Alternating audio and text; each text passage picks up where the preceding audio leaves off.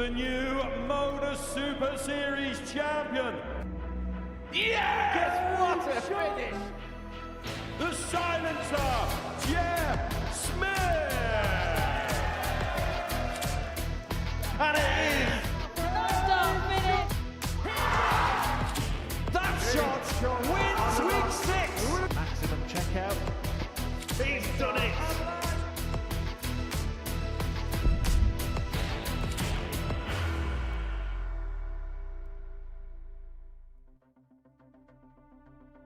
This 103 is on. Tops required and Tops is taken out. His finishing today has been really good. And gets the second. Double 10. And he gets it with a 140. Brilliant. Tops then. And Tops he finds. That's cracking. So Tops now. Oh, what a shot. What a shot. He can add another ton top. He had this. Yeah, hit it he does, and that is a 4-3 win. So it's the first afternoon session of the week. It's the first of 2 double session days here at the Live Lounge Report. So Group C gets underway this afternoon. Welcome along to all the action. We're live once again, of course, here on Pluto TV. Hello, good afternoon. Welcome along to the action. We've got 2 sessions over the course of the next 13 hours or so. So you don't really need to touch that dial on this Thursday afternoon here at the Super Series. I'm happy to say that we are in the company once again of the 2015 champion of the world, Scott Mitchell. Scott, great to see you once again. There's the nice formalities out the way with. And what a group we've got ahead of us. Opportunity knocks for all 6 players. I think it is. I think it's one of those groups we had, a few weeks ago that it's going to come down to the wire in the very last game, you feel, because they're all much of a muchness. They're all very even in standard. And I think that that's going to provide us with some great entertainment. Yesterday, Group A came to a close. It was Patrick Klingelhofer that got over the line. And in a group which was very tight all the way to the finish, Patrick was kind of the player that was able to keep it together in the crucial moments. He did. He had moments where you think, you've got to grab now. And that's exactly what he did. And that's why he came out on top of Group K. He had a really nervy last game against David Airey, but he managed again to do the right things in the right moments, even when he wasn't playing his best. And that's what you need to win a Group A. Well, this is how he did it. This is how the table looked in the end in Group A. So, Patrick Klingelhofer, the winner of it. John O'Shea and Justin Smith, they're the 2 players that got through to Group B. Scott Campbell was actually at one stage early on in the session at the top of the table. He finished 4th. Stephen Johnston, David Airey will join Scott in Group C. This is how the tournament bracket breaks down as we enter the second half of the week. Patrick Klingelhofer having won Group A on Wednesday afternoon. Group B, well, that looks ridiculously tough tonight. Charlie Manby will go off favourite, but my goodness, those are some real big names in there that are going to cause him some problems, including Steve West, who's looking for title number 6 here, of course. And Group C, well, I suppose, Scott, it's really a case of take your pick from all of those players. I do. I really think it's such an even group, and I think that all 6 players will be fancying their chances at the group. There's no 2 ways about that. So, David Wawrzewski, one of the players in action this afternoon. And he's one of those players, there's a reliability and a dependability on him. You kind of know what you're going to get from him. Yeah, he's got that flat line and he stays along it, doesn't he? He very rarely goes under it, very rarely goes over it massively. But you know what you're getting from Wazzy every time he plays. And that consistency in a group like this could see him very well. Let's have a look at the odds. This is what the bookies think. Now, they go Stephen Johnston off 7-4. We know he's got pedigree here in the past. Is that why the bookies are backing him in? Yeah, I think so. I think he came here as a name that probably people didn't know very well and did really well on his first couple of attempts here.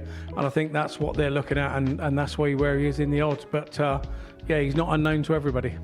It is 18+, gambleaware.org, if you're going to have a flutter on the Super Series this afternoon. Right, let's get into the action. David Airey takes on Peter Jacques in the opening match of the afternoon session. For Peter, he's looking for a second title 3 years after his first here. He caught up with me early on this morning to get his assessment of the week ahead. Peter, great to see you again here at the Live Lounge. Looking forward to the next couple of days? Of course, you can not come here and not be looking forward to it, can you? It's That's what you want to do. You want to be playing at good standard all the time. Simple as that. You're somebody who's got a good record here in the past, because you've won a week here previously at the Super Series. This must be a place that holds happy memories for yourself. Yeah, I've been lucky enough to play here and at Southampton. I've really enjoyed it. You come and meet new players every week as well, so it's a great atmosphere, good set of lads. You just enjoy it. And I get the sense for you, kind of where you are with your stage of your career with the sport, that, yeah, of course, that will to win's still there. But I think more than anything, if you can come with a smile on the face, that's kind of the real win for yourself. Yeah, I'm just getting old, aren't I, basically. And that's basics. Getting old, you can't do it as much as you want to do. But, yeah, the will to win's still there. Nobody likes losing, do they? Or they shouldn't do anyway. So. How are the darts flying at the minute? Inconsistently, if I were being honest. But when they go, they go. So we'll see what happens today, and hopefully I'm on my good day. So you'll be as surprised as anybody else to how good or bad things could go then? Well, no, you're always quietly confident. You just don't really want to say that, do you? So, but yeah, they can be up and down at me. But this is why you're playing these, to get consistent again. Simple. Well, we wish you all the very best, Peter. Good luck out there. Go well. Thank you very much. Cheers, man. Yeah, Peter Jacques always a very positive character, and somebody who has been a big part of this project, not just here, but played a big part when we were in the previous studio in Southampton 2-3 years ago, taking on David Airey in the opening match of the Thursday afternoon session here at the Live Lounge in Portsmouth. David, who finished bottom of Group A for the end of 3 days play, up against Peter Jacques, the 52-year-old from Denby Dale, a very, very proud Yorkshireman, up against David Airey, the 58-year-old from Hyde, on debut in this competition, throwing with a 25-gram Dennis Priestley darts. And so we kick off the afternoon with a War of the Roses as Lancashire takes on Yorkshire here at the Live Lounge. The Red Rose up against the White Rose, and it's going to be taking on responsibilities in terms of the officiating stakes by the man from Colchester, donning a tash which was more reminiscent to the TV show Dallas. First leg, it's Peter to throw first. All for good cause. And it's so good to be back in the commentary box alongside me old sparring partner and pal, that is Scott the Dog Mitchell. Scotty, how are we, mate? I'm very well, thank you.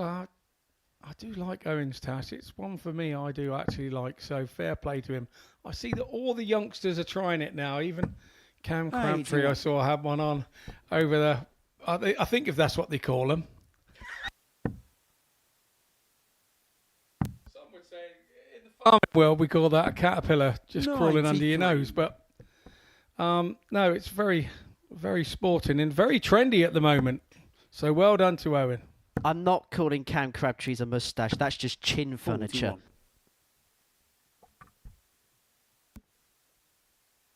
Well, that's quite a big tash. It goes down to its chin. That's all I can say. But yes. Just shave it off, Cam. Just shave it off. Anyway, 60. These two very much clean shaven, but they're looking to grow their tally in terms of points in this group. David Airey, well, as far as his week was concerned, he picked up 2 points on Monday, 4 points on Tuesday. 81. Wednesday got off to a positive start. He won each of his first couple of games. End of the session didn't quite go to plan for him. But certainly a player that looks as if he's getting better day on day, which, if that trend is to continue, may well be peaking at the right point in the week. Yeah, I agree with that. I do agree with that. I've known David for many a year, and 100. I think if you look at his Group A campaign, he was a touch unfortunate on a few games, and if they'd have turned and gone his other way, there's no way that he'd have ended up bottom of the group. So he has a chance to be here at 0 points again in the league, and it's a chance to draw a line in the sand, jump over it, and let's the real David Airey please stand up. 60. Peter, you require 156. Well, it's Peter Jacques who has the first opportunity to take the opening leg of the day, looking at 156. Now, looking to see whether David Airey could take out 100. big size finish of his own. 138 for the break. Treble 20 first. Treble 18. He'll just set this up. 98. New Peter wave for requires 138. All the 56. kids are going down treble 19 now, aren't they? Yeah, be careful comparing 138, Scott, as Jacques looks at tops. Game Into shot the on top first corner leg, and into Peter the lead. Jacques. The Terrier one up. Yeah, if that was a Second penalty, leg, it's he'd have been David to over the throw moon with that. first. Top Game. corner, been difficult for the goalie to get. But in darts, in is in. That whole red section of the double top counts. 70. Now, I do have to remind you of some records which could be broken today here at the Super Series, or more pertinently at the Live 135. Lounge, because I had a text last night from our producer who was going through some 40. stats, and we are 16 180s away from 30,000 being hit in this 140. building in the Super Series. Wow, 3 of those were me. See, every dog's got to have 26. his day. Indeed, they do. But yeah, what a stat indeed. It shows how well the team here at the Super Series work 70. together. Text each other and send each other messages outside work. Fabulous.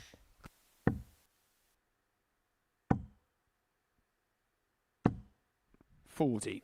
Peter, you require So 156. Jake's looking at 156 to double the lead, and he's got such a cushion in this leg. Another one of them. Yes. Double 18. Well, that would have been tremendous from the 120. Terrier. Yeah, absolutely. This could easily be a county state game on stage, couldn't it? 85. Peter, you The require War of the 36. Roses, and it is absolute. It's a passionate game up there in that game, so I'm sure there'll be a lot of interested viewers watching this one as we speak from the Game shot on relevant second leg, regions, Peter Jacques. and half of those will be really pleased to see the Yorkshireman 2-0 up. Third leg, it's Peter to throw Indeed, first. at the minute, it's the white Game. rose that's got the better of the red rose here.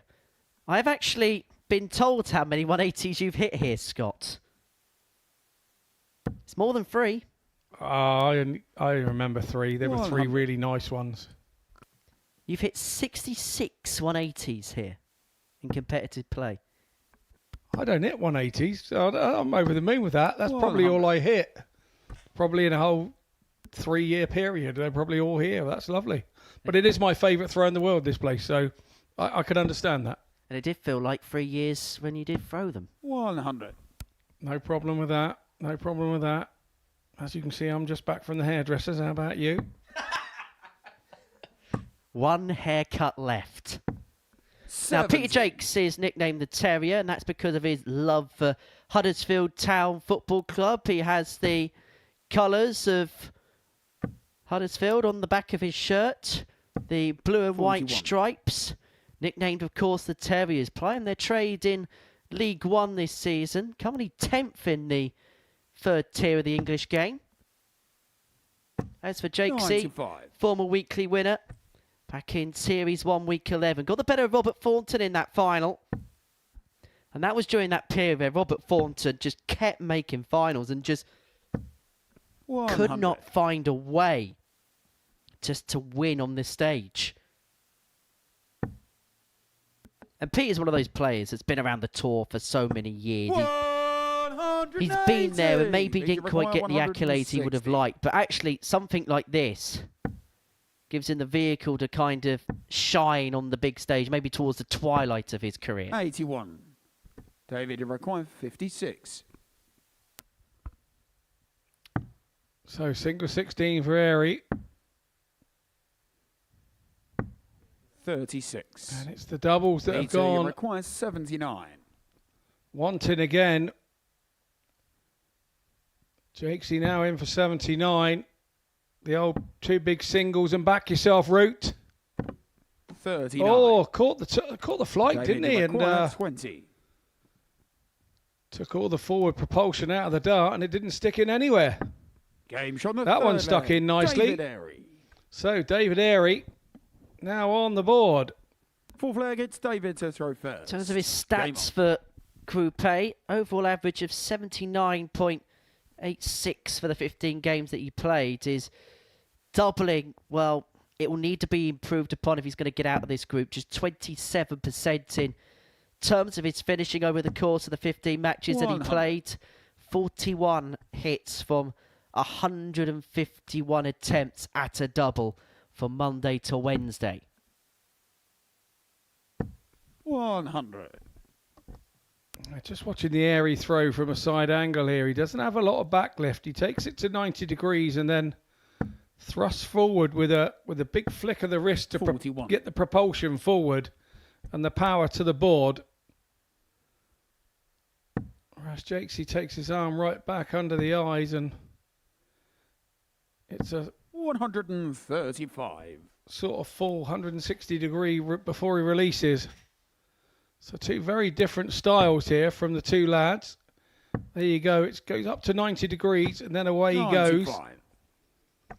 And when you watch Jacques, he pulls it right back to the face.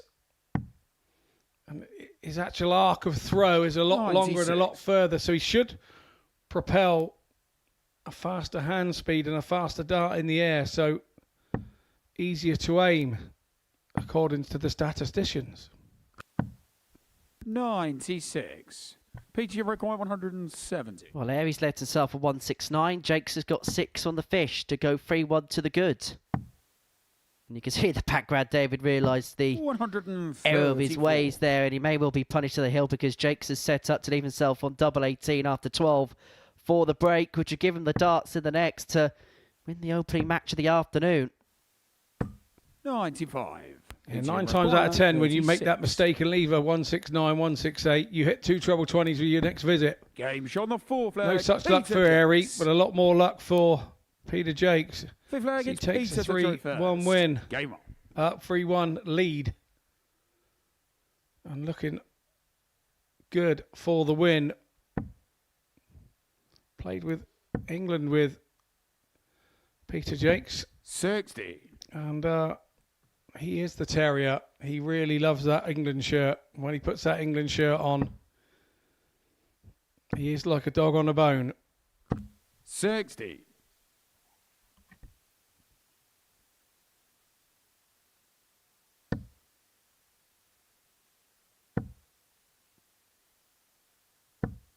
$100.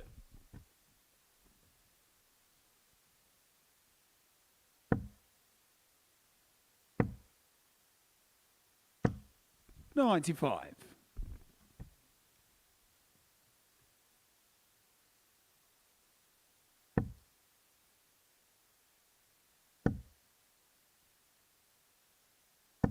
140. Jacques here is just doing a real professional job, isn't he, Scott? It's no frills. Okay, he had the 13 dart in the previous leg, but he's just doing everything efficiently enough, and 45. It's just been a little bit too much for David, really, at this present moment in time. Yeah, he would have been disappointed with his Group A campaign, and you've got to kind of leave that in the past now, and he's got to get on with it, and maybe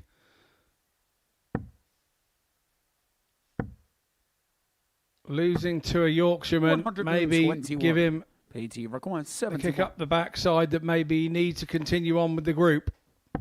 Sometimes there's a turning point, and is this a turning point for Peter Jacques?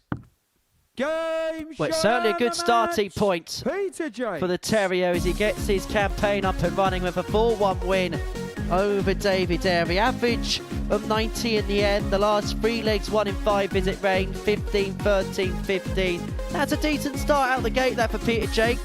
He said he didn't quite know what to expect. He'll be happy with what he started out by providing. Coming up after the break, David Wawrzewski takes on Stephen Johnston.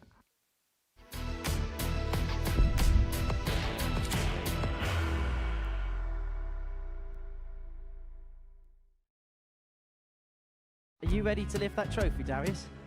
Yes. Let's do it then.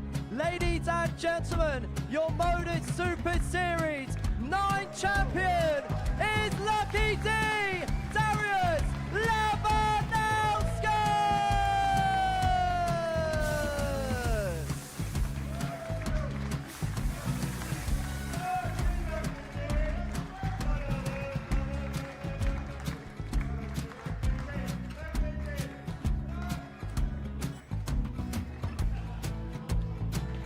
Well, what a wonderful night of darts we have seen, and we are ready.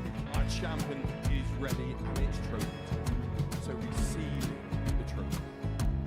£25,000. The new Modus Super Series champion, the Terminator, Marvin Van Velzen.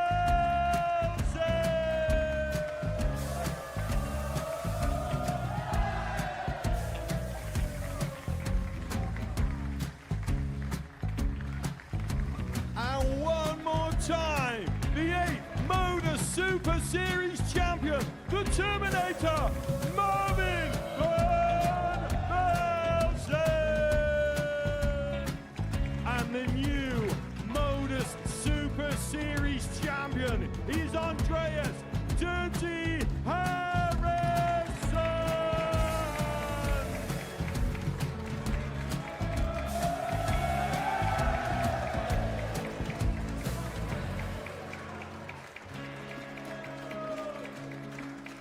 And one more time, the 7th Modus Super Series champion. Give it up for Andreas Dirty Harrison. The moment we've all been waiting for.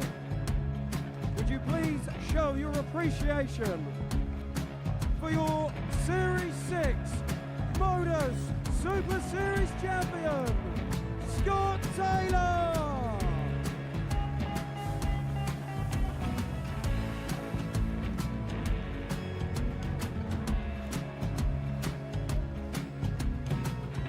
One more time, your new Modus Super Series champion. He is Jacques. He is Jim McEwen. Ladies and gentlemen, your Modus Super Series champion, retaining his title, the Luke Lidlow!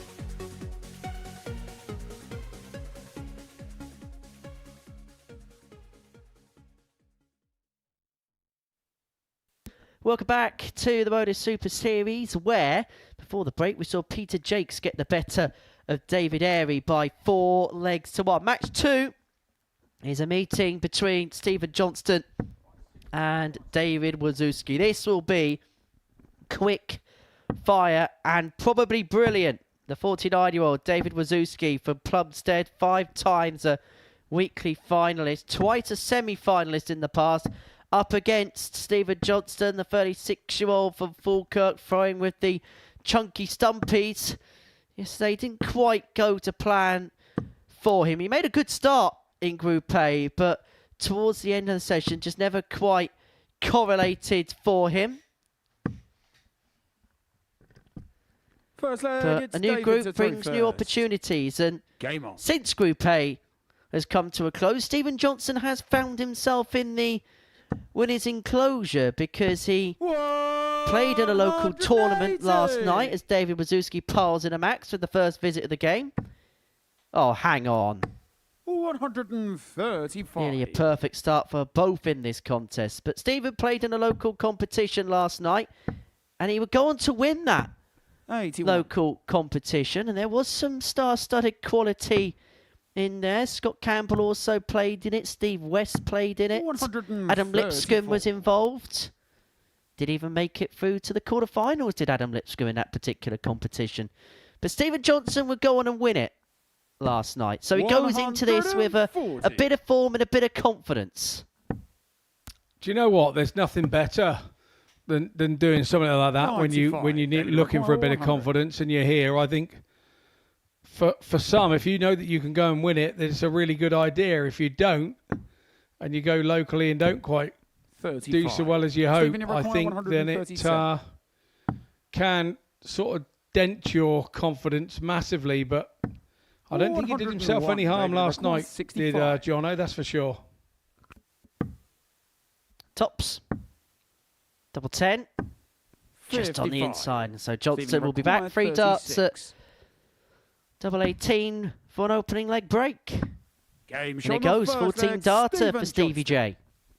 Now, I would say that I did participate in the tournament, and Second against participate Stephen to throw being the first. only word that I Game can on. say, because I was drawn against Turgle, the really good young player from Mongolia who stayed in the UK for heading out to the 83. JDC World Cup. I lasted, in terms of the playing aspect of the game, I think it was 4 legs 85. in about 5.5 minutes. It was just an absolute write-off. Well, that is a shame, Henry. I'm 60. sad to see that you are trying to participate and getting whacked. But there we go. These things happen. I've got to be honest. I have seen the young lad play, and He's a talent. He's a talent. He is something special. So, and that's why his father's got him over here. And I tell you what, I played his Dad father. could play 59. as well. I played his father at Selsey and only nipped by him 4-3. He can play as well. So, yeah, some good stuff from them. And yeah. Yeah, I talked his dad's game against Steve West, and yeah, he can throw a mean dart or two. Yeah, Turgle's going to be a name to look out for in the future. He's quality. I actually said to him afterwards, it's a pleasure playing you, because I think one day I 100. might be able to say I'm playing a future world champion, or I played a guy who's gone on to win the world championship. And what did he reply back? He didn't understand a word you said, did he? 100. You the David squeaky requires guy from Modus. 76. Wawrzewski 76. 56. Just underneath. Stephen, you require 99.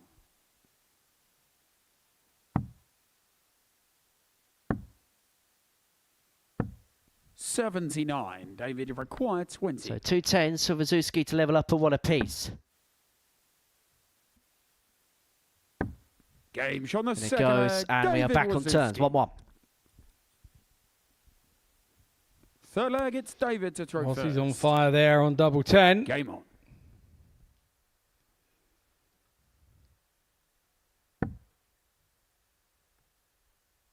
That should settle him nicely. 100.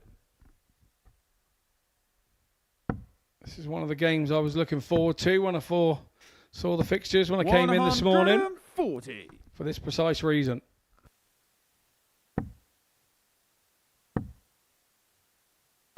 $60.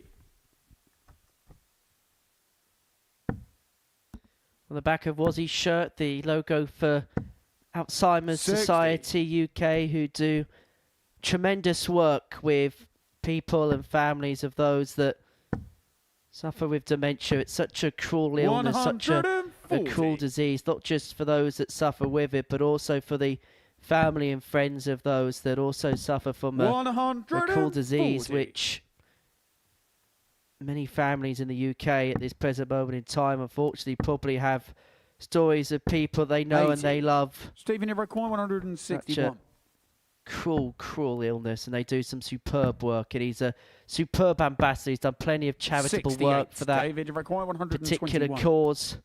Just an all-round good guy, was he? Yeah, he has been the time that I've known him. 81. Stephen Got a require bit greedy there 93. on the 11s. Then he went for the treble rather than sit for the big 11, but he's tidied it up. 93 for Johnston. 7 leaves 86. He'll be heading off for the good old treble 18. Does he go double 18 here? Or is he going back to the treble 20 for 68? 85. Goes back to the treble David 20 require and 40. achieves it. Tots of Wawrzewski. Game shot on the third leg. David Seeing off the Wawrzewski. flight of Dart 1, and Wawrzewski is 2-1 to the good in this contest. Fourth leg, it's Stephen to throw first. Game on.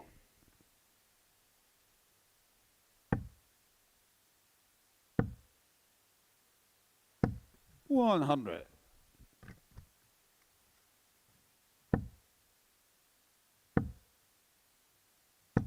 $100.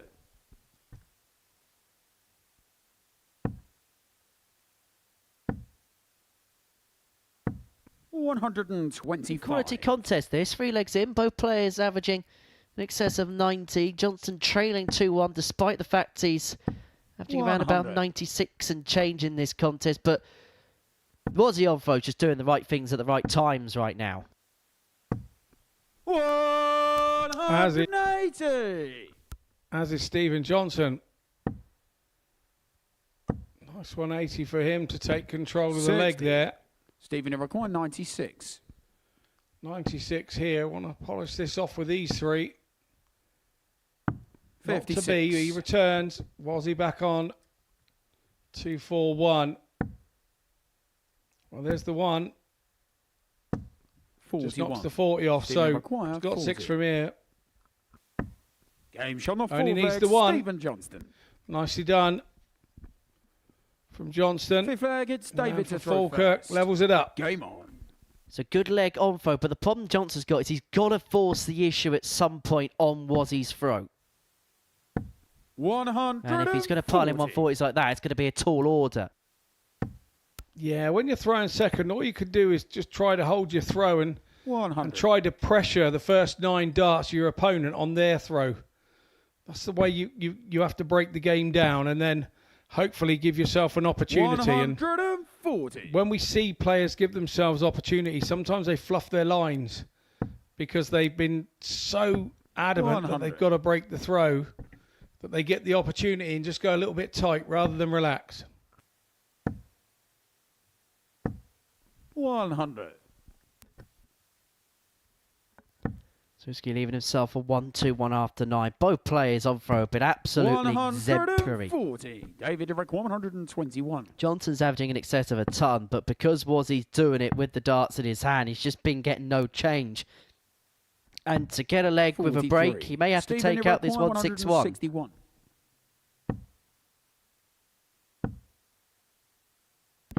He's not going to, but David by Derrick hitting the 25 78. there, leaves himself on a 2-darter. If Wawrzewski's not up to the task on this 78, 2 in hand at double 12, but he Game needs shot the on the 1, fifth leg. and that's a 14-darter on David throw. 3-2 was he leads. Pound for Six leg pound, against Stephen blow to for throw blow first. so far. Game on.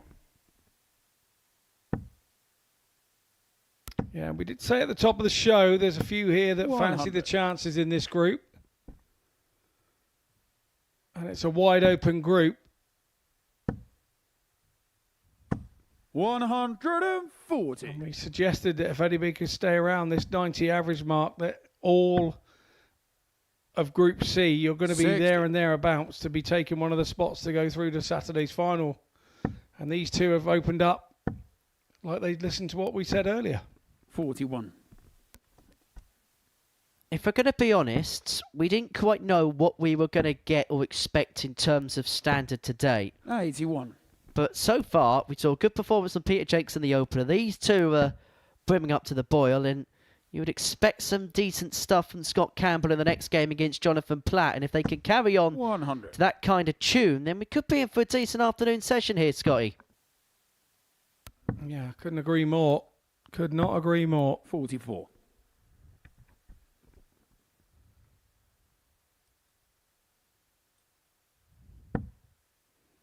Good stuff again from Wazzy. 100. When you open up with the treble 20 as a player, you're thinking 140, worst case scenario, and then when you only hit 2 single 20s, it's kind of a 100. bit of an anticlimax. Whereas if you hit a ton that way, that Johnston just has with the last dart, it's a bit of a saviour. So a nicer ton, it feels nicer in the head.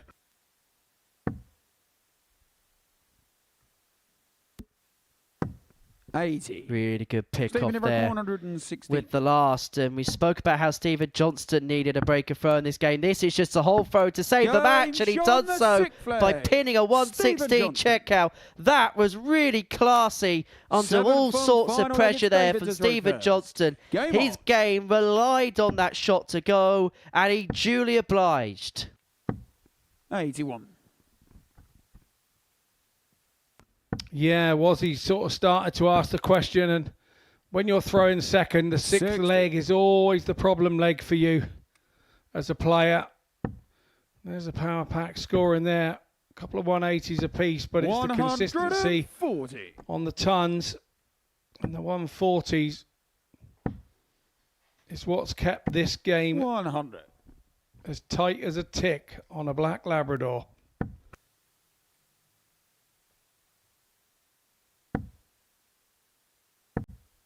83.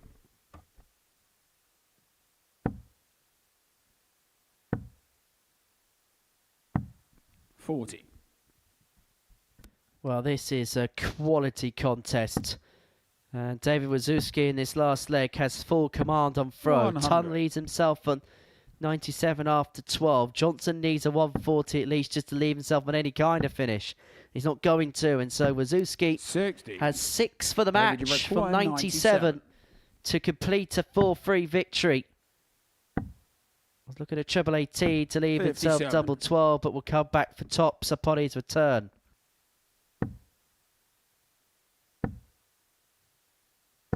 Johnston offers some kind of resistance, but this for Wawrzewski for the match, double top.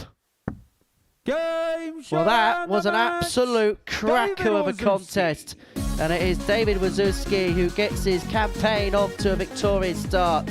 He gets the better of Stephen Johnston, a last leg decided by 4 legs to 3, and he almost looks a little bit out of breath following that one. Them two really did hit each other with absolutely everything. As you can see with the stats on your screen there. Coming up after the break, Jonathan Platt takes on Scott Campbell.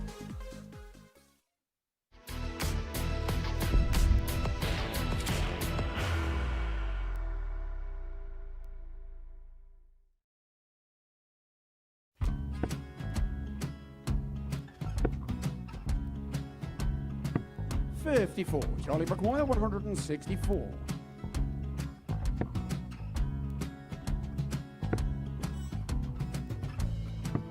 $44.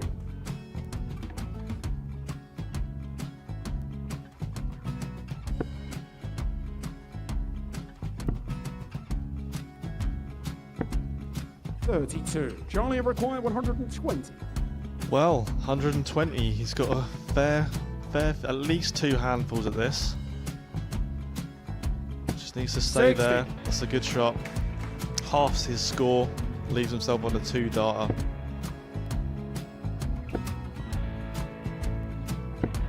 $26. Charlie Time on his required side 60.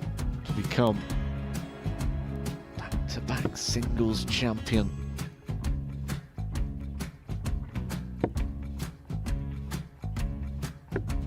$40. Definitely a couple of nerves in those last 2 darts, but he'll be coming back. It's a moment he's been in before this situation. Standing at the back of the stage, Charlie approaching the required hockey with a 20. chance to win the title.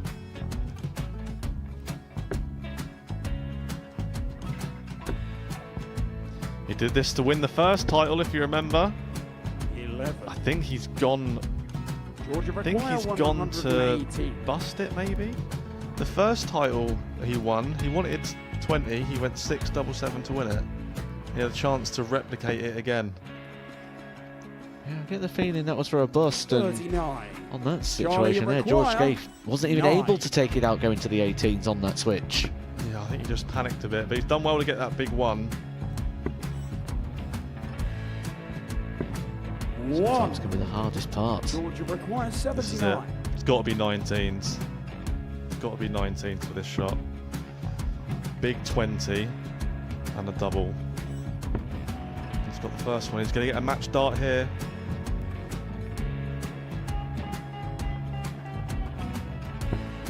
$59. Charlie Threw the entire requires body into that 8. one. Just didn't want to let go of the dart.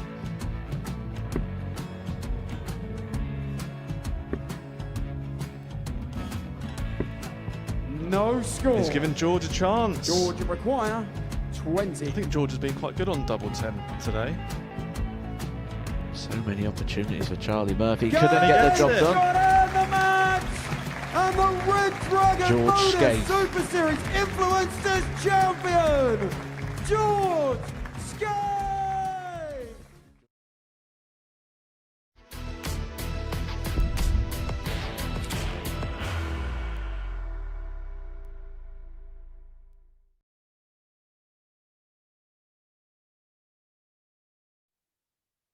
Welcome back to the Modus Super Series, where before the break we saw Dave Wawrzewski win a corker of a contest against Stephen Johnston by 4 legs to 3.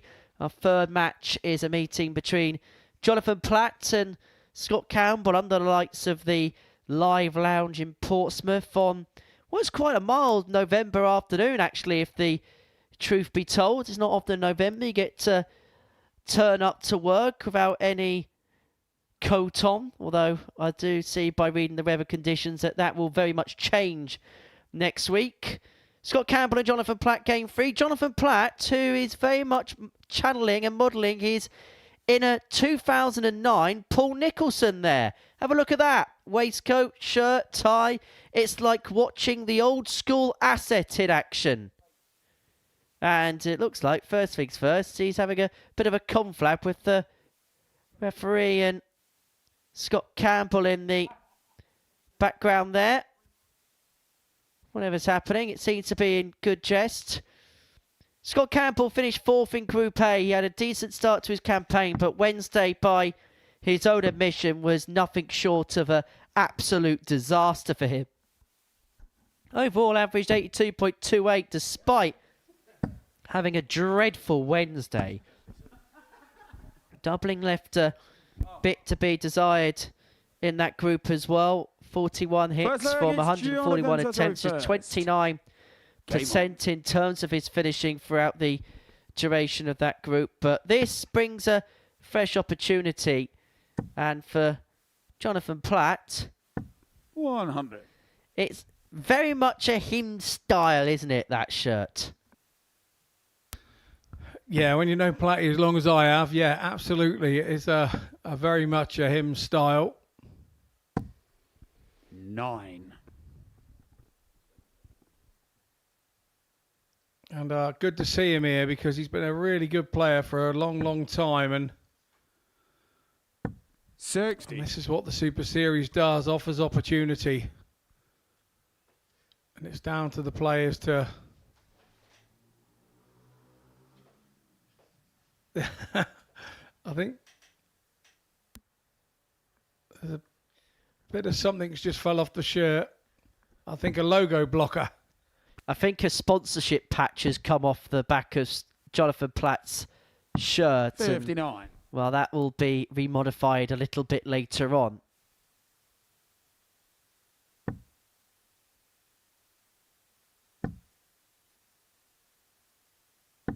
One of those all well but ends well moments for Jonathan, where he's become a bit of a prolific qualifier through the ADC Northeast region. We've seen him here on a handful of occasions now. Not made that big step, that big jump through to Saturday night as of yet here at the Live Lounge in Portsmouth. But that will be the focus that will be on his mind over the course of the next couple of days. And with darts like that, he may well give himself every chance. On a finish after 12, and Campbell, who had his struggles yesterday, 100. to a slow start at the beginning of this one. So required Platt, 80. 6 darts from 80, to take the opening leg quite comfortably on throat. Good recovery, dart 2, treble 13, leaves tops. That's pinned in the top corner, and Platt's one up. Yeah, very old school for 79. Game on. But achieves the effect all the same. Hits the tops. Nowadays, people don't go that way for 79 solely because 60. It leaves you 66, and the best you can leave is the ball. Whereas if you go down for a 19, yeah, 22 is not a favourable double, but of course the 19 leaves you the option to hit a big single to leave top. So a change in mind of thinking over the last 20 years on the number 79 and the way that players approach it. The evolution of the ecosystem of this sport. And my word, is it evolving all the time. 85. There are one or two that come on here and do some absolutely mind-blowing, crazy things, which you think that'll never take off. But there are one or two that, yeah, it makes you think and go, yeah, hang on a minute, that isn't a bad idea. 180. Well, Campbell pars in a max, leaves himself on a finish after 9 on throw to level the contest up at 1 apiece. 59. Scott, you require 142. And he's got 6 on 142 to square the contest up. Was looking at a pair of treble 17s to leave himself double top. 69. Leaves himself on 73 when he comes back.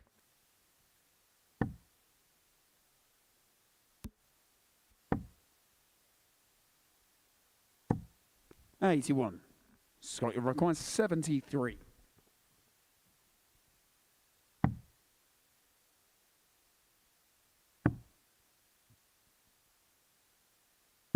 $69. Jonathan, you require 100. So he wouldn't be expecting to get back here with Platty, but hasn't taken the opportunity. 43. Knocked the odd 3 off. Scott, you require 4. But you expect Campbell to just jump all over this. There's only so many times you can allow yourself to miss. Second leg, Scott Campbell. The good old saying, you give me enough goes at it and I'll get it for you. And that's probably the case in that leg for Scott Campbell. Third leg, it's Jonathan to throw first. Eventually gets it right and he levels up at 1 apiece.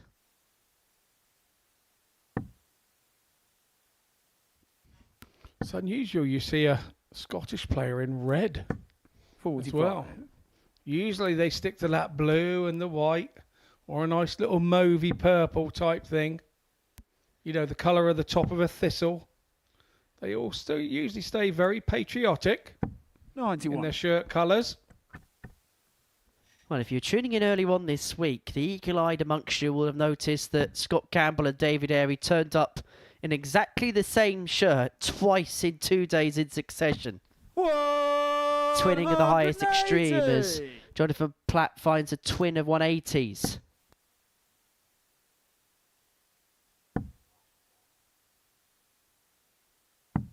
$21. Been doing some cooking this week as Scott Campbell as well as playing. So much so that I've actually got a couple of portions of sticky toffee pudding in my fridge, which I'm looking forward to having once this session's done. Oh, well, it being Campbell, I thought, well, he might have made you some soup. Oh, he did make some carrot soup last night. It was amazing. 140. Anyway, Platt 96 with 2-1 leads. Jonathan, you require 96. Don't need to be able to see in the dark for this one. Plenty of lighting in the arena. Treble will leave double 8. 80. He's on the wire, but he will return with Campbell being back on 249. I've got to say, the standard so far this afternoon has been really good in the opening few games. Jonathan Platt, who was probably the one that we asked the most question marks over, is the one that so far is providing all the answers. 13 data, leading 2-1, averaging 97 after 3 legs. 3-180s to his name. This has been a Really good performance up to press from JP.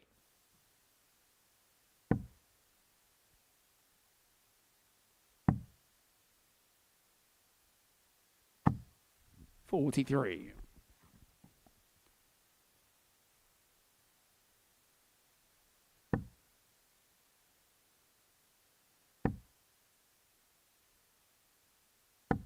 $81.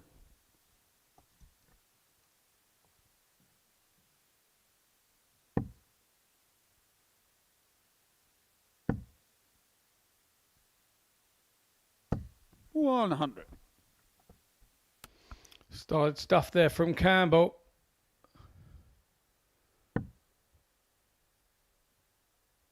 He needs to keep doing that to keep the pressure on.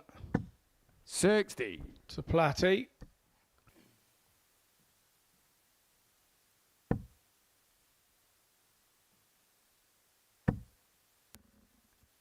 Well, much more like it from 140. Scotty C.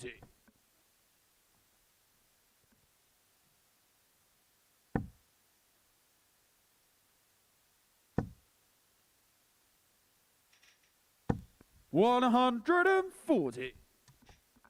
Almost added to his 3 180s he has already in this match. That's some pressure to the Campbell throw. You have to say, Campbell responded really nicely there with that 1-2-1. Yeah, this another real good quality contest up to press. A game which so far has got all with throw. Campbell looking to level this game up at 2-2 if he can find this 97. He's going to get 2 darts at tops to do exactly that. Double 10 has been a nemesis of him this week. 77. And it's caused him a burgeoning problem there. 120. And so this for Platt is for the break.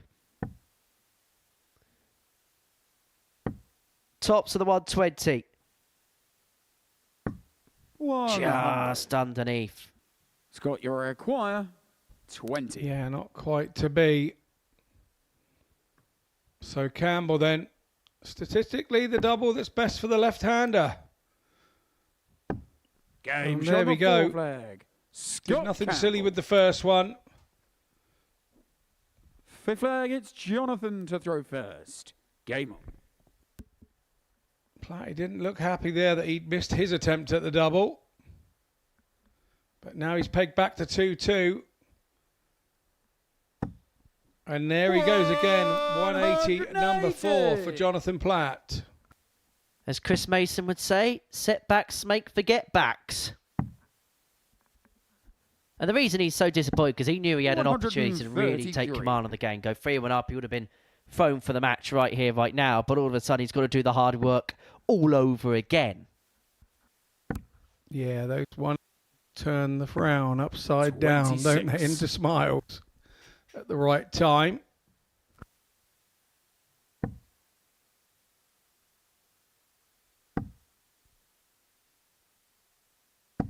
$92. Sneaky 4 maxes in this game for Jonathan Platt. But actually, you look at his score and power pack, it is a little bit feast or famine. It's 85. Either hit a lot or not hit at all.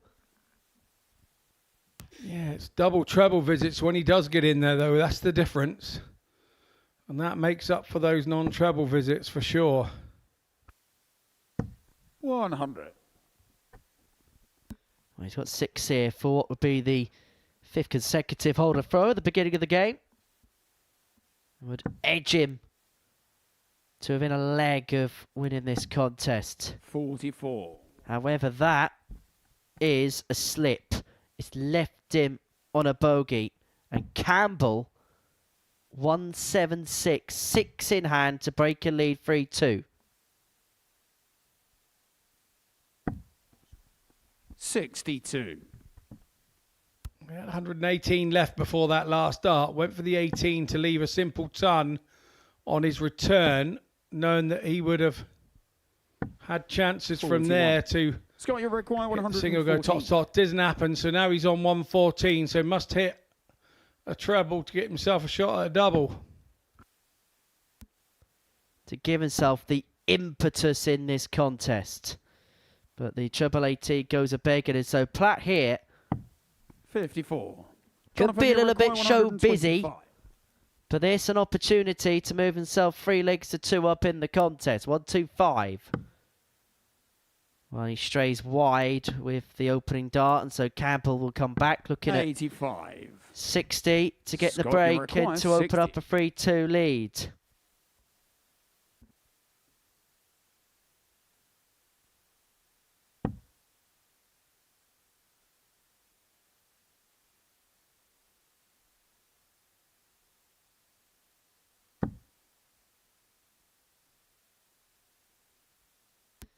Double 10. Southeast 50. side, not found. And he is Jonathan, having you all require sorts of 40. problems on that target. And Platt, who's been pretty efficient on tops, is looking at that target again.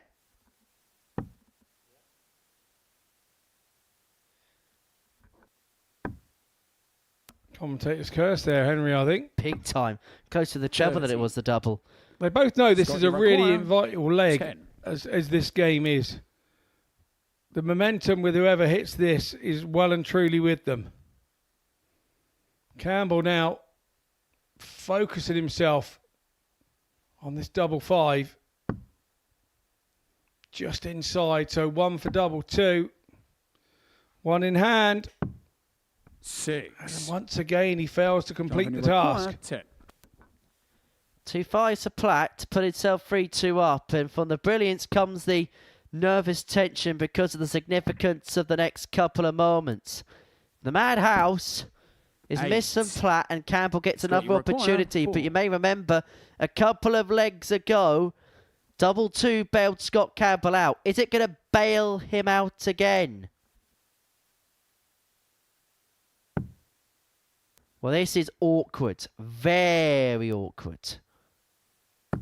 Has to try and float one over the top here.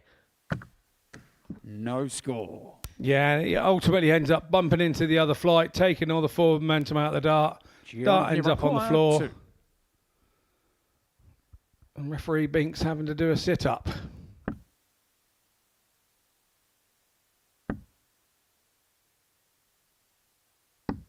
Game shot on the 5th leg. Jonathan Platt. Don't apologise, Jonathan. You won the leg. 6th leg, it's Scott to throw first. And a leg Game. which puts you to within 1 of victory in this contest against Scott Campbell. Yeah, he had no right to win that, did he? Had no right whatsoever. 100. But he has. And now is he going to take advantage of the momentum?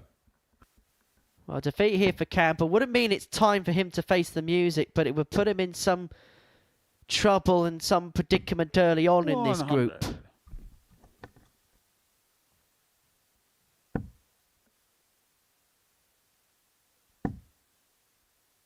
I get the sense the start could be important 81. for Scott, just because of the way that yesterday went for him.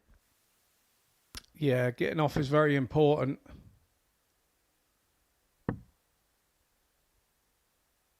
Platt here, look at the eyes. He's 85. very focused on this leg in particular. Really is staying focused. He knows the importance of this leg and how it could help him here at the start of the day. 140. Scott Campbell has thrown caution to the wind and said, I've done all that trying. I'm just going to let him go now. Bangs in a 140. It's funny what the body can do when it's 125. relaxed. When the tension's out of the arm, and you're just allowed to flow just that little bit more. 100.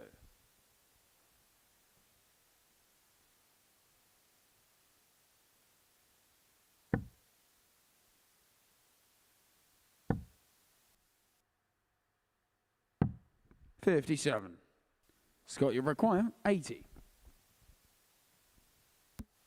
16s because he's just going to stay as far away from tops as possible.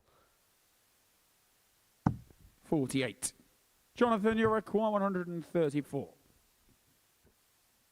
He's himself on 32. And he's going to get a look at 32 to take us all the way to a last leg decider. 75. Scott, you require 32. Well, the game started a real zip about it.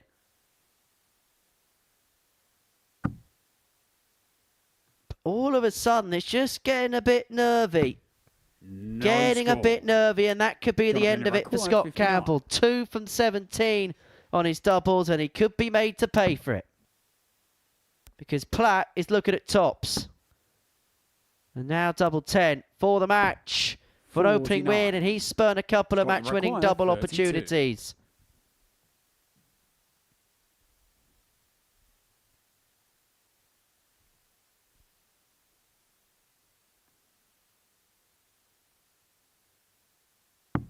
Game shot on the 6th leg, Scott Campbell. Scottish captain.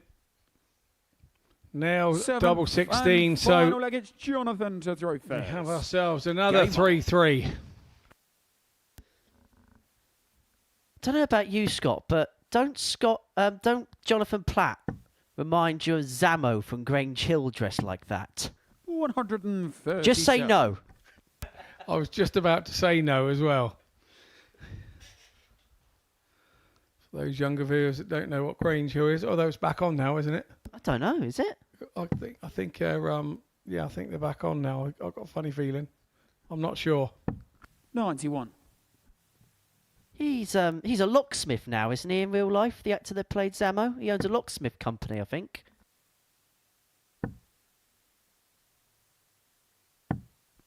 $32. David Platt's it. David Platt, that's his brother. Jonathan Platt is in the same predicament here. He's got to do something to break the deadlock here.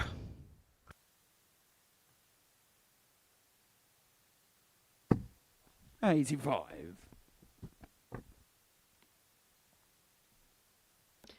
I think you're thinking of Waterloo Road, Scott. Yeah, probably. I don't know. I don't watch telly, do I? I only watch Clarkson's Farm. 140. Have you gone as far as getting an aerial dish now in the farm, in that part of the world? You might get broadband next. Well, have you known my broadband used to be on a dish, but it's not anymore. We now have fast fibre, I'll have you know, to the village. Oh. How modern. We can now watch the same rubbish as the rest of the world in our village.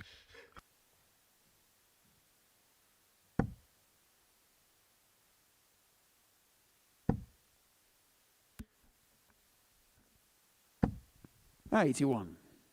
Jonathan, Platt 52 to get the job done. It's double top for the match, for the win.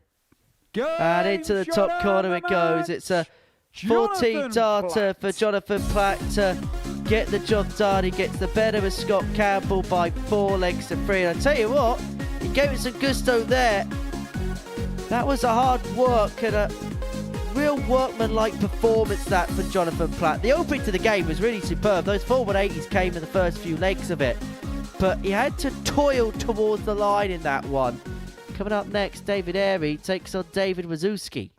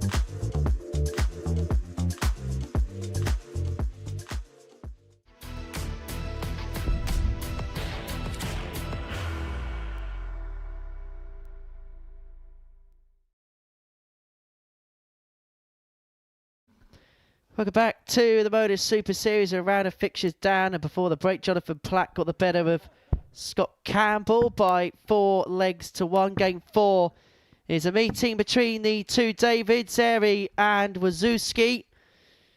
And actually, you look at the first round's worth of fixtures, the 3 players that came into the Group 1 their opening matches, and the 3 players that played in Group A lost their opening matches of the group. So possibly a split between the 3 horses coming in and the 3 horses that came from Group A. But for Wazzy, well, he was on fire in his game against Stephen Johnston. Both players firing all cylinders in that one. For David Airey, well, he was outplayed by Peter Jacques in his opener, losing out by 4 legs to 1. And if Wazzy can maintain a similar level to the one he ascertained in his opener, he's going to give himself some joy today, Scotty. Yeah, I totally agree. I think we said at the top of the show that he has that level where if he stays on it, he's very difficult to beat. He can raise it and go with his opponent should he need to, but it's nice to have a really good baseline that he has. And Airey squeezes a second one in there for a 140. 100.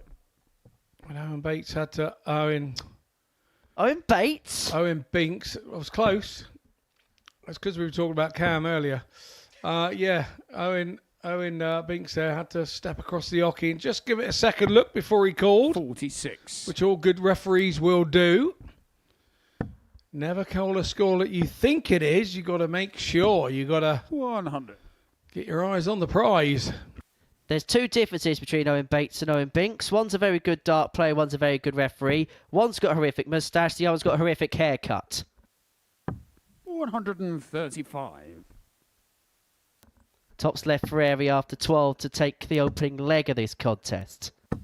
140, David. Yeah, good pressure from Wazzy to leave 61.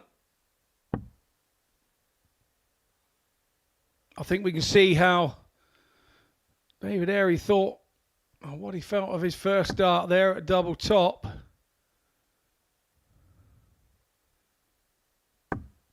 That's a better one. David and Airey. you can see the clenched fist says all you need it to say. Second leg, it's David Wawrzewski to throw first. Game on.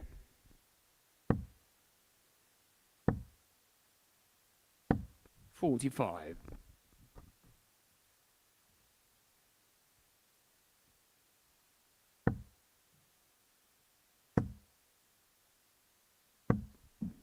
$55. David Airey tried to slide that dart over the top, but he got a bit of lateral drift in and hit the treble 83. 5 instead of the treble 20 where he desired, but nice to have that little dart in your armoury if you've got 2 blocking the treble 20. That little floater over the top. 100.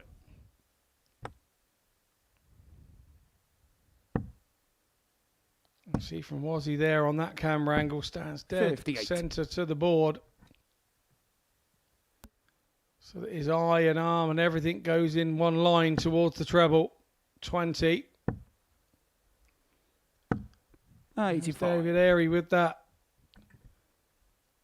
The Airey flyer, we can call it. That dart over the top into the treble 20, but 43. lost his line with his third dart.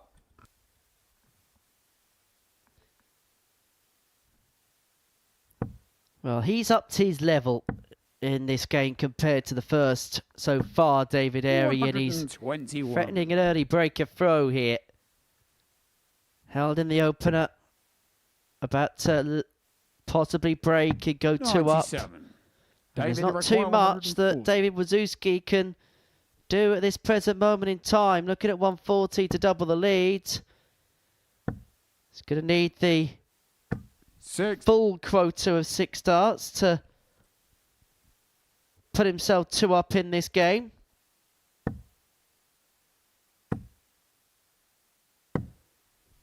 $160. Pressure applied now. Quite 80.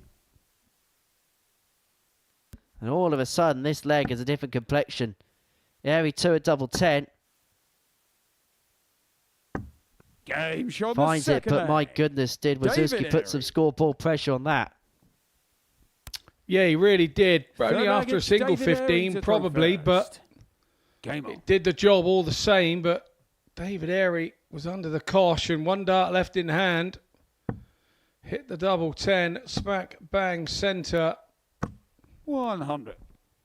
Maybe he's starting to settle here in the live lounge. 100.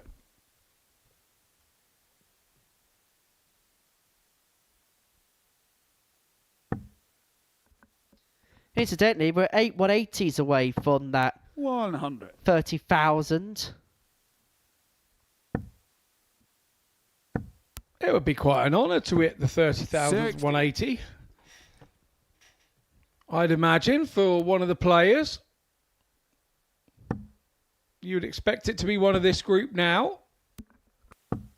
45. Well, if it isn't from this point onwards, then we might be having a bit of a below par day.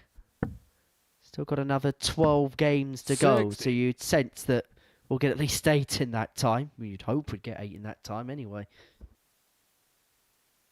If we don't, I'm blaming you, Scott. I have no problem with you blaming me. Crack on. 41. I've done 66 of them. How many did you do? Never been invited. For good reason as well, may I add. 78. You saw how pathetic I played recently when I've been playing in competitions. You can understand why. Your voice would break if you hit a 180. It would be solidly broken. The biggest squeak you've ever done in your life.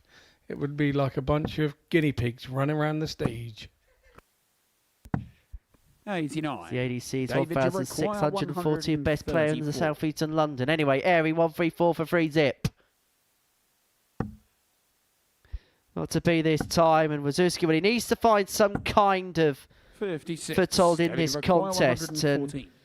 he may well be forced to take out this 114 just to get himself back on some kind of terms. Double top. Game Well, he is shot back, the third back leg. in this contest. David Wawrzewski. Back on throw, back to 2-1, and all of a sudden we have a contest on our hands. David Wawrzewski to throw first. Game on. Yeah, when you've played a bit, there is no panic if you're 2-0 down, and you can get in front and break throw 60. and then hold throw, and you're back to 2-2, and your opponent's field, he's thrown everything but the kitchen sink at you, and you're back level. So, and it probably could be said for Airey, he's probably been 100. the better player of the first 3 legs. But moments of genius like that from Wazzy, taking out the 114 100. under pressure, can turn the game on its head and turn the tide of a match. And we see it so often, matches to and fro. 60. And has it happened here once more? Particularly in these 95. shorter course matches, of course, first to 4 here. One moment really can swing the trajectory of a contest. Moments make matches.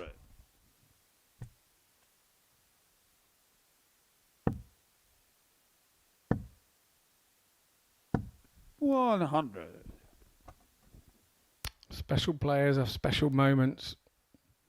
It can be a 46 shot out, or it can be a 170 shot out. It can be a 180 at the right time. It can be a 41. 140 at the right time. David, you It's- require 146. You have to have them in your armory. You have to have them in your weaponry to 58. be able to become a top player, and you have to believe it when you go to the board as well that you're going to do it. But what David Airey can also be afford to do is let that 114 check out of Wazzy in the previous leg, knock the stuffing out of him. 100. Leaves David, himself you on a require ton. 88. Wazzy may just get a dart at the ball here. But this to level the game up at 2-2. He strayed wide with dart 1, and he'll be the 30. first to admit he's made a bit of a mess David, of you that. require 100. Well, he's offered an opportunity here to David Airey. He would dream of a treble 20 at this point. And he strayed right on both 24. occasions David, with you the require first 2 darts 58. and not really giving himself any opportunity. It's double top. 2 10s 38. and 2 opportunities for 2-2 are going to miss. Requires 76. Well, he hasn't been punished, has he? Airey for his ways. So now 2 at double 8. Game He shot. only needs the 1. David Airey. It's a 3-1 lead now. Fifth leg, to it's David Airey to throw first. David Airey, and he has the darts. Game on.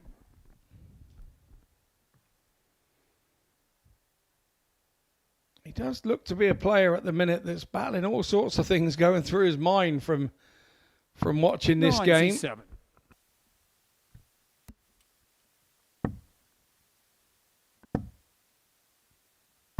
$100.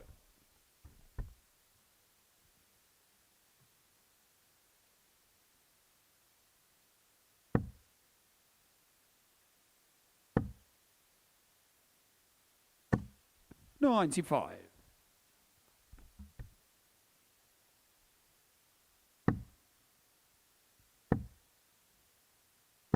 $85.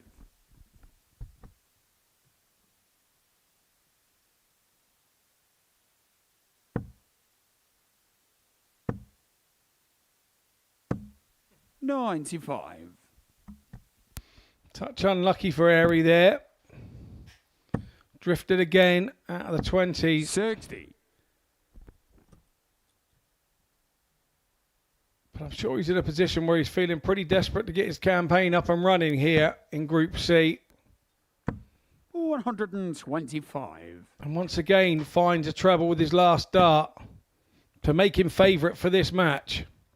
Well, Wazzy had those 60. couple of darts, didn't he? To David, you they were the require game up 89. at 2-2. Couldn't oblige, and there he took that 80 out to lead 3-1, and now he has a handful of opportunities to get over the line. 37 scored, so 52 remaining. Misses the big 42. 20 with dart 3. 60. Yeah, David, when he you had to require stop there, lost 47. the rhythm a bit, didn't he? But he's back in for this 47. Game shot. No of the such problem with the match. 47 for David Airey. He posts his first win of the afternoon here in Group C. It's a 4-1 win over David Wawrzewski, and he'll be pleased with that, David Airey, as he leaves the stage. Stats, that mid-80s again, showing it's a class. 4 from 7 on the doubles he'll be pleased with. We head into a short break, and on our return, we'll return with Scott Campbell taking on Peter Jacques.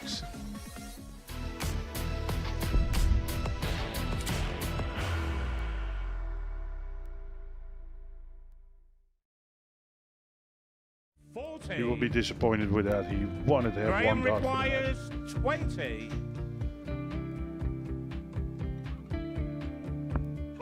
Graham Usher wins the first game of Champions Night, and it was an absolute ripper. He hit one of them on tops. He missed one on double 12. Which one is it? It's the hit! Outside opportunity for Andy Hamilton. Van der Velde should be getting a match start again here. He's already had one. Mr. Dart at tops for the match to win 4-1. And he dart at double 16, gets the job done there for Jurgen van der Velde.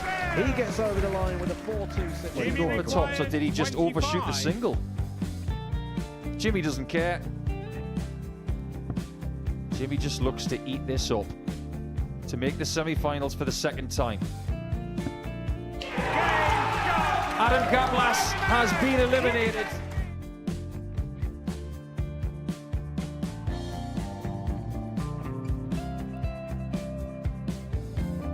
Keep us guessing. This time he's trying to leave double 18. He knows best, and he takes the lead. He's 2 darts away Jeff requires 86. from a Super Series final. He's 1 dart away. He doesn't need any more darts. Jeff Smith makes the Series 11 final.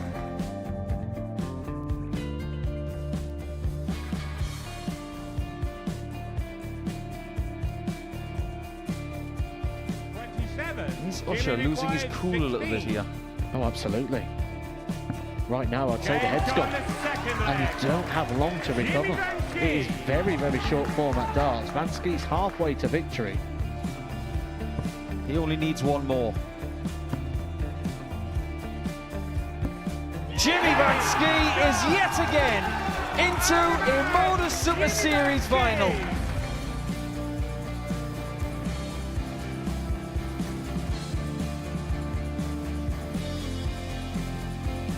Flashback vibes. Can Jimmy Vansky do the same? Just needs the one treble here on the 19s. Finds it.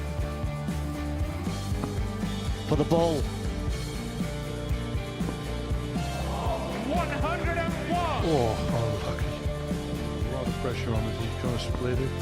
2 darts for double four for the match. Game. Shot. And the Modus Super Series champion, Jacques Smith.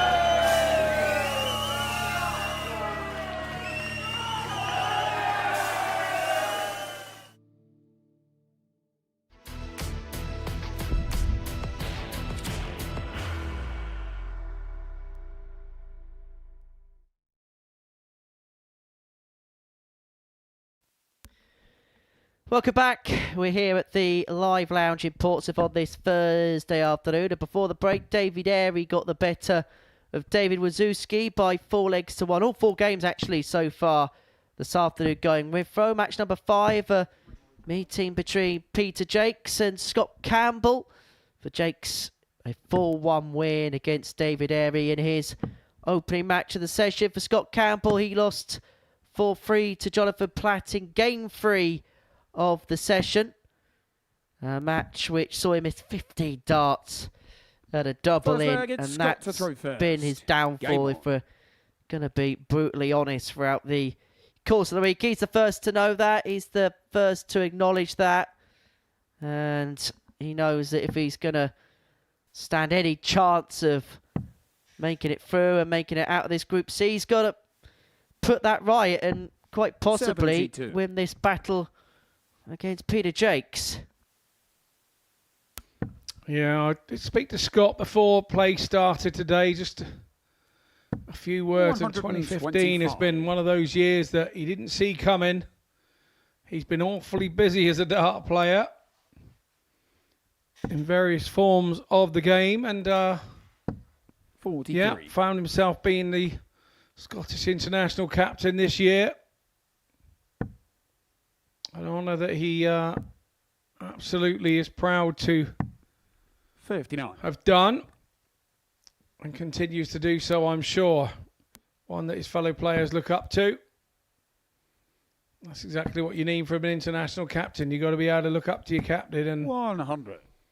when he asks you to do something, it's not because he doesn't want to do it, it's because he feels it's your time. Well, he wants to do what the likes of Alex Small and Jensen Walker have already done in this 55. series, and that's bookend the year with Champions Week appearances, having played in the first Champions Week of 2025. They're looking to play in the final one of the calendar year. 92.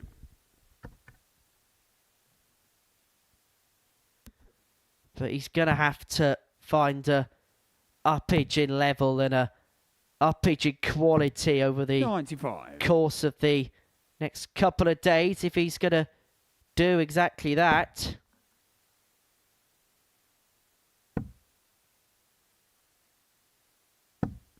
$98. Peter, you require 167.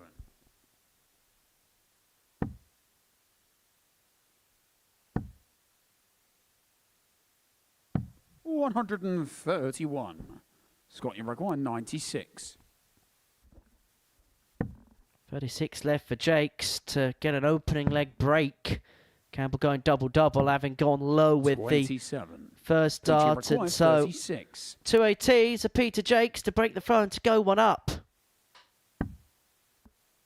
Double 9 inside, and so Campbell's going to get an opportunity to 69. hang on to his throw, a hold of throw, which will probably feel a little bit like a break if the truth be told.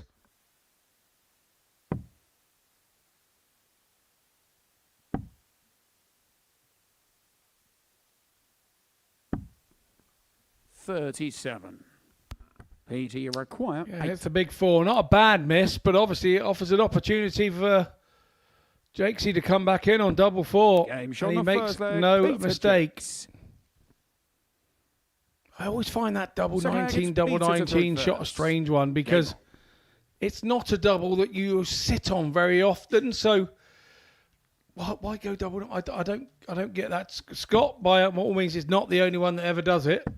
We see it here. Many players having a little stab at that here, but 140. for me, I just don't get. I can't get my head around the psychology of that.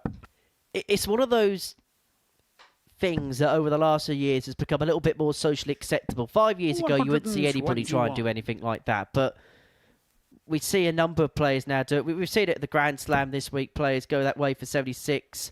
Dobie loves doing that with 2 darts in hand, for example. 60. It's just one of those things that years ago would be unthinkable, but now has just become rather normalised. Yeah, but for me, the common sense way is still sort of like double 18, double top, because you're going at those doubles all the time. You leave them more frequently. It just, I don't know. It just doesn't make sense in my darting world. We all think differently, and I suppose 100. You know, I'm kind of asked to have an opinion. That's why I'm here. But for me, that's just out there with, you know, eating cream eggs at Christmas. 100. Don't, because I've seen cream eggs on sale in 1 or 2 supermarkets. Campbell leaving a ton after 9 to break back and level up at 1 apiece. 30. Scott, you require 100.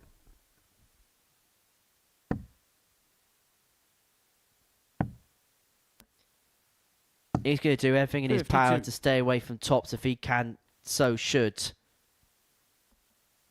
He is absolutely hating the top. And it's not so much the tops, it's that tricky little switch down to 10s. 139. Scott, He you is just require hating 48. it on that southeast side of the board. And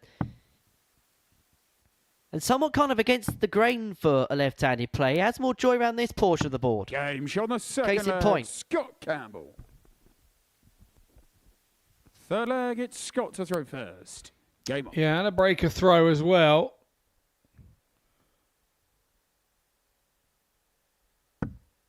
For Scott Campbell. 140. And that little bit of momentum that comes with it for the next 6 darts opens up with a 140. One thing we know about Scott 45. Campbell is he can really scrap away at a task. Even when he's not playing at his best, he's got this stickability to a task, and he can 140. find a way. It may not always be pretty, but he'll tell you, look, it don't matter how you get the job done. The bank manager don't ask you what you average. If you win matches, it don't matter. 80. No, very much so indeed. And People who talk about averages tend to be losers. They do. 60. How many players do you see that moan about their average because they lost? yeah, no, I agree. I don't mind having a 72 average if I win. You know, it's all about 90. W's. Scott, you tell require you- I think a 161. lot of players do get overemphasised on averages, and I think that's because in the media we talk about it all the time. I'll tell you now, the winner of the World Championship, they pick up £1 million 78. They won't care a hoot if they average 72 to win it. They probably won't, but just as an example.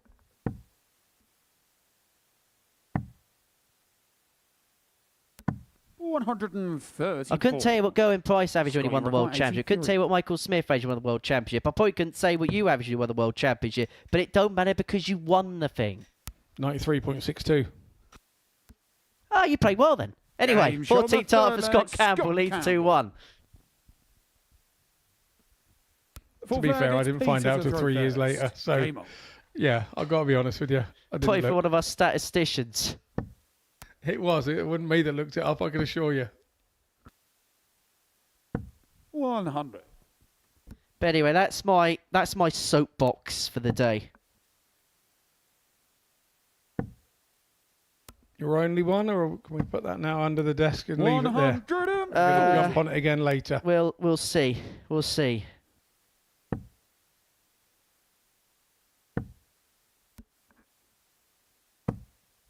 $45.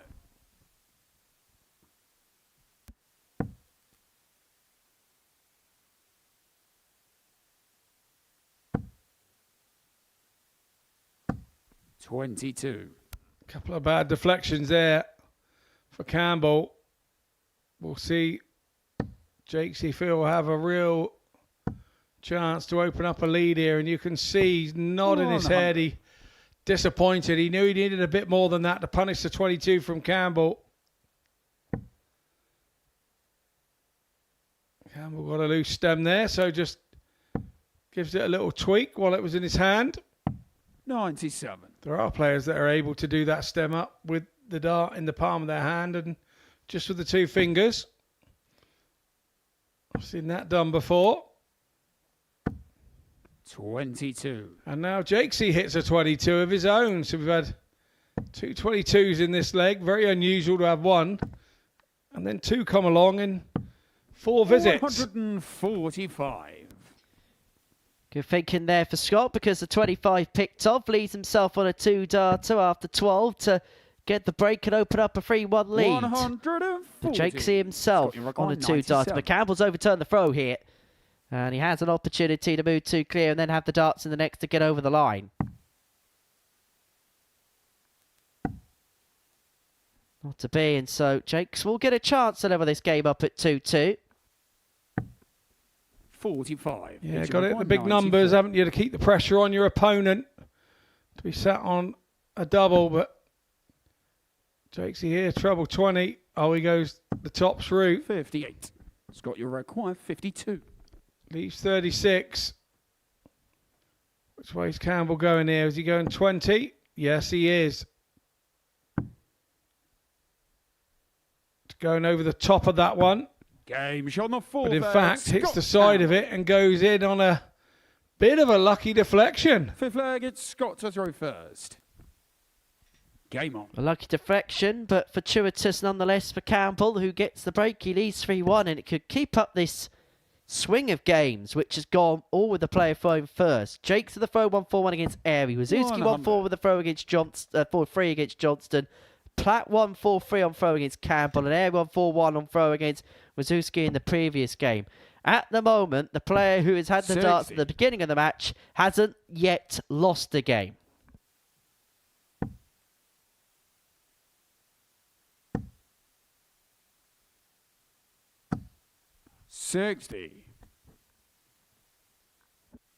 Campbell all over it there, but just can't seem to find his desired location. Jacques moves across the hockey to open the avenue and opens it nicely by hitting the treble 20 with his last dart. It will keep Campbell honest. 100. And once again, he follows through with his last dart.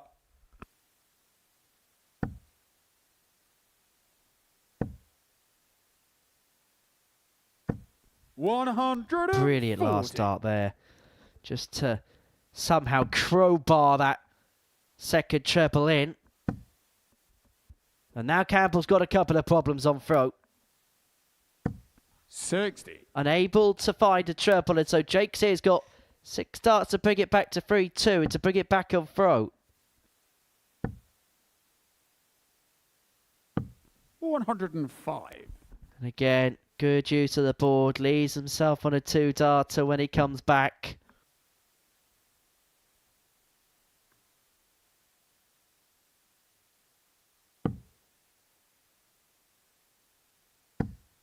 $97. Peter required 96.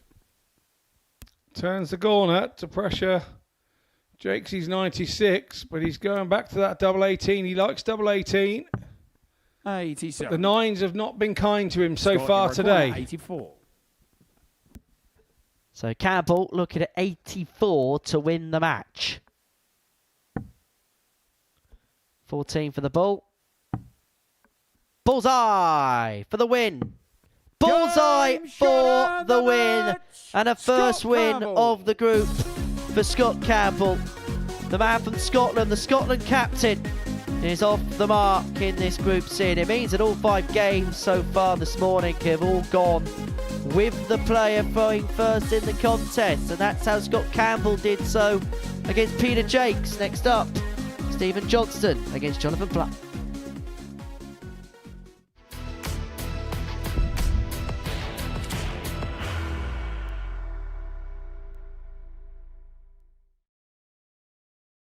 Are you ready to lift that trophy, Darius? Yes. Let's do it then.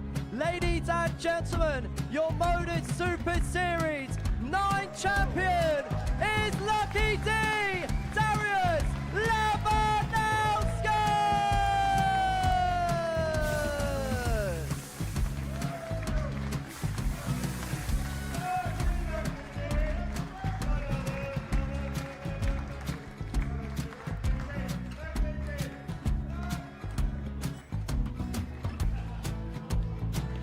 Well, what a wonderful night of darts we have seen, and we are ready.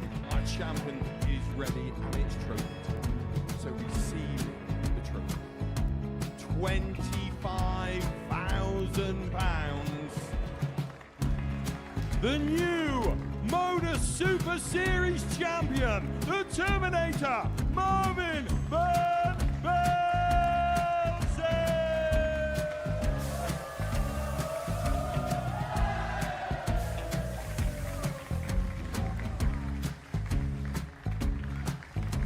And one more time, the 8th Modus Super Series champion, the Terminator, Marvin Van Velzen.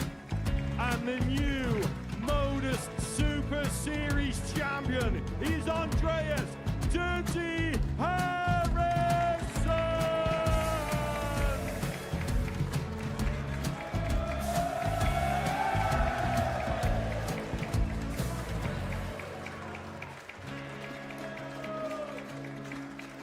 And one more time, the 7th Modus Super Series champion. Give it up for Andreas Dirty Harrison. The moment we've all been waiting for. Would you please show your appreciation for your Series 6 Modus Super Series champion, Scott Taylor?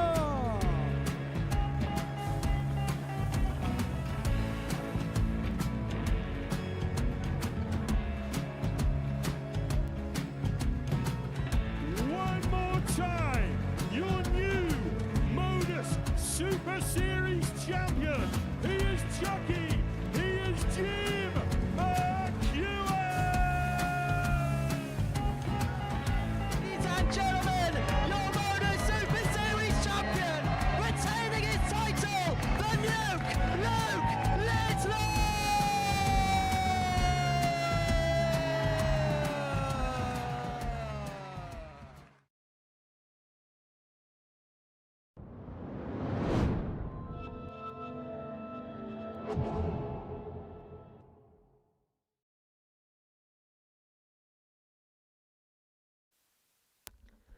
Welcome back to the Modus Super Series, where before the break, Scott Campbell got the better of Peter Jacques by 4 legs to 1. Game 6, a meeting between Stephen Johnston and Jonathan Platt. And if the trend of today is to continuate here, then Stephen Johnston should win this game, because all 5 of the matches that we've seen so far on this Thursday afternoon have all gone with the player that have thrown first in this contest. So wins for Jacques, Wawrzewski, Platt, Airey, Campbell, which would mean that a victory for Stephen Johnston here would mean that every player following the end of the second cycle worth of games would have found themselves on 2 points. 58.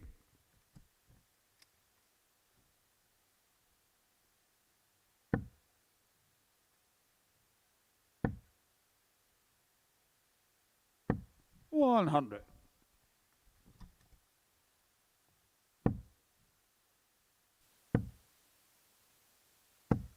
$45. Stephen, he played well in his game against David Wawrzewski. 3 for 4 on the doubles, average of 93.77, 116 checkout.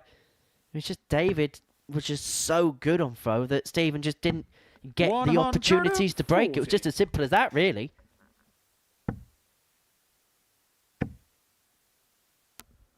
Yeah, well summarised. It was that simple.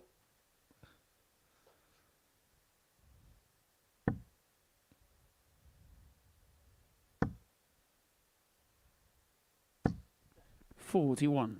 So an opportunity here for Johnston to get back in it. Only really needs a ton to get back in the same street. 100.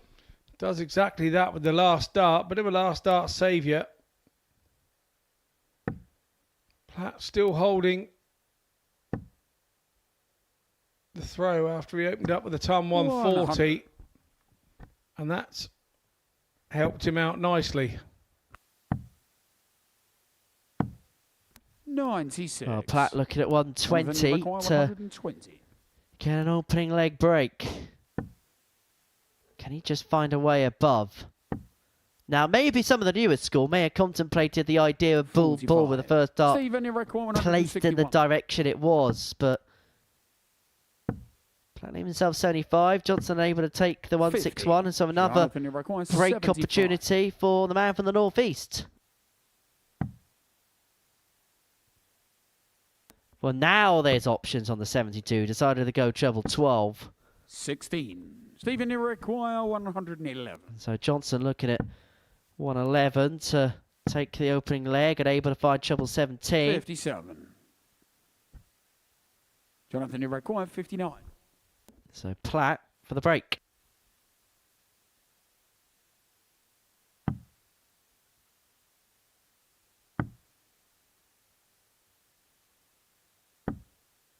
$39. Stephen, you require 54. He's missed a couple of single numbers there as Platt, meaning he only gets one dart at a double. Will he be punished here?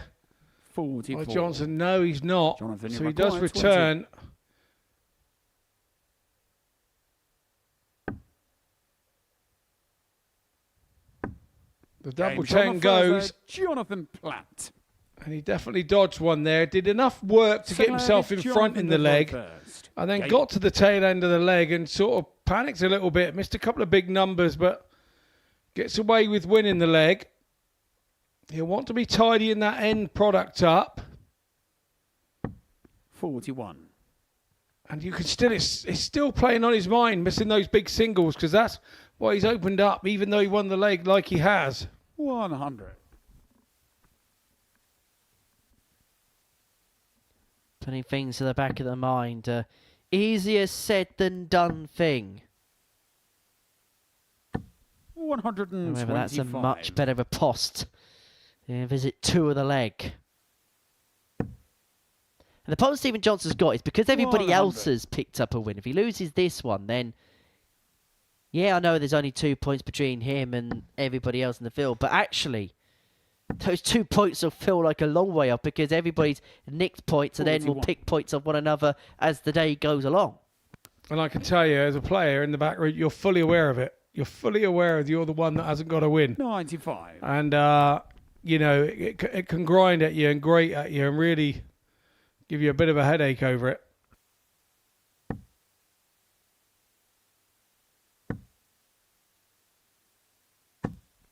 $45.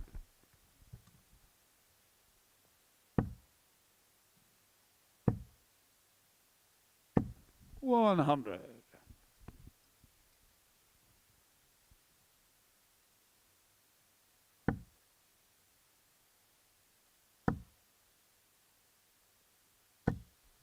$41.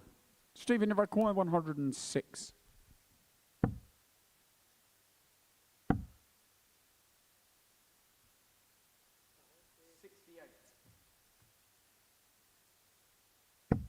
$58. Well, leaves himself handily poised to play back in leg 2.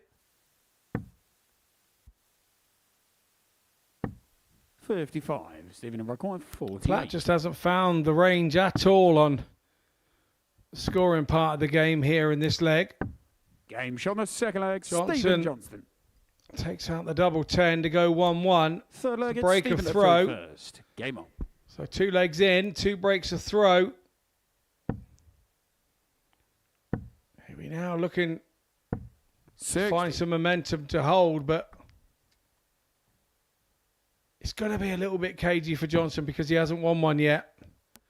It's important that he gets over the line sooner rather than later. We are in Group C, and yes, there are 6 in the group, but it's still only 2 days and not the 3, so you kind of get used to that Group A feeling, thinking you've got plenty of time, 45. when in fact you haven't. Well, the rope runs out once you get to this stage of the week.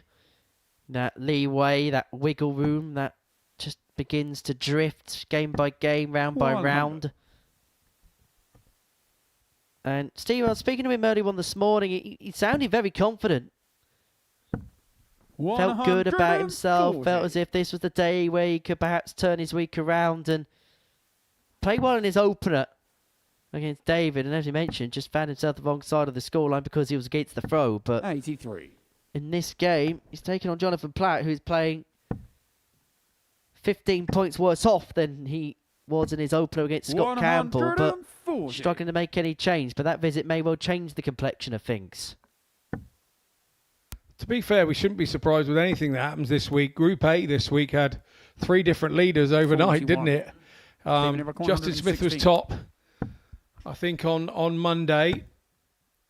Campbell was top on Tuesday, and we ended up Jonathan, you require with the winner that we ended up with, and who, if you looked at him at the start of the week, he was bottom of the group. Yeah, in the end, it was Klingerhofer who was the King of Honour in terms of top spot in that group, as Johnston looks at Tops to go 2-1 up. Game shot at Pins to third, Tops Stephen Johnston. and seizes the initiative in this contest. 2-1 he leads. It's Jonathan to throw first. Yeah, first leg that's gone for throw in this match. Game on.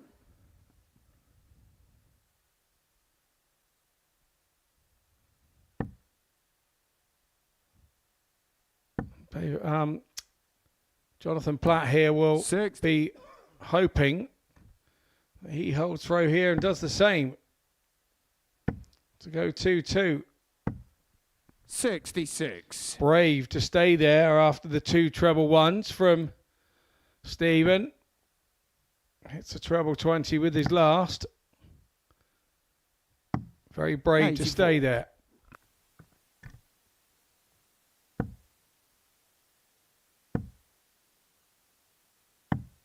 $97.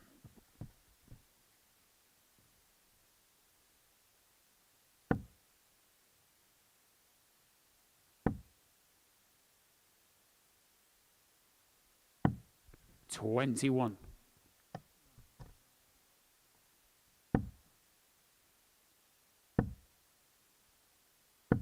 $100.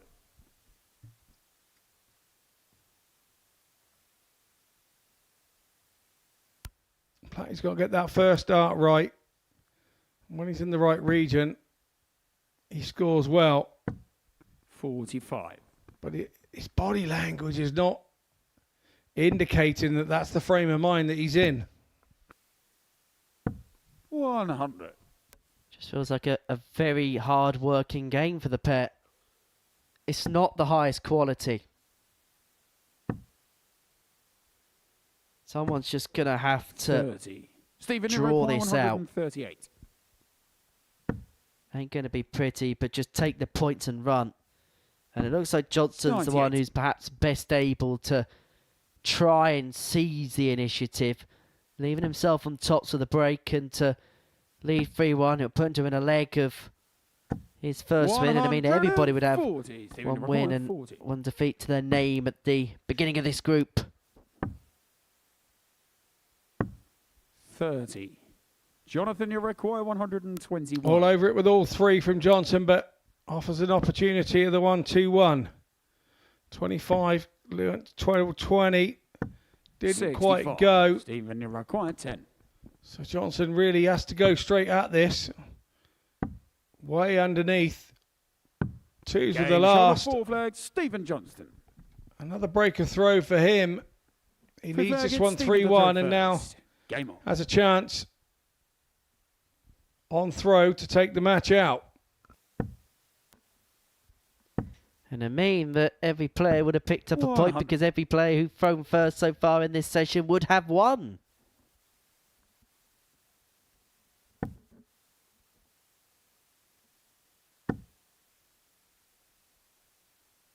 Oh, he said it could be a tight group on paper. It's 180. certainly playing out to that tune so far as Platt pars in his first 180 of the game. He hit 4 of them in his 60. contest against Scott Campbell at the start of the session. Yeah, it's 5th of the day. But as you said in his last game, he's all feast or famine, isn't he? 26. And there's the famine.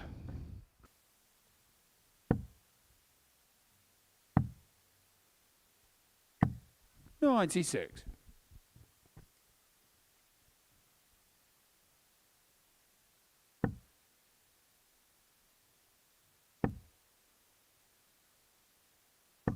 $60.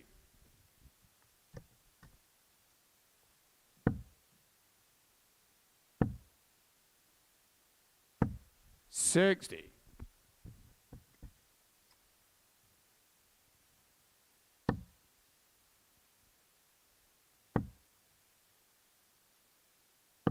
$90.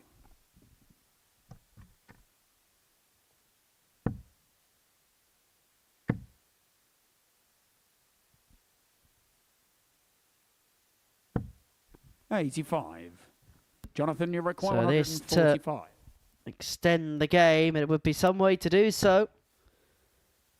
Won't be taken out on this occasion, and so Johnston back for a ton to 121. complete a 4-1 win, which would mean that every single player will have the same amount of points. Tops. Just 60. above the wire Jonathan, with you the require third. 24. And so Platt to bring it back to 3-2, 2 12s.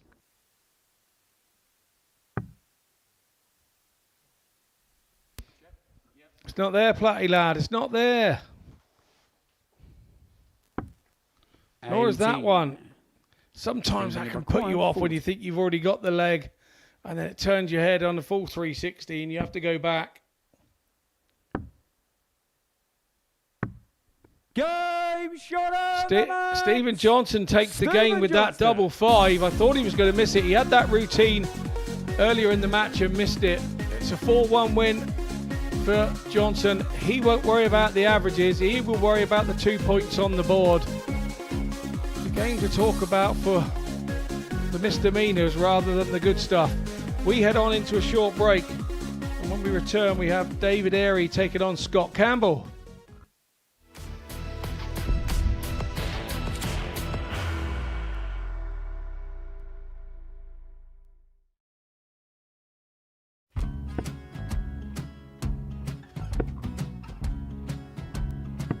$54. Charlie McGuire, 164.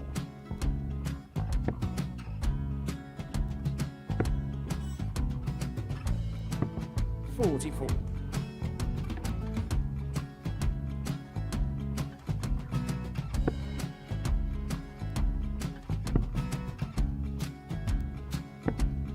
$32. Charlie require 120. Well, 120. He's got a fair, at least 2 handfuls at this. Just needs to stay 60. there. That's a good shot. Halves his score. Leaves himself on a 2-darter.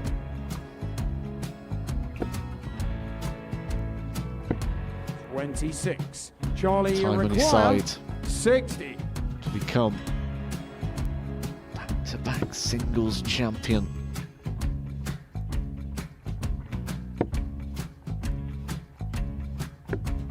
$40.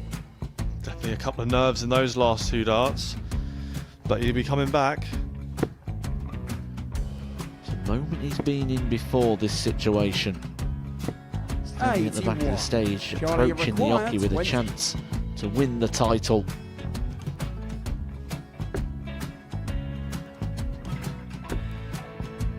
He did this to win the first title, if you remember.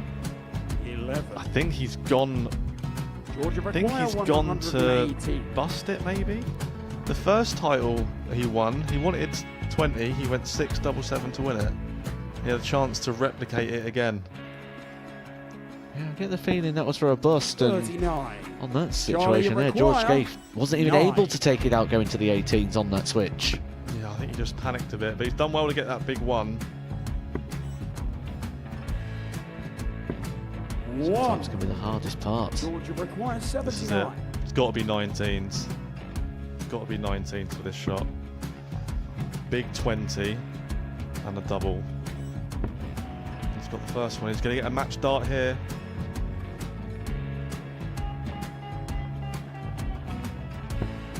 59. Charlie Threw the entire Require, body into that 8. one. Just didn't want to let go of the dart.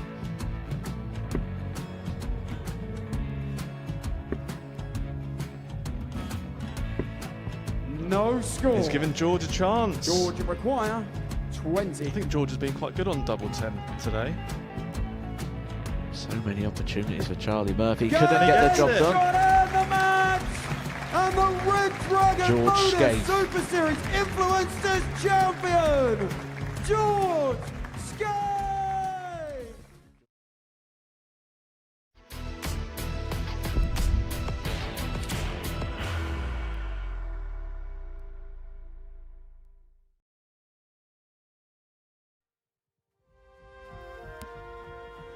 Welcome back, and as you can see, following the first 6 games, every single player who's had the darts has won the game, and so everybody in this Group C have 2 points to their name. Inseparable, these 6 up to press. That was how Group A finished. Patrick Klingelhofer won it. We'll see John O'Shea and Judson Smith tonight in Group B. The bottom 3 players of that group playing in Group C, whilst this is how this afternoon looks. Everybody on 2 points apiece in this group. And don't forget, we'll watch Group B tonight from 10 o'clock here on Pluto TV. Game 7 is a meeting between David Airey and Scott Campbell. These two, as you saw there, 4th and 5th respectively in that particular group. And looking to salvage their weeks in their secondary group. And everybody still in the same predicament, same situation as far as this group's concerned. Campbell top of it just because, well, his last name alphabetically is higher up on the alphabetical order than Stephen Johnston. That's literally all that separates them two at this present moment in time. But in terms of this game, Scott, what will we get? Because it's been a bit Jekyll and Hyde for David Airey so far, and for Scott Campbell, I think we know a little bit more the level he's going to play at. It's just whether the doubles are going to click together or not. Yeah, no, definitely. I think that 60. We know that David Airey's got a game about, and we just haven't really seen it yet this week. Only in flashes and fits and starts. Nothing as consistent as David would like it to be. 100. And like you say, we were just talking, you mentioned we were looking for that first win from Stephen Johnston, and he gets his first win, and as tight as the group is, he went from the bottom 100. to joint top in one game. And we did say at the top of the show, we felt that this was a really even group and everybody could beat everybody. You really don't know what's going to happen when the game comes up. You do not know what's going to happen, because as the first run of fixtures have shown, that everybody can beat everybody, which is what we said at the top of the show. And so this is going to make this a fascinating group come sort of later on tomorrow afternoon, and who's where, because I don't think we're going to find out till then. I think it's going to stay that tight. 32. Well, cats amongst pigeons as far as this group's concerned, although you're more about chickens and sandwiches these days, aren't you, Scott? I am about chickens and sandwiches and foxes in the hen house, yeah, that sort of thing. Social media influencer Scott Mitchell with 10,000 views about a video of him feeding chicken sandwiches in the farm. 58. Well, they were leftover sandwiches from the dart match the night before. So I just did a little survey to see which darting food chickens prefer. Does that make you an influencer or not? I don't quite know. I don't know. It's the most viewed I've been. If I put anything about me on darts, I get about 13 views. If I put something, me throwing a few sandwiches to the chicken, 10,000. I can't work it out. David Require, 96. Well, there we're looking at 96 to take the opening leg. Plenty of time from here to do exactly that, which is why he's perhaps a bit ponderous of his options, because of the way that first dart was sat. Decided to persevere with the treble in any case. It's mainly because the double was more an attacking effort when a opponent's on a finish, but he had that awkwardness because that dart was so awkward below the treble. He had an obscured target of that treble 20 beds. Leaves himself on 54 in any case.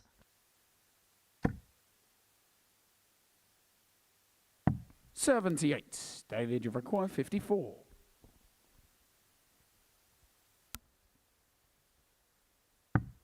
So single 14 for double top then for Airey. Needs to give it some air. He's been underneath the double top in the last couple of chances. Game shot. And there we go. David That's Airey. much better from him. Stood back, took a split second Second to leg, watch, it's Scott and to throw yeah, first. Game on. thought about it, straight in. 1-0 to Airey.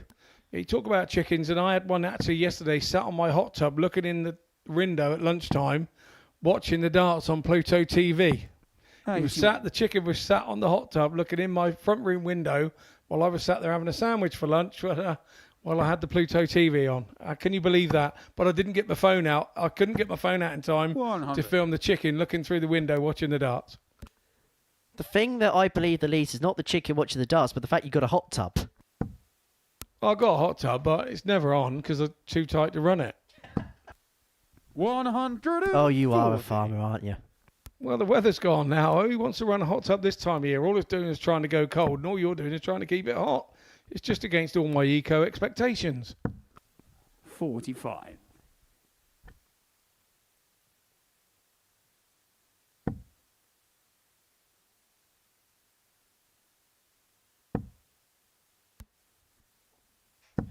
$100. Well, manages to slip in treble with the last dart there.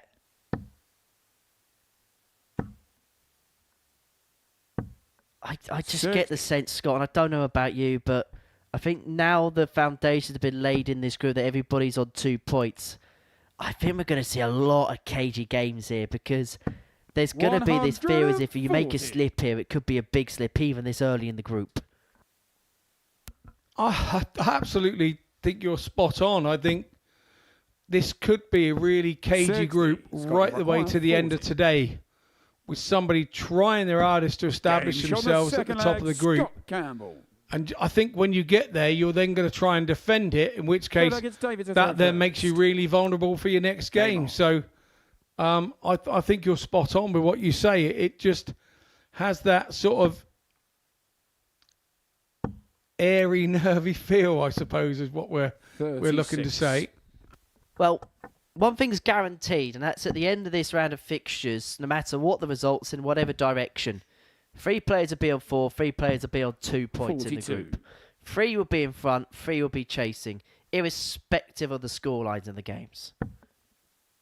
But in any other group, you would go, well, 2 behind, you wouldn't be worried. 80. You would not be worried in the slightest. You would be going, well, that's more than doable. But I think in this group, where everybody's beating everybody, I don't think you're ever going to feel you've broken away from the pack in this group.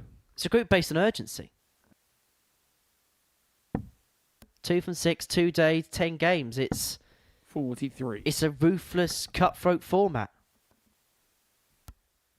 If you were a player in a group like this, what would you do? Would you come in thinking a set amount of points 60. I would be happy with at the end of the group? Do you come in and ignore who you're playing, ignore what you're doing, and just set yourself a target of saying, I need X amount of points and that'll do me. And if that's enough and you get through, you get through. And if you don't, you don't. 95. I mean, if I was playing Scott, I'd be happy to win a leg. But I know what you mean. I always feel as if a benchmark is day one, just get 6 points.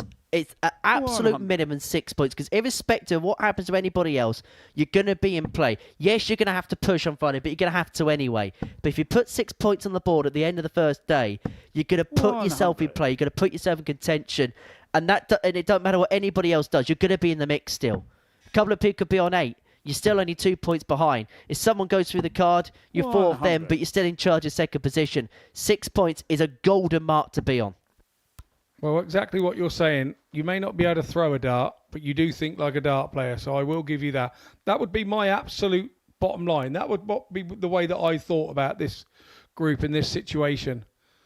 You'd come into Group C wanting 6 points at the end of it. 34. David, And 125. you know you're still in the mix to get to the big show on Saturday.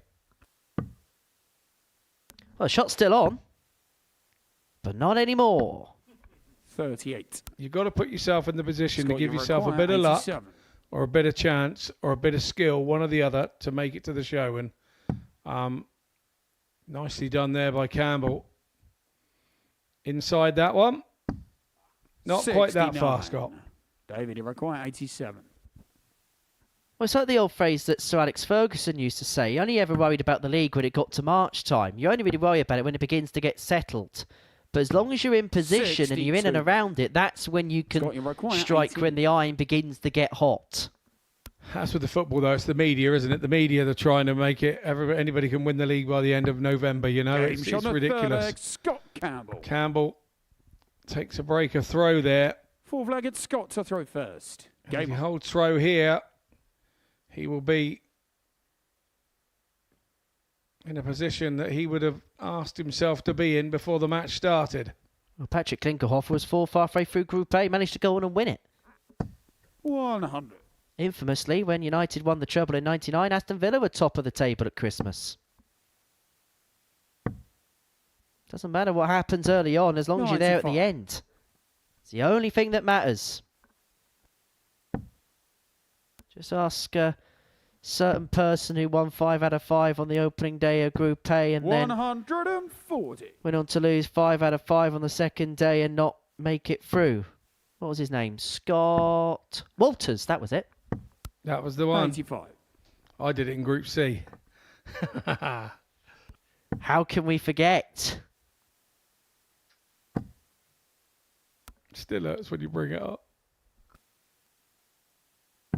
57.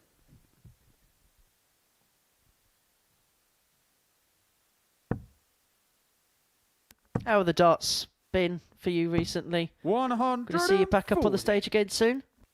Yeah, let's hope so. That's the plan. You know, that's what we want. And yes, it's finding my way back into it. Start of the year, I wasn't particularly good at all, and yeah, I think tail end of the year it's been getting better. So yeah, looking forward to 55. getting back Scott, up you there and require doing some more 64. again, because I really love playing on the stage. Love it.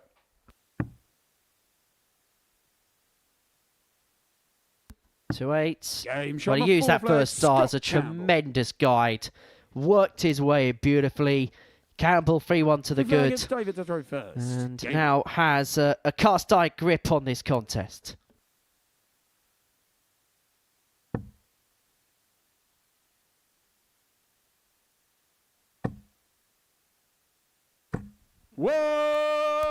David Airey's got other ideas.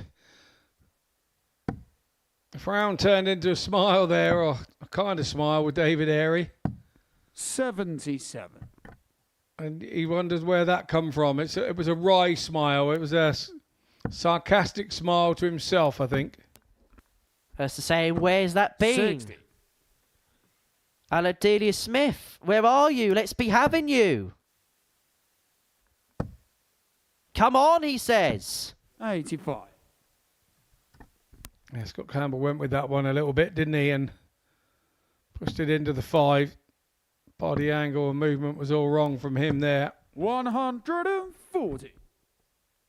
Airey looks favourite for this leg. And to hold throw, you've got to do something special to give it away 81. if you're going 140 David require 121. or 180 ton 140.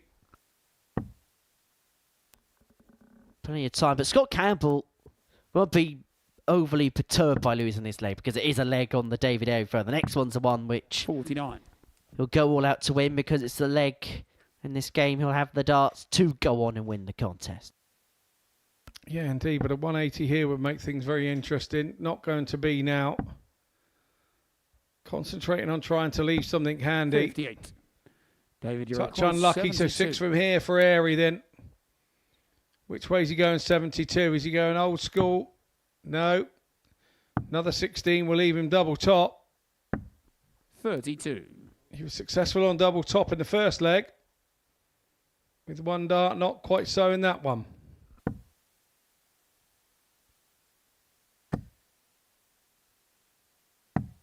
$78. David, you require 40. So to bring it back to 3-2 and to force Campbell to serve it out. Down for double 10. One left. Game shot on Gets fifth it leg, with the David last, Airey. and we go back to 3-2. Scott Campbell Sixth leg, with it's Scott to the throw first. darts in his Game. hand to win the contest.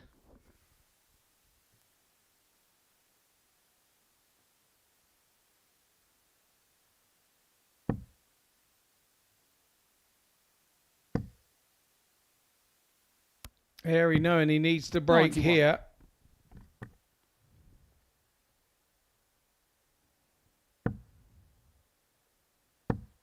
He needs to hit that red bit again. 100. Not quite.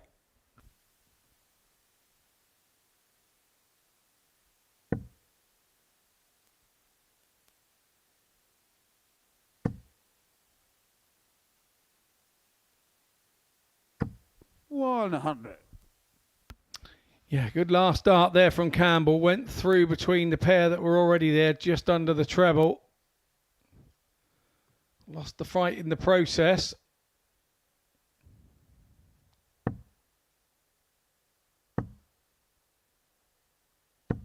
$60.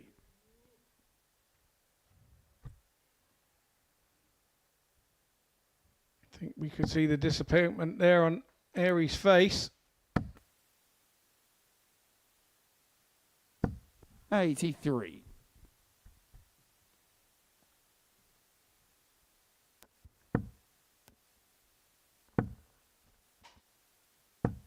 $95. Picks up a treble with the last, just putting a bit of pressure on Campbell here, who has 6 starts from 227 to get over the line, a 4-2 victor. And now really to put on the afterburners. 140. Even Airey was nodding his head in the background there in appreciation of what Campbell had done, and as if to tell 95. himself, well, you've caused this problem yourself. 87. Sometimes dart players don't always see it that way. Sometimes they can take it a little bit offensively if a player does something to them they haven't been doing all game. 151. But that's the nature of the game. Well, this is Hail Mary time for David Airey, and he's unable to find the 151, and so Scott Campbell looking at 52 to get over the line in this 7th game of the session. Double 16. 36. 2 match darts, so they've come and gone for Campbell. Which way is Airey going here? 19 for double 16, and he nails it. For David Airey. It's 3-3, and he now has the advantage of throw in the last. Final leg, it's David. So he's worked hard from 3-1 down. Game on. To get it back to 3-3. Had to ride his luck a little. Can he hold throw here and take the match?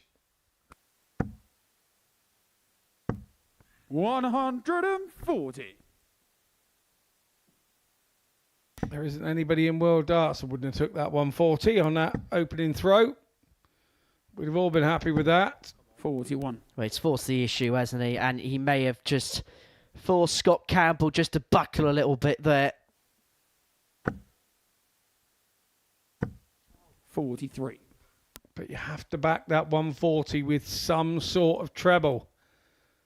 Because now, a 140 from Campbell or a double treble visit here, and he is back in the leg. 134. And there we go. Talked right in by me. Left the door ajar, and he's taken the opening with both hands.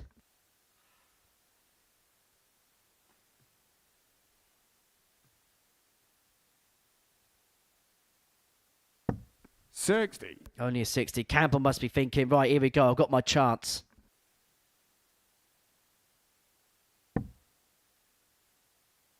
Big score here. He's in control of this last leg, but you can't force the issue at the same time. 96. It's one of those weird things, isn't it, where you want to try and set the stall out, but you can't try too hard to do it at the same time. You almost got to be hypocritical in your approach. 81. Make it mean nothing when it means everything. Yeah, you're spot on that, Henry. And make your opponent feel that it means nothing to you as well. 140. One that's getting it right most now is Campbell. This is all about experience here, as Scott's got it in bucket loads, and he's using every single ounce of it here. He may feel like this is a game he's let slip. Scott, But it may only be a dart at the bullseye here for Scott Campbell to win this contest. In fact, he starts on the bullseye. Is he going to end on the bullseye? 65. Almost. He had the perfect marker there for the left-hander, glancing off the side of it. Airey then with a chance. Treble 19 to save his leg. And he's drifted into the 3 once more.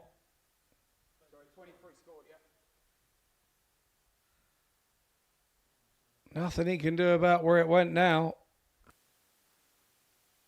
So Campbell back for 25 to get over the line Scott, and seal a 4-3 victory in this contest.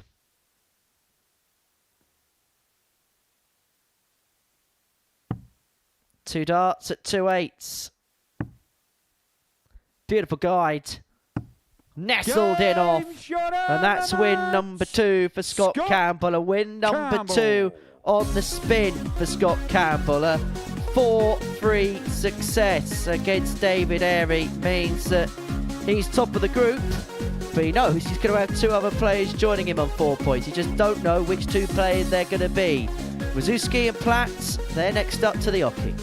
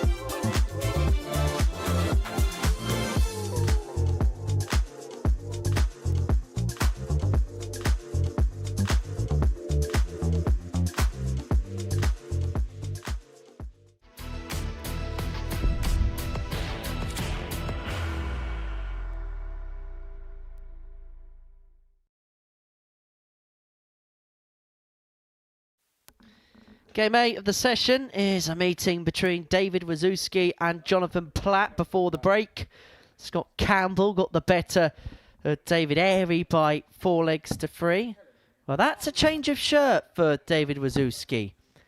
Now, that is the Dementia Forget-Me-Not that he's wearing on his shirt. We mentioned earlier that that's the Dementia charity, and it's a tribute to his mother. And actually, whenever he celebrates a 180, he'll look up to the heavens, and that's who that celebration for the 180s for. He's such a good guy, was he?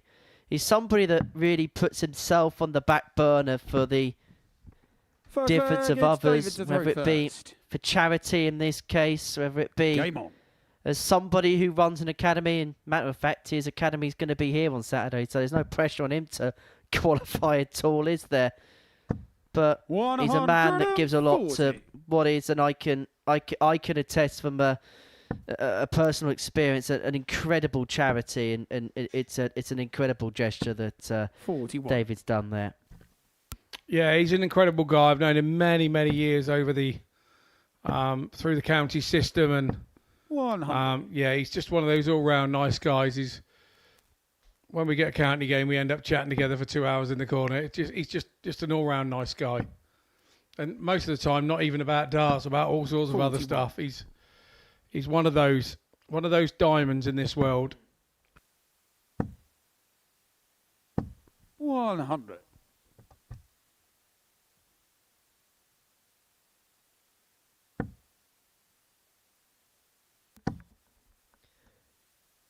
We often see games between players that wear two very much plain style shirts. Fair to say it's not the case in this one. 90. No black sports polo shirts and trousers on offer here. But it is Wazzy off to the better start, leaving 71 after 12, and he's got plenty of time to take out this opening leg. Game shot on the first Cleanly leg. taken. David 1-0 Wazzy. Second leg is Jonathan to throw first. Yeah, the whole leg was tidy. A 15-dart holder throw. Exactly what you want in the situation. 41. Open up the throw and hold it in 15 darts. So put you in good stead 41. mentally.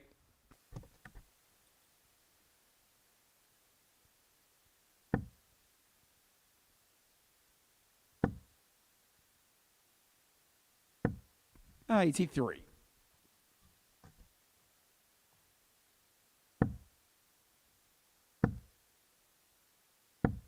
41.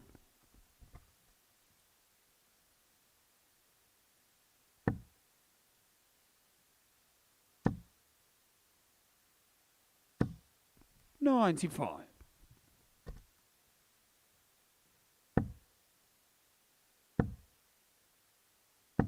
60.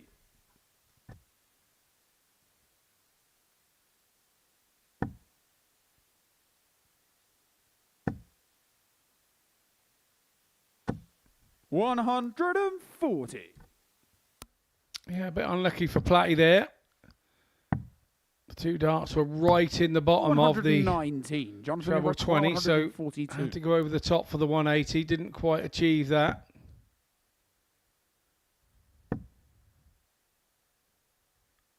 $60. And once again, unlucky on the treble zone there, but was he back on 240, and now Jonathan, you're with that 140 82. has pressure in the shot of Jonathan Platt. 18 bullseye. 57. It was the hold throw.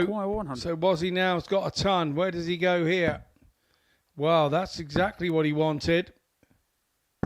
Game shot. And that's a nice finish as well. David Wawrzewski. 140 and 100.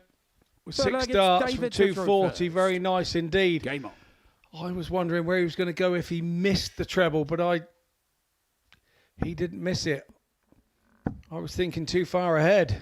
120. Well, that's the second Tub Plus checkout that Wozzie's had this afternoon. He had the 114 in his solitary leg in a 4-1 defeat to David Airey in his 100. previous match. In fact, just the 3 Tub Plus checkouts so far today. Well, we said that there was a lot of 180s at the start of the session. Well, they've kind of dried up like water on the Saharan desert, really. Because the first 3 games, we saw 8 180s. 100. Since then, we've seen just 3. So we're 5 off the 30,000 180s that we've seen under the church roof.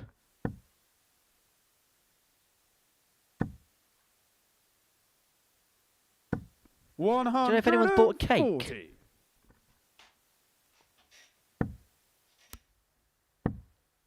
Don't mention cake to me at this time in the 60. afternoon.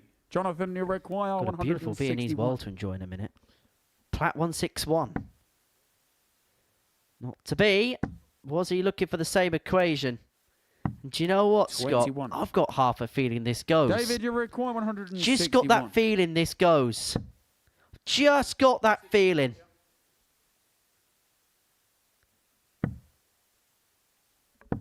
$97.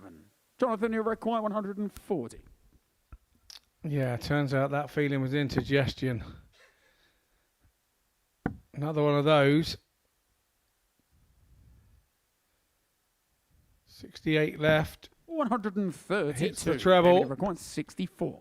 So, Wazzy should get 1 dart at this at least. No, he's going to get 2. Slide it down the inside. 48. How's that not gone in? Jonathan, you require 8. Perplexing. And that was a 3-0. This is for the break back. Game The shot. back on throw, 2-1. Jonathan Platt. Full flag is Jonathan to throw first. Game on.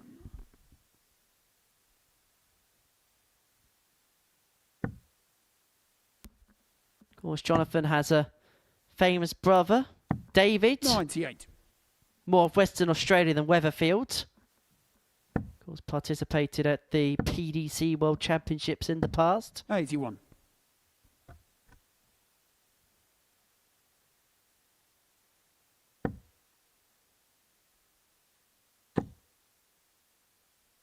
I'm assuming David Platt's still a 43. Coronation Street character. I haven't watched it for years.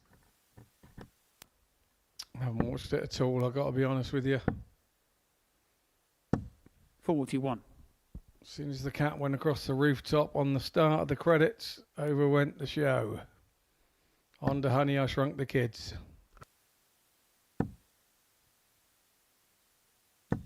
$100.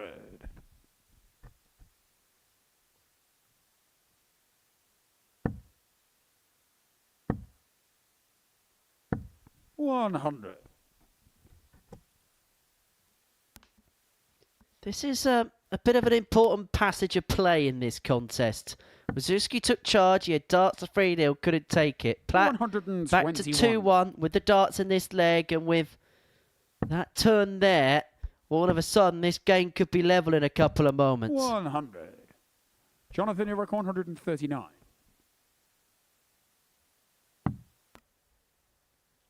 So starts 99. down the bottom, tidies it up nicely.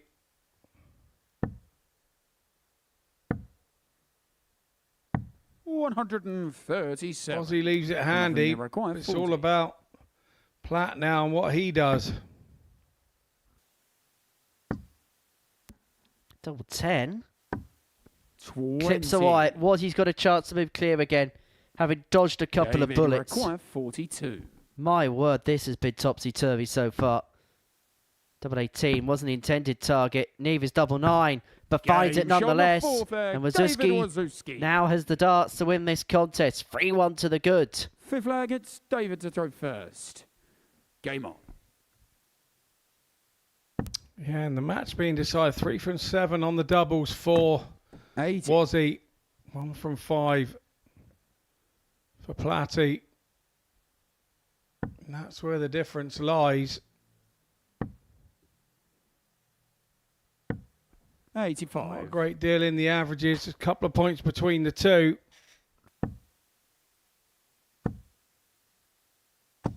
100. And I just wonder whether Wozzie's experience of this format, when you consider the congelation of this group, may play a pivotal role.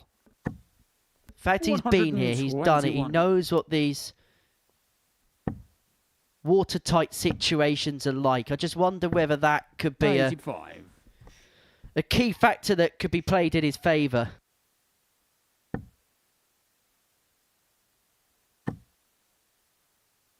I'm with you. I think there's a certain amount of pressure knowing that, like you say, his academy are coming here on Saturday, and he doesn't want to be sat in the crowd watching with them. He wants them to be watching him on stage. And I've kind of done that myself in the past and taken family and friends to either a Lakeside or a World Masters, and then not quite done what I've wanted to do because the pressure. So, but this is even more pressure. David, trying to qualify for there. I was already qualified. Double 18 for the match. And a 4-1 win for David Wawrzewski, rounded off with a 15 darter. And for David Wawrzewski, he was on top really for the very first dart. Jonathan Platt had opportunities to get back into the contest, but chances to level up at 2-2 were squandered. And it was Wazzy who was able to put his best foot forward to win that contest by 4 legs to 1. Peter Jacques up against Stephen Johnston is on the other side of this short break.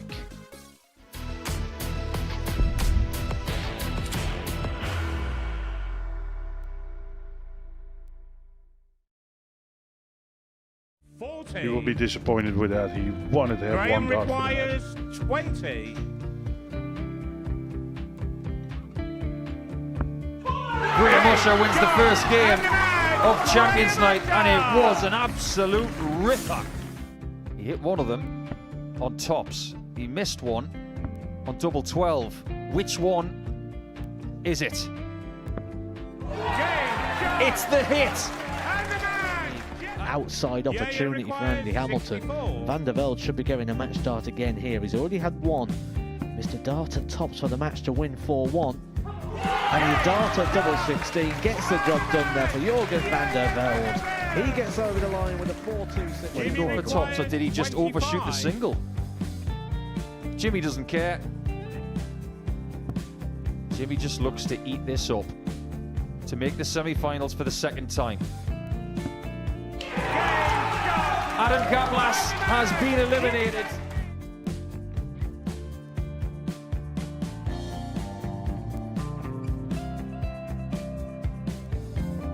Keep us guessing. This time he's trying to leave double 18. He knows best, and he takes the lead. He's 2 darts away Jeff requires 86. from a Super Series final. He's 1 dart away. He doesn't need any more darts. Jeff Smith makes the Series 11 final.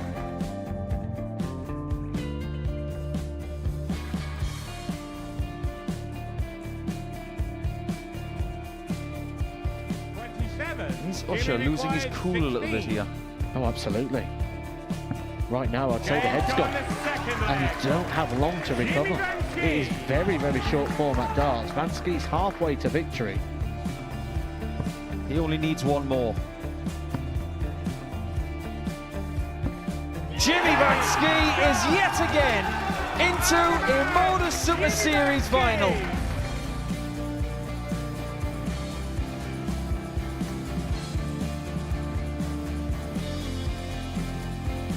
Flashback vibes. Can Jimmy Vansky do the same? Just needs the 1 treble here on the 19s. Finds it. For the ball. 101. Oh, unlucky. A lot of pressure on it. He's going to split it. 2 darts for double 4 for the match. Game. Shot. And the Modus Super Series 11 champion, Jeff Smith.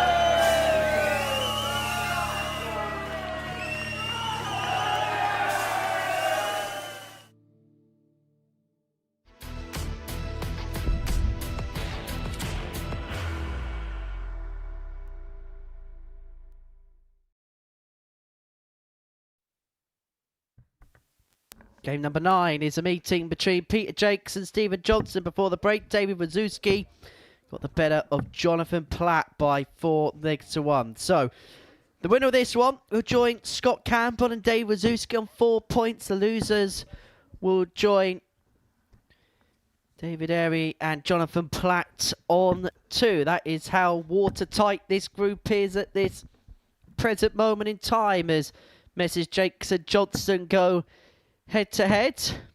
As far as their days are concerned, Peter got up and running with a 4-1 win against David Airey. That was followed up by a 4-1 defeat to Scott Campbell. Stephen Johnston lost to David Wawrzewski in a last leg decider before then winning 4-1 against Jonathan Platt in his 57. second game of the group. And if you kind of look at the numbers that both players have punched 100. in, we've seen decent stuff on both, but maybe over the course of 2 games, maybe on a bit more of a consistent basis on Peter Jacques, averages of 90 and 86. 58. Doubling okay, 4 from 10, 1 from 5 in both his games. A bit of work to do in that department, but not awful by any stretch of the imagination. If he can play around the similar level, then he'll get chances. It's just whether he'll be able to take them against Stephen Johnston, who has so far had averages 19 points apart. But it was actually the lower average, the one that he won with in that game against Jonathan Platt. As Jacques piles in the game's first max. 4 more before we get to 30,000. 96. Yeah, Jacques has been kind of doing what it says on Yorkshire tin so far this group. 134. And that is a tidy visit as well, leaving himself on 72. Stephen Johnston's got to find another treble. 190. Staying with him. He requires 72.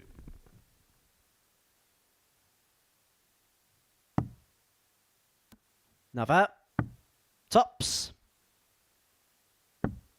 52. Just underneath. Stephen Johnston Everett, 103 for the 103. break. He has taken this out already this week. Is he going to do so again? Yes, he does. On the first leg. Stephen Brilliant for Johnston. Stephen Johnston. His second Tub Plus checkout of the day Second and leg his is second Stephen 103 of the first. week. Game on.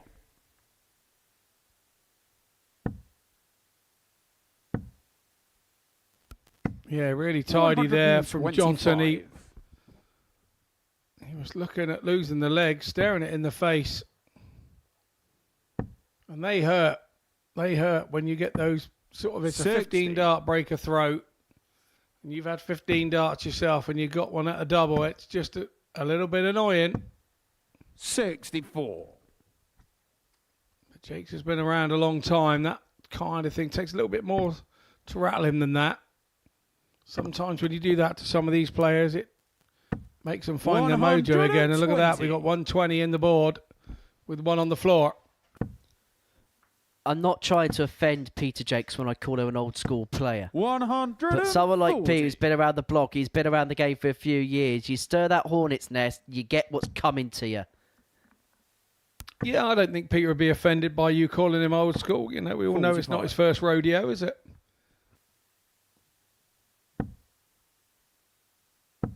Such a likeable guy, Peter. 60. Off the yoke. He's got such a... He's got that brilliant Yorkshire dry sense of humour about him. He's just really good company to be around off the board as well as on the board.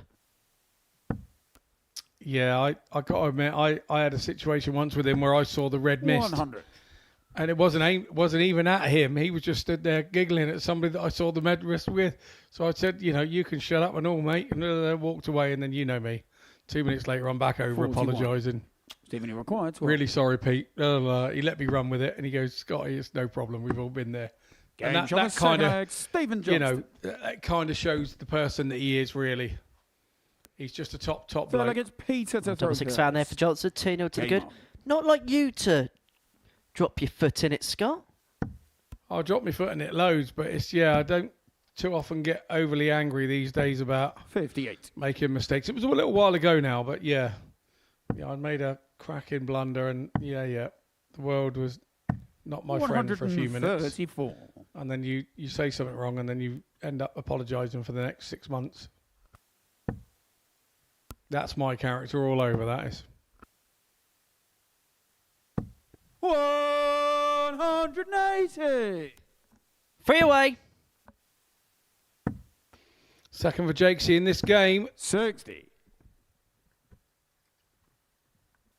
It's not turned into legs on the scoreboard, would be his concern.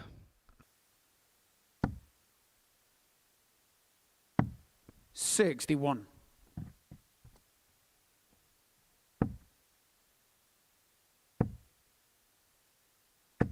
$100.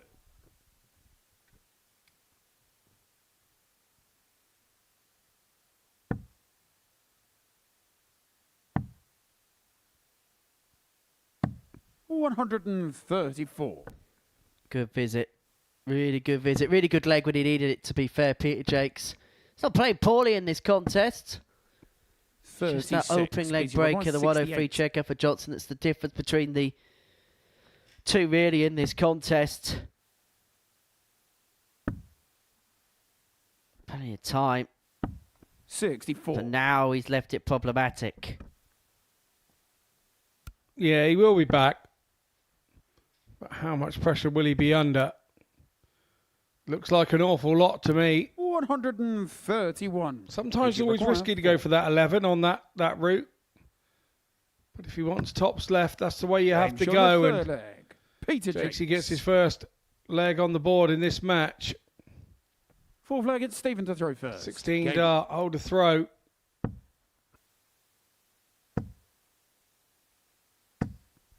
$140. Well, this is the leg where Stephen Johnston's early break needs to be cashed in. This is the one where he really needs to stamp his authority all over the contest.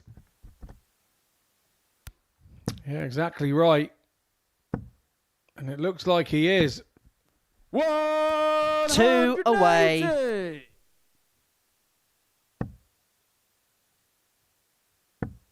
And the 100 of the week. 100. In other news.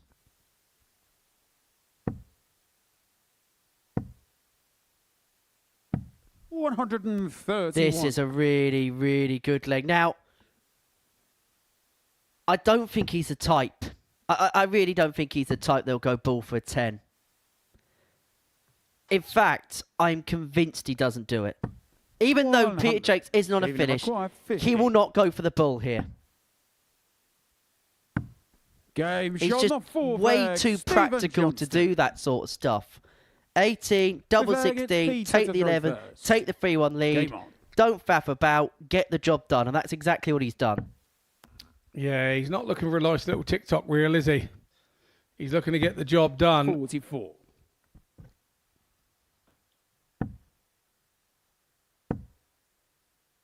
Hard to think after his first game he was bottom of the group. This one could send him top.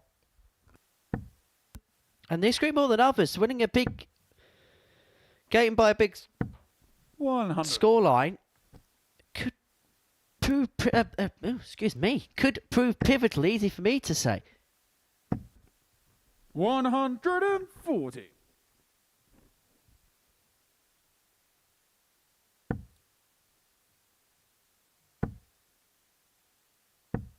$22. And that is the wheels falling off for Peter Jacques. 140. Because it was music to Steve Johnston's ears.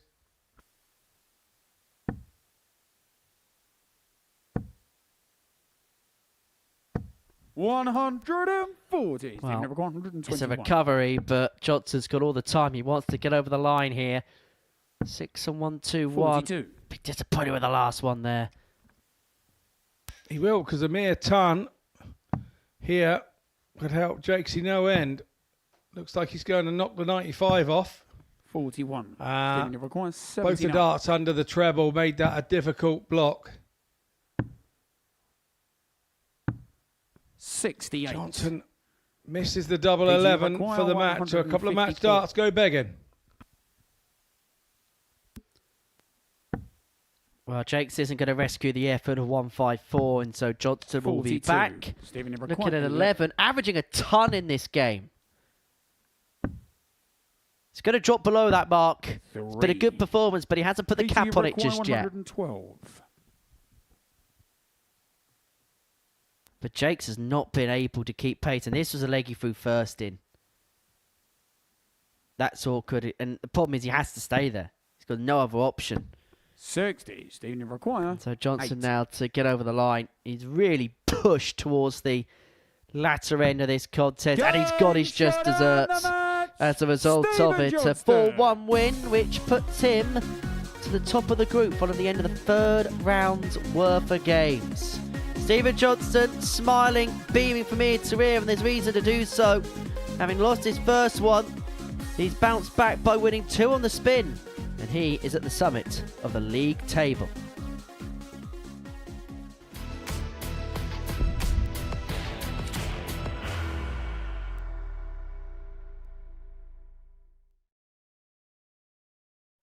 He will be disappointed with that. He wanted to have one dart. requires 20.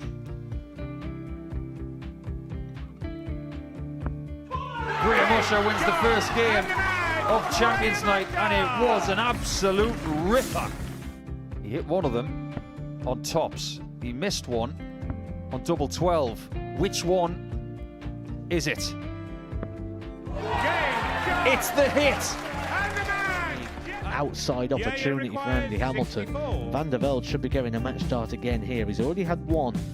Mr. Dart at tops for the match to win 4-1. And he Dart at double 16 gets the job done there for Jurgen van der Velde. He gets over the line with a 4-2-6. Did he go for tops, or did he just overshoot the single? Jimmy doesn't care.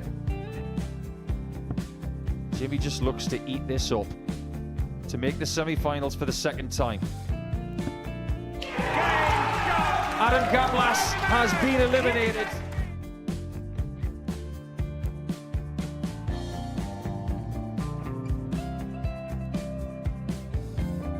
Keep us guessing. This time he's trying to leave double 18. He knows best, and he takes the lead. He's 2 darts away requires 86. from a Super Series final. He's 1 dart away. He doesn't need any more darts.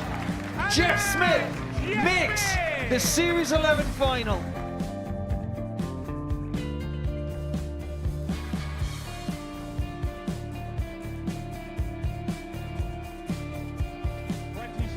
Is Usher losing his cool a little bit here? Oh, absolutely. Right now, I'd say the head's gone. And you don't have long to recover. It is very, very short format darts. Vansky's halfway to victory. He only needs 1 more. Jimmy Vansky is yet again into a Modus Super Series final.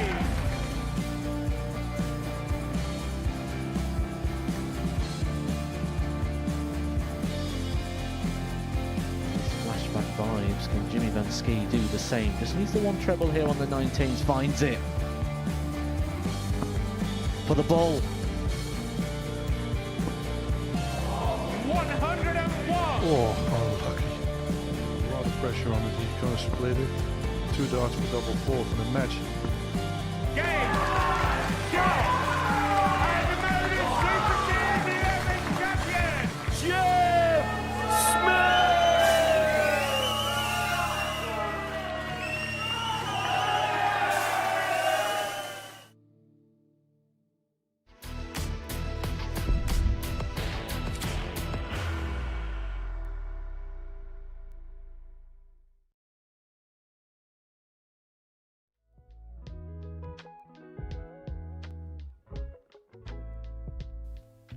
So this is what we've seen so far, and well, following 3 rounds of games, we're pretty much none the wiser as to what's happening. Stephen Johnston, Wawrzewski and Scott Campbell won in round 3, so they're all on 4 points. The other 3 players are on 2 points. So this is how the Group C table looks following 3 rounds of games.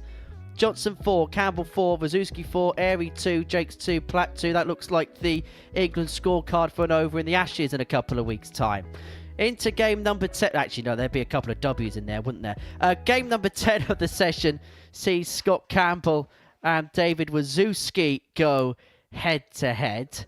And for Campbell, well, he's looking to hit for 6. In fact, the winner of this game would be hit for 6 because they'll be top of the group on 6 points respectively. And this could be the round when you look at the fixtures and you've got the likes of Campbell taking on Wawrzewski and Platt taking on Jacques. This is where we may begin to see a bit of table separation come into play, possibly. For Wazzy, it was a decent performance last time out against Jonathan Platt, 1-4-1. Average of 88.5 in that game, 4 from 9 in terms of his finishing. For Scott Campbell, now, I think we've learned what his level is today. It's low to mid-80s, finishing okay. That's kind of been his level so far. He may get joy if he stays around that level, but we know that Wazzy's got that little bit of an X factor about him. Will he show that X factor? Well, we're about to find out. First leg, it's Scott to throw first. Game on.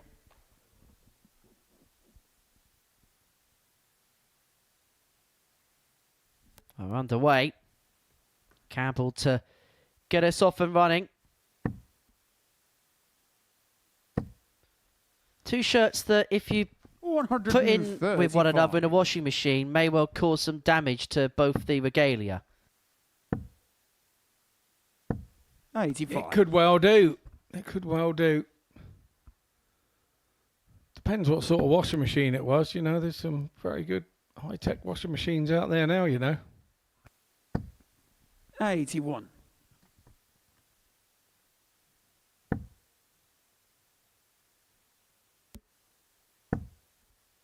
Wazzy's just doing what we kind of expected him to do, really. And it may sound as if we're being detrimental. It's actually the complete opposite. We're being complimentary. We just kind of know what we're going to see from him. And that just screams of a player that's just born of sheer consistency.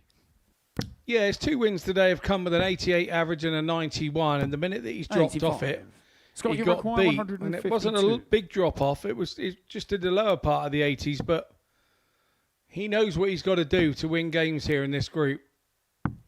Game shot, the first leg. Is an unbelievable hold of throw for Scott Campbell. 12 darter. Second leg, it's David to throw first. Best we've seen today so far.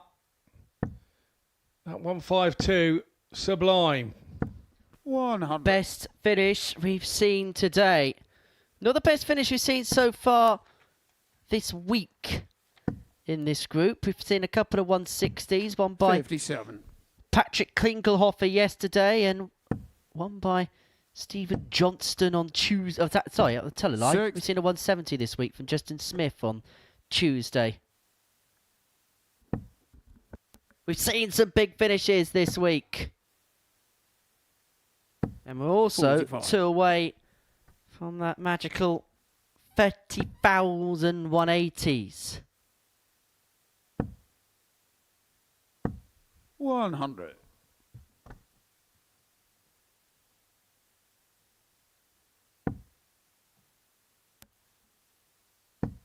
So,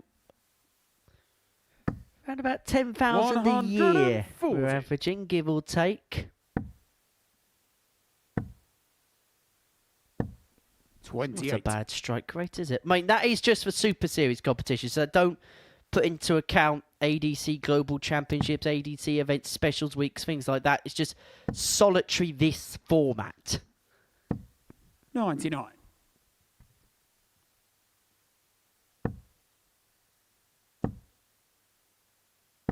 $100. Scott, you require 160. So 160s in the repertoire. If you've just done 152. Oh, almost. 100. David, you require 100. Leaves himself tidy on 60. Say now, was he fancied that following the first start to go in?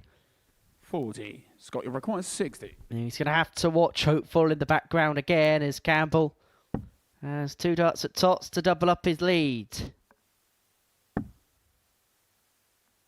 You just drop it between the Game two. on the second leg, Well, Scott Campbell. he used that as the jam for his sandwich. 2 0 Third leg, ease with a it's Scott break to in throw hand. first. Game on. Yeah, nicely done from Campbell there. Sitting on 100.2 average after a couple of legs. 22. Was he on an 82? Although that's just desiccated it by 8 or 10 points, that 100 average of Campbell, that 22. But he won't be worried about that. We talked about this earlier. It's all about the W's and the points on the league table. 42. What do points make? Prizes. That's what they make. 140. You've been watching too much Challenge TV, haven't you? Yeah, not too much of it, but a bit of it, yeah. One away. 180. And Scott Campbell may not be too far from being one away. 100. Beginning to really rally here. Averaging 95.85. Best performance by a long shot today.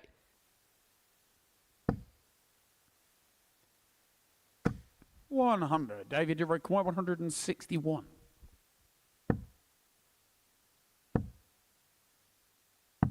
$99. Scott, you require 157. He's already taken out the 152. He scared the 160 in the previous leg. He ain't going to take out the 157. So was he for the break back 62? Yeah, look to have changed his idea mid-throw there. Oh, that's an interesting one. 13. Well, David, you require it was 62. touching. Just about squeezed in, but maybe academic anyway. Or Scott, you require could those extra 3 points make a tricky 147 a little bit easier than 144 because he could just stay at the treble 20 bed?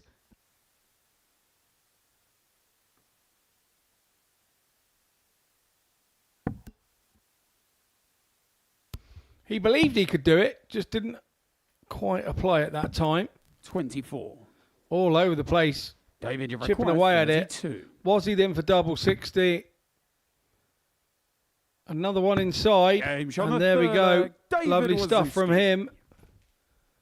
Gets a leg on the board, and of course, Full flag, it's David to throw first. Now his throw, so game on. After the blitz of the opening couple of legs where Campbell was sat on 100 average, 100. could have a blitz of Wazzy's own to peg him back. First start, tremendous. 140. Yeah, these two are given as good as they can get here. Proper contest. 62. Spurring each other on, aren't they? Two scrappers jousting it out. Simple as that. 134. Will not give away a drip of blood, these two, when on the off key. 45.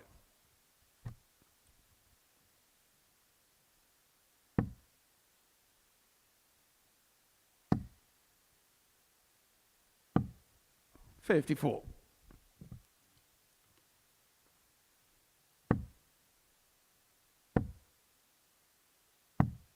$84.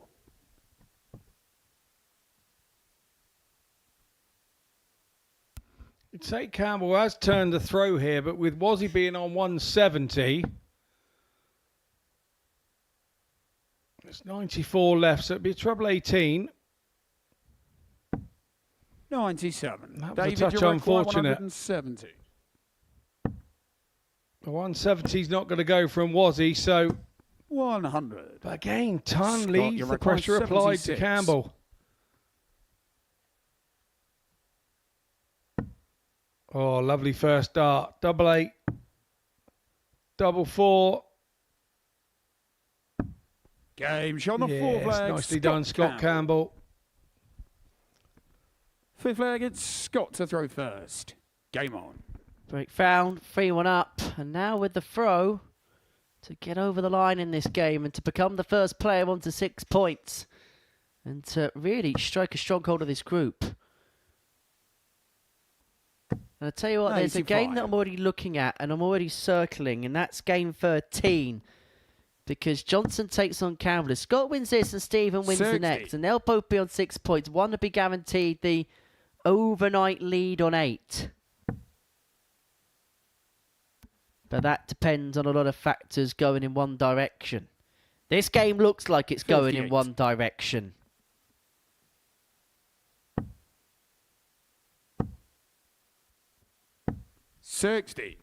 However, just as things look as if they're going in one direction, it'd be the story of my life that it goes the other way.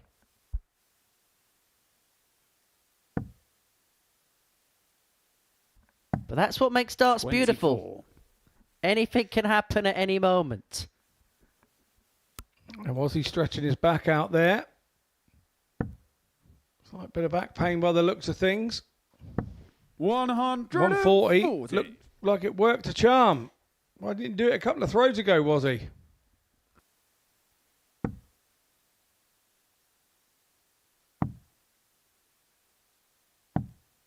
$46.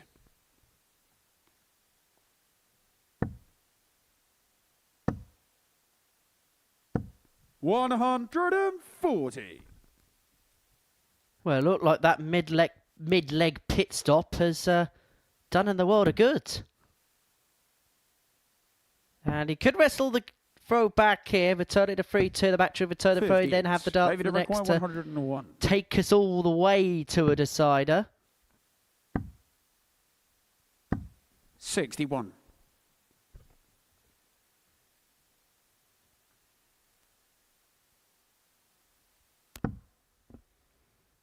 Campbell will be looking to put a dent in this. This is a fairly big dent. 121. Unfortunate for the one. David, it required 40. Game shot on the 5th. Back to 3-2 and back on throw. Wawrzewski breaks back. He's going to have to break Campbell again to win this game, but first things first, do his job on his throw. Game on.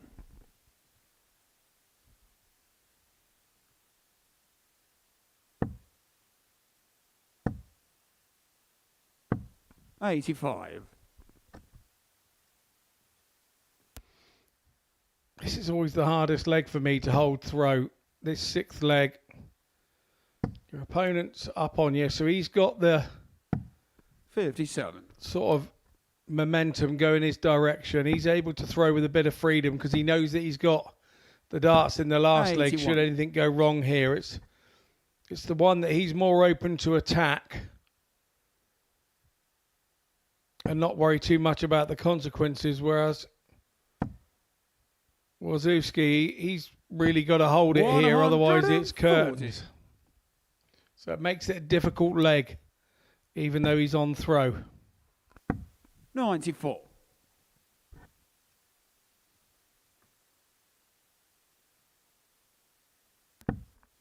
This could be the max. This could be the max. 121. That is not going to be the max.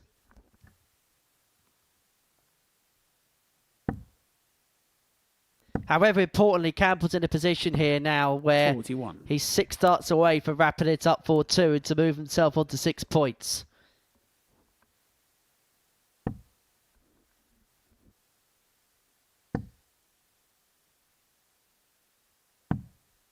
$49.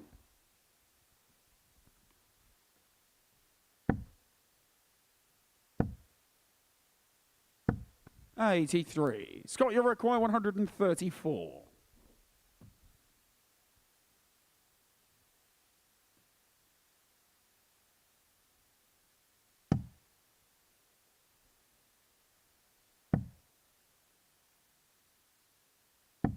$94. David, you require 117. He's not going to find the 117, Wawrzewski, so Campbell's going to get 3 darts here Scott, at double top to 40. Get over the line and cross it to 4-2 winner. In it goes, and Scott Campbell assumes top position in the group. 6 points we said was the minimum total that a player would want to get to overnight. Scott's got to that mark and he may well get to 8 for Wazzy. The progress he's made, it's just hit a bit of a stumbling block. That's how the game went statistically. Campbell a 4-2 winner. That 1-5-2 in the opening leg really set the tone. Next up here is Stevie J against David Airey.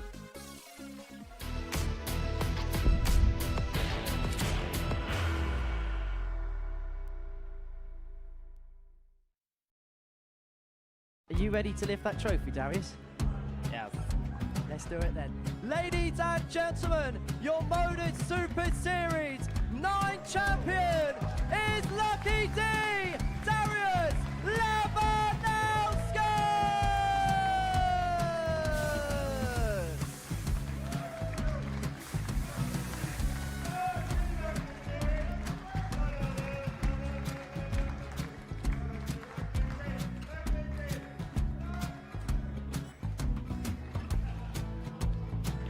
Well, what a wonderful night of darts we have seen, and we are ready. Our champion is ready, and it's trophy time. So receive the trophy. £25,000. The new Modus Super Series champion, the Terminator, Marvin Van Velzen.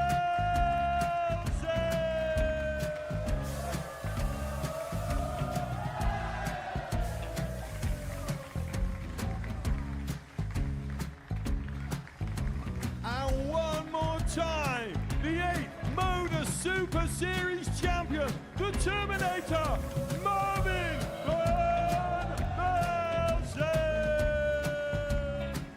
And the new Modus Super Series champion is Andreas Dirty Harrison.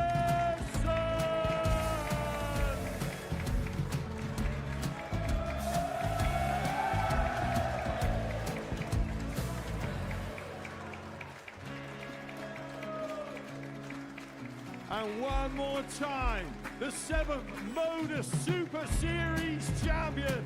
Give it up for Andreas Dirty Harrison. The moment we've all been waiting for.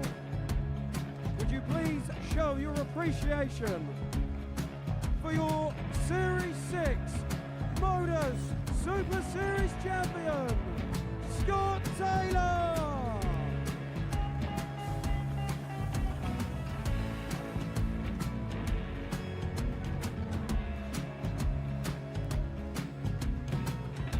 One more time, your new Modus Super Series champion.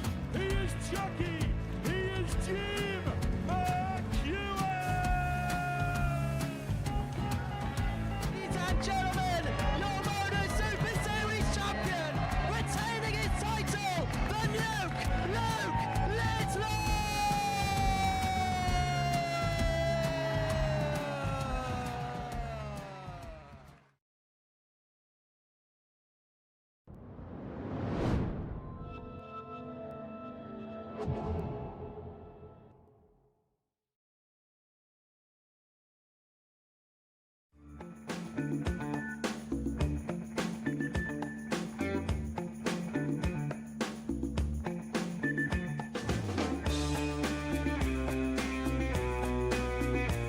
Right now, Mervyn is too busy winning.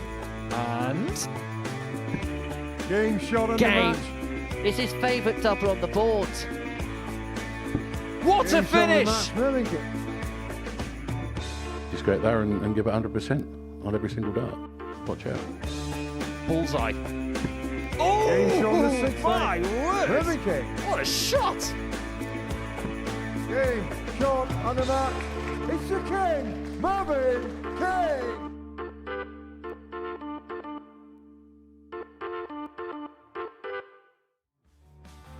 Looking ahead to another appearance at the Alexandra Palace in December is Mervyn King, and he is going to be in action in Group A next week. Archie Self, the reigning Lakeside Boys champion, is going to make his debut here at the Super Series. I know there's going to be plenty of people seeing how he gets on.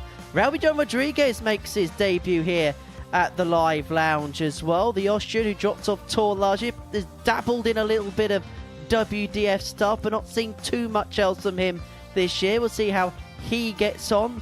Group B sees Romeo, Dart Val, Romeo Gerbevach in action alongside Dean Finn and Tommy Lishman. And Group C, Martin Turner. Our own Trina Gulliver is going to be in action alongside James Welding. That gets underway on Monday morning for 9:30 in the morning. And it's going to be live on Pluto TV. Well, game 11. Stephen Johnston takes on David Airey. Before the break, Scott Campbell got the better of David Wawrzewski by 4-2. The impetus sent out right from the get-go with that 152 checkout, 4 from 6 in terms of his finishing. Scott in that game. He's on 6 points in the group. If Stephen Johnston wins this game, he'll be on the same mark. If David Airey wins it, then we'll have Scott Campbell on 6 points. And a guarantee after that of there being 4 players on 4 points and the loser Platt and Jacques in game 12 being on 2. Really cannot make up this group so far.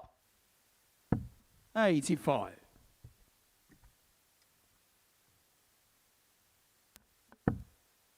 In fact, there's a possibility if Johnston wins this game that you would have had 41. Every single way this table could have been uniformed. Exactly the case in the last 3 rounds. Everyone on 2, then the 3 split on 4, the 3 split on 2, and then the 2 split on 6, the 2 split on 4, and the 2 split on 2. Can't split them. Sure can't. But did we not say that at the top of the show? Well, I think we did. It's like we occasionally know what we're talking about, Scotty. 140. We watched a game or two, haven't we, our lad? We've watched a game or two. It's always fun watching a game of darts with you, Scotty Dog. Always fun. 55. Stephen, you reckon 136. Well, 6 starts here for 136 for Johnston to get up and running in this one. 96. He's had spells so far today, Stephen, where his best stuff has probably been the best of anybody in this group. He'll feel as if he could just harp it on a bit more of a consistent basis, he could really make some inroads towards the end of the session. 40. Yeah, you're absolutely right. I think he has. 20. But I think if I was a player and I was playing in this group, I think I'd be feeling if I could stay with Stephen Johnston, then he was always going to give you a chance at the end of the leg. Because he's not just going out with that 1 and 2 darts 65. at the minute. Stephen, required 20. He seems to be taking a couple of visits to get out.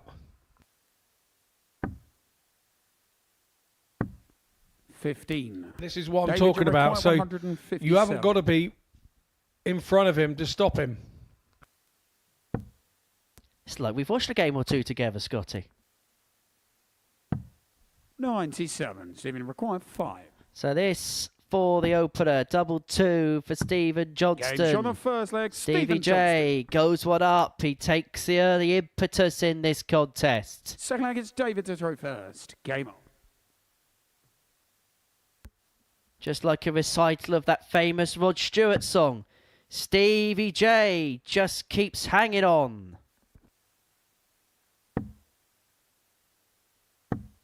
30.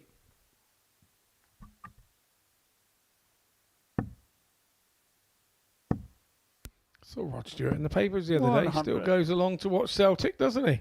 Indeed he does. I think he was with one of the bookmakers on the odds list for next manager. 60. I believe he also has a football pitch in his back garden or something. Definitely has a Full goal, size, doesn't yeah. he? Full-size goal, at least, 96. And that's how he stays young, apparently. Goes out kicking a ball about. Couldn't think of anything worse. As long as he's staying away from cup draws, we'll be absolutely fine. He wasn't invited for the Global Championship one, I can assure you of that.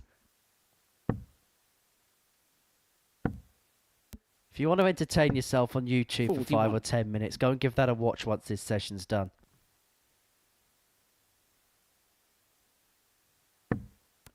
David Airey here has a logo on his left sleeve 50. just hanging on.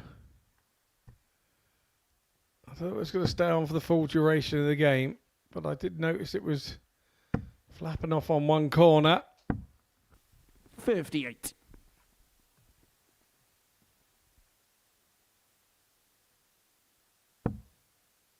Well, that ADC patch clinging on, and his hopes perhaps clinging on 140. if he loses this particular contest against Stephen Johnston, because defeat here really would see him in the mire somewhat, because you'd have two players in Johnston and Campbell that 140. surge clear. David, Remember, them two got to play each other in the 121. final round of games.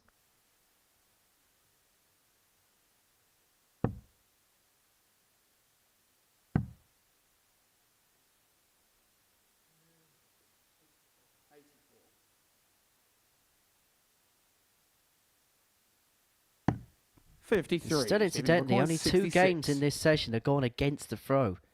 Scott Campbell's win over David Airey and Stephen Johnston's win over Peter Jacques. Game shot the But second Johnston will be leg, hoping that Stephen the trend's going to Johnston. continue in terms of players holding on to their throw Third leg, it's when Stephen having to that throw advantage first. at the beginning of Game the on. contest. And he's found himself a break there. 2-0 to the good. The man from Falkirk who's going full steam ahead. 81. Yeah, nicely done there by Stephen J.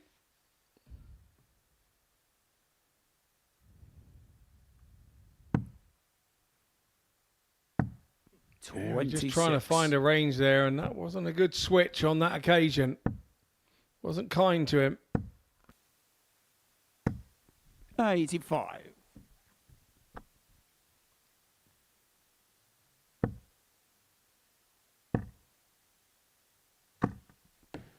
$80. He's having no luck, David Airey. Even when he is hitting the target, they're not holding on. No such problem 140. for Johnston. Surging in this game and surging in this group. 58.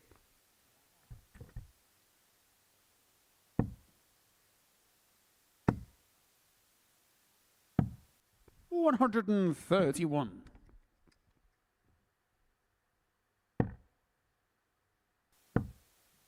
Well, 64 left after a 100. dozen for Johnston Stephen to requires 64. put himself 3-0 up and to put himself a leg away. 2 and had a double 8.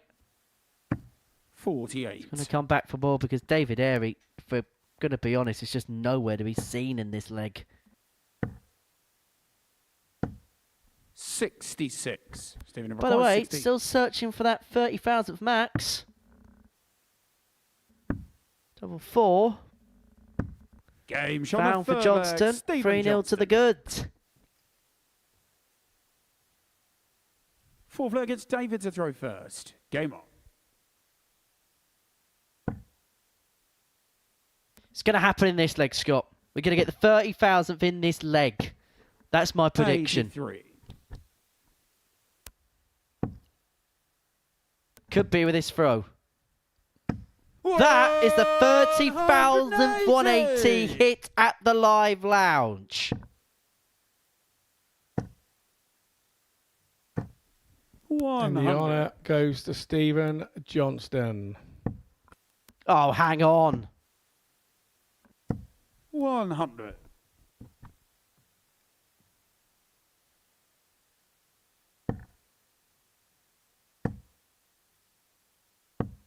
$60.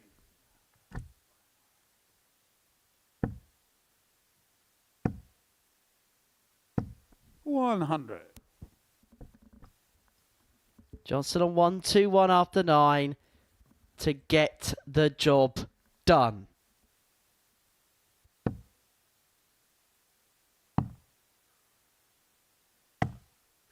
$46.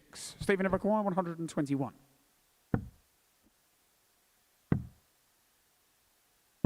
$57. And in the second leg in a row, he's left himself on 64 after 12. He's put in 2 real good legs just to brush past David Airey there. This has been a real good professional job from Stephen Johnston. It's just getting the job done with real efficiency and no quibbles, no messing about whatsoever. Back-to-back 15s in the last couple of legs to get over the line. A 4-0 winner. And that puts him at the top of the group. Him and Scott Campbell both on 6 points. They'll play off to see who gets to 8 at the end of the session. That the tail of the tape. That 180 for Johnston, meaning it was 30,000 in this building. Next up, Jonathan Platt takes on Peter Jacques.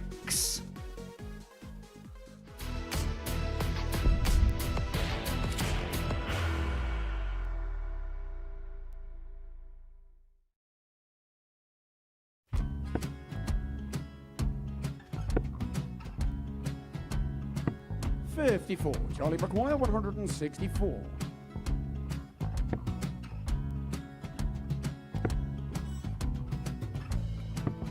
$44.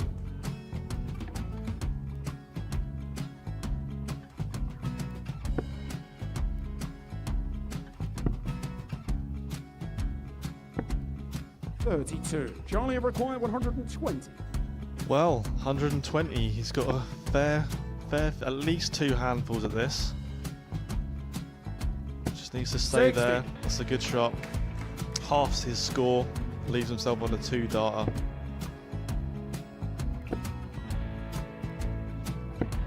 $26. Charlie Time on his McGuire, side 60. to become back-to-back singles champion.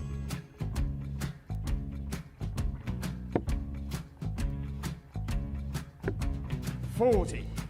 Definitely a couple of nerves in those last 2 darts. But he'll be coming back. It's a moment he's been in before this situation. Standing at the back of the stage, approaching the hockey with a chance to win the title.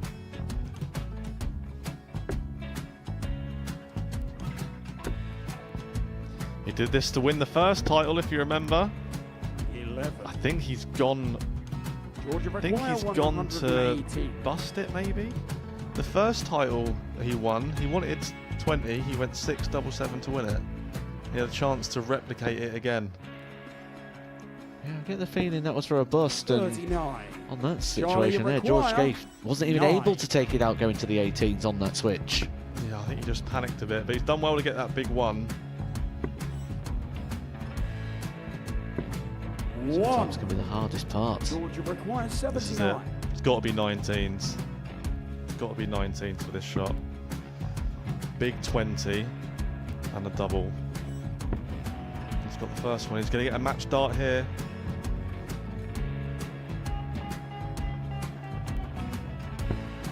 $59.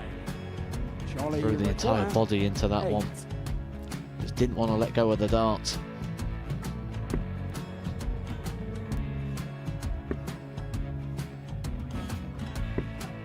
No score. He's given George a chance. Georgia require 20. I think George has been quite good on double 10 today. So many opportunities for Charlie Murphy. Couldn't get the job done. The match! And the Red Dragon George Modus Skate. Super Series Influencers Champion, George Skate!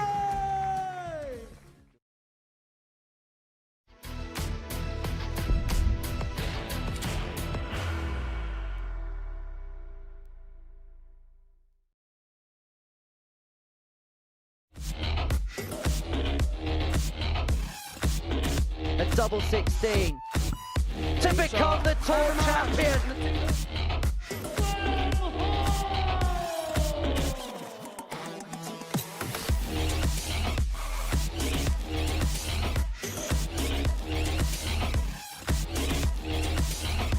To end a fairy tale year of return of the title, double 4. WADC Windbound Championship Tour winner, Gemma Hayton! 100. But that is a visit of a champion. For the chance nonetheless, this will be the first topper of the Championship Tour finals. She has double 19, Shanghai in the 19s. and she does so. Game started. But she only needed the one.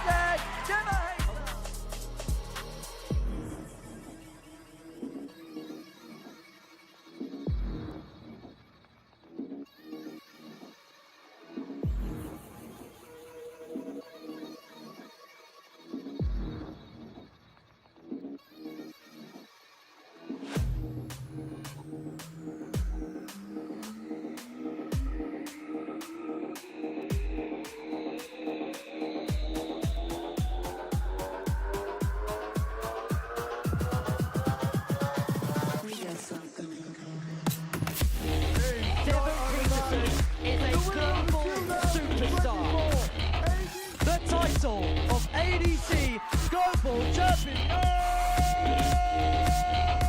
the African Warrior, Devon Peterson!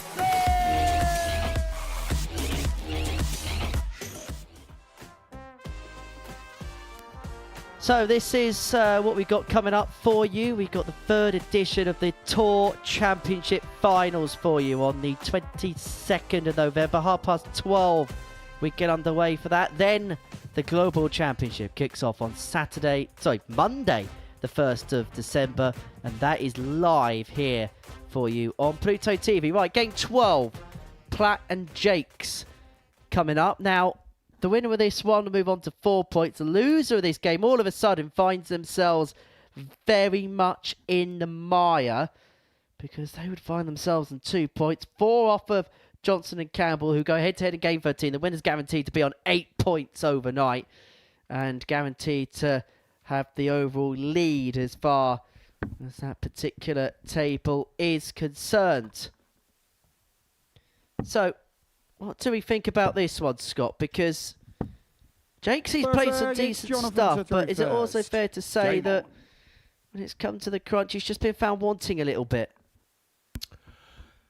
I think a little bit of both. I think a little bit of sort of some of the players have played pretty decent against him when he's been playing decent, or if he's dropped off, he's been punished for dropping off for a couple of legs for me. I think this is a really important game for him. I think exactly as you say, you cannot be dropping off that top 2 spots by too far at this stage in the day. And you want to be up around that 6 points when you finish. And 55. He was in his last game, so. But he has to, for that to have any relevance, he has to really, you feel, win this one as well. And if you look at Platt, he's in the same boat. He's got David Airey last game of the day. 60. And he needs this one to sort of be able to make any inroads for him. So we said it was going to be like this down the card. 140. And the guys that are generally playing today, with what we've seen all week, aren't the guys that then sometimes play well tomorrow. So it's making hay while the sun shines and making the best of a bad job at the same time sometimes. Are we seeing a carbon copy of Group A here? I think so. I very much think so. I think, the guys are going to have to prepare well tomorrow. Obviously, 2 from 6 makes the group a very difficult group. Group C is always difficult.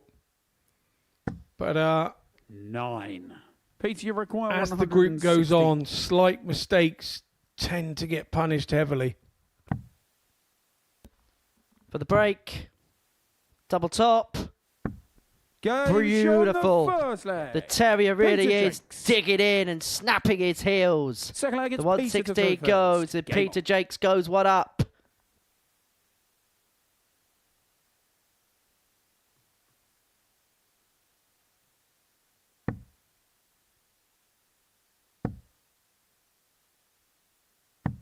$92.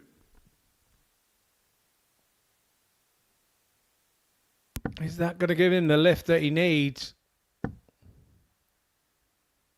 Is it going to put Platty under pressure? We said earlier that Platty's been feast or famine today. He's been 2 in the treble, Well, nowhere near, hasn't he? He's been one of those for him today. I don't know whether that gold watch in that chain in his pocket is weighing him down on one side 121 of that waistcoat there, but yeah. And that's a prime example of what we've been talking about, that visit. 180. Well, that is 180, 30,001. Well counted, mate. Lovely job. 60. It's a very big tally chart. 102.13, the early average for Peter Jacques at this present moment in time. Got out quick, didn't he, in his game against David Airey, and we're seeing a 97. similar pattern against Platt.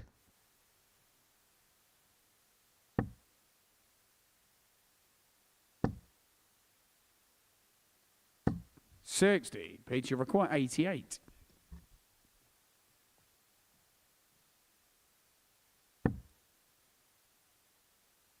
Number 14. Game shot the second 2-0. This Peter is really Jacques. good so far for Peter Jacques.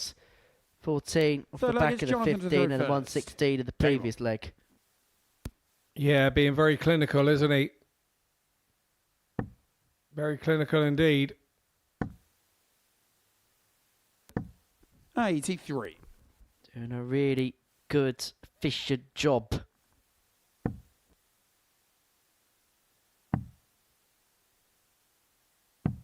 $56.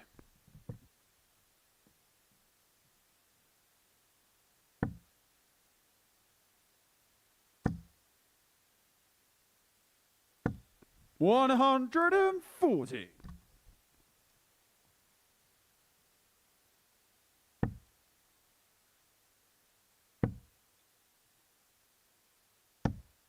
$28.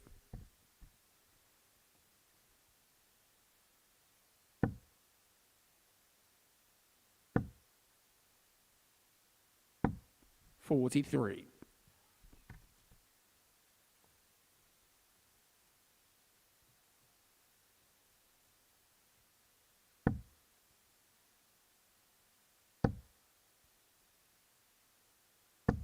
$140.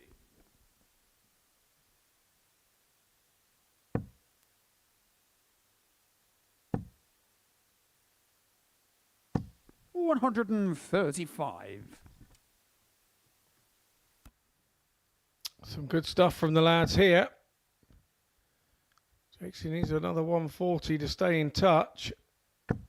100. Just the Jonathan, ton, you so require it's 6 100. starts from here for Jonathan Platt.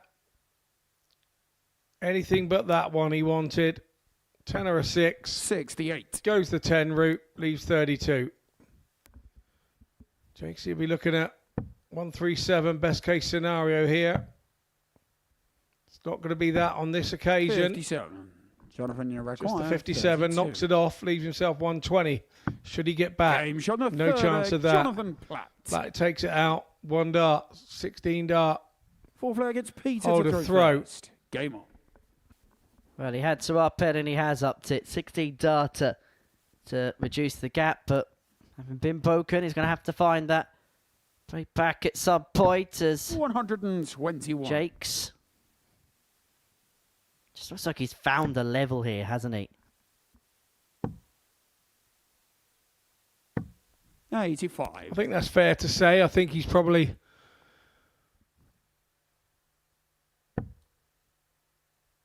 got the table probably up there live in the back room, and 140. it's hard to ignore it. Some players try to sit their seat away from it, don't look at it, glance at it on the way by, but you're always aware of it in the players' room. It's there for you all 100. to see, and like I say, in the past, there's always one there going, if you win this one and I win this one and he wins that one and you go past him, and there's always one in the group that's working it all out. And there's 60. always one in the group that doesn't want anything to do with it whatsoever. They just want to play. However, they got no choice because everyone else will just tell them anyway. Yeah, you have to borrow a set of earplugs off of Merv King if you don't want to know what's going on. 140. He's going to be here next week, Merv. Part of the Group A offering. 140. Well, having a tour card back, I suppose, be one of the last times we see him.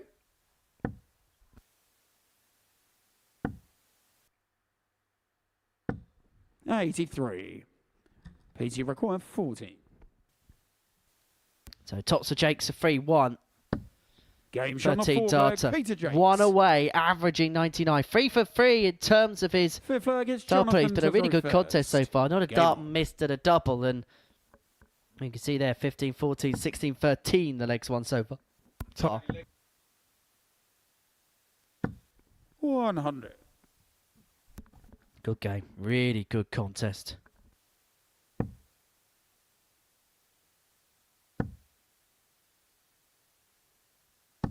$140.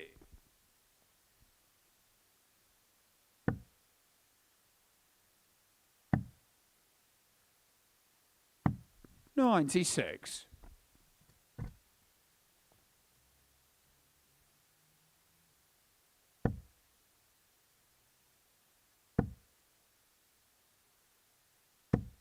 $100.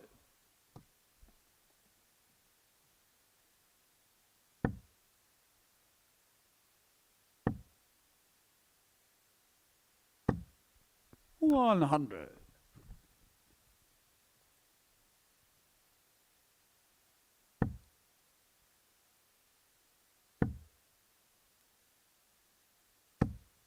$100. Yeah, that was a touch unlucky for not to be more from Jacques there. Leaves himself on the 161. 81. PT required 161.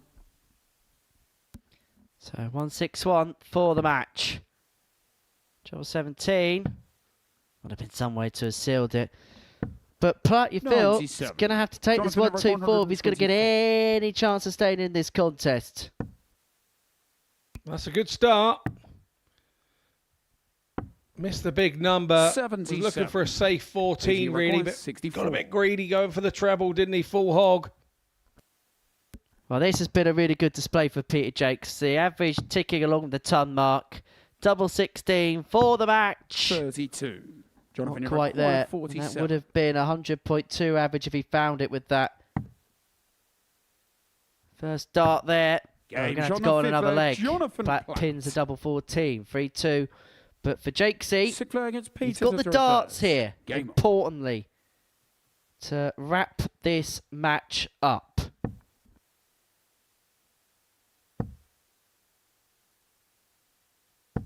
$140. Yeah, brilliant start to the leg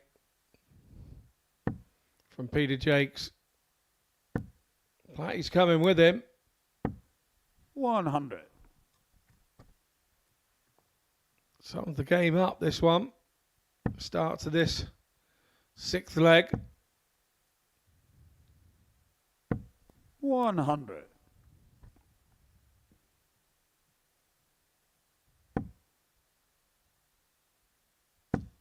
Platt now under pressure, and you can see that.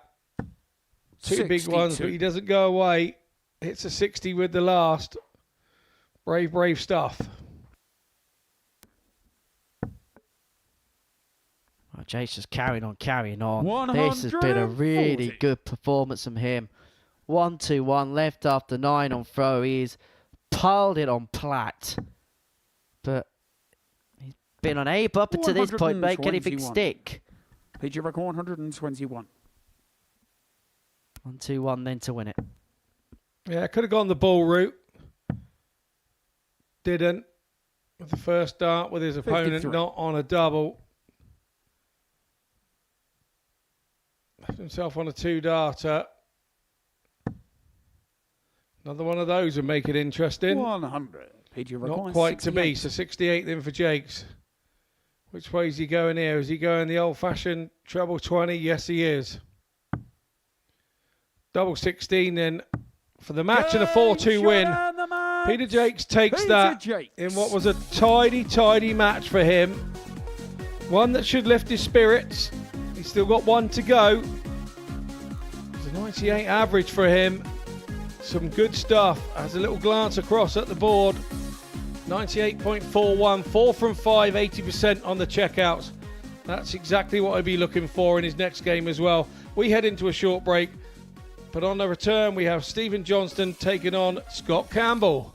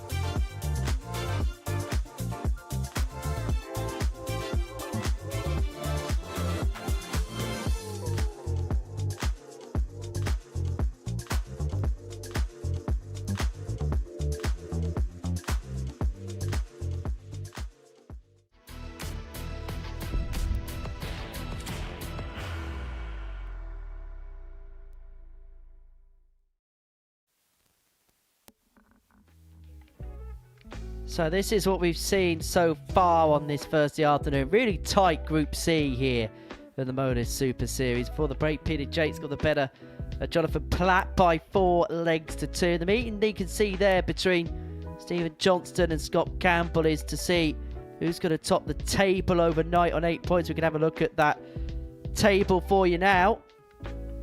And there you can see Johnston and Campbell both on 6 points. There's a uniformity about the table. Wawrzewski and Jacques on 4 points. Airey and Platt both on 2. As we go into the final round of matches in this Thursday afternoon session. Now, insert Spider-Man meme here, because that is Scott Campbell wearing David Wawrzewski's shirt. The David Wawrzewski Alzheimer's Society UK shirt, the Forget-Me-Nots on there. A beautiful tribute there from Scott. Up against Stephen Johnston, the winner, who's on to 8 points, will be top of the table. That will be a guarantee for the winner overnight. Question is, Scott, who's it going to be? First leg, it's Stephen. Yeah, it's going to be a difficult one, this one, to call.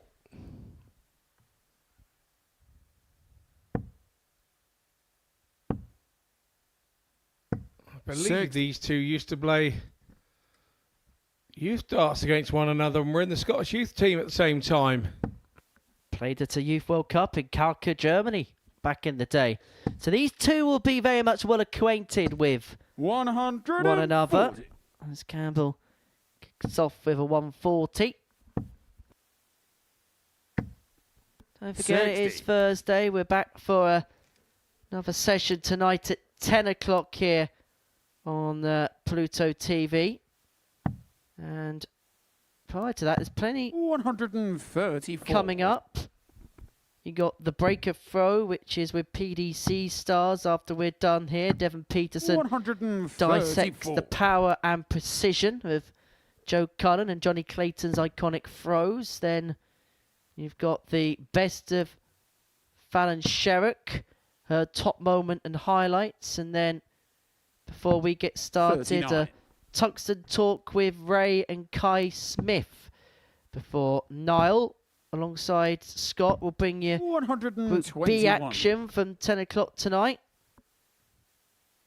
And then after that, Influencer Darts. Showdown 3 with you up until about 7 a.m. 100, which features a man who's going to be in the jungle in a couple of days' time, an Angry Ginge. Well, this would very much make Stephen Johnston smile if he can find the ball.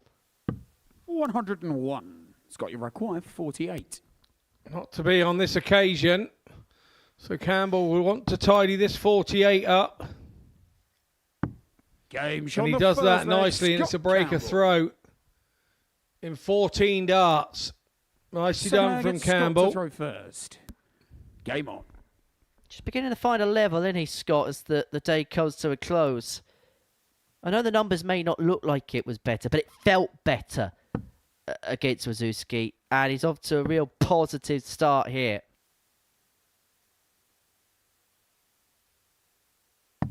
$92.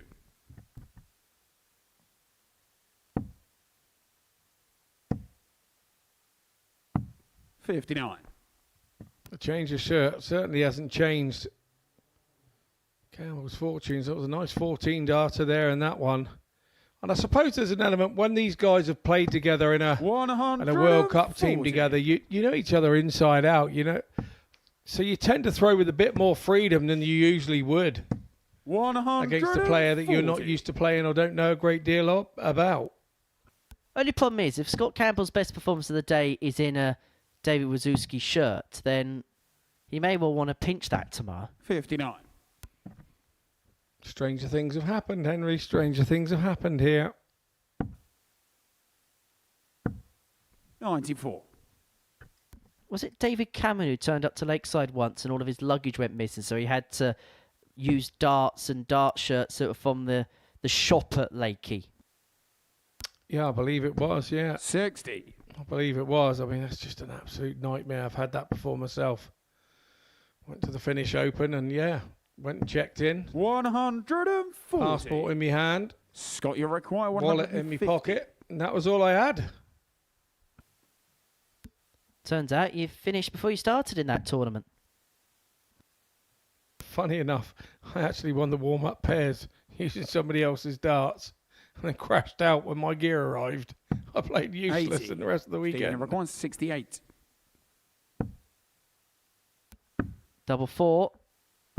64. Don't go Campbell for 2-0. Requires 70.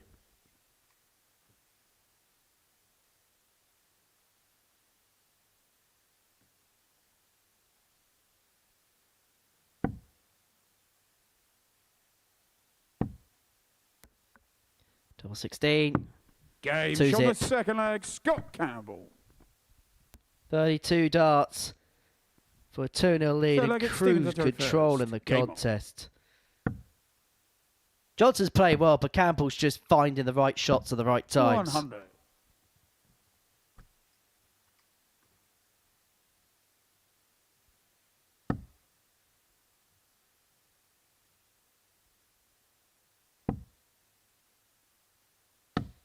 60.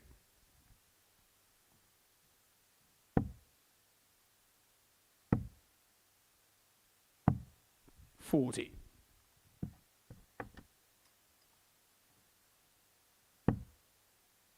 Johnston unable to buy a treble with that visit. Is he going to get away with it? 45.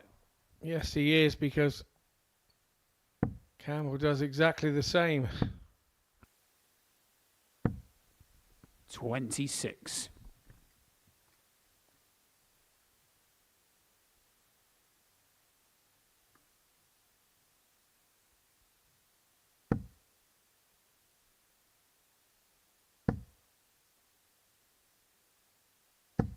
100.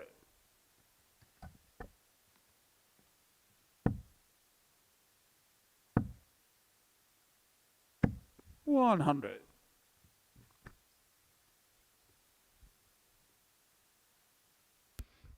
Last treble 20, muchly needed by Johnston to stay in touch. 100. It's blow for blow here at the minute. And that was a good result after a 1 with the first start from Stephen.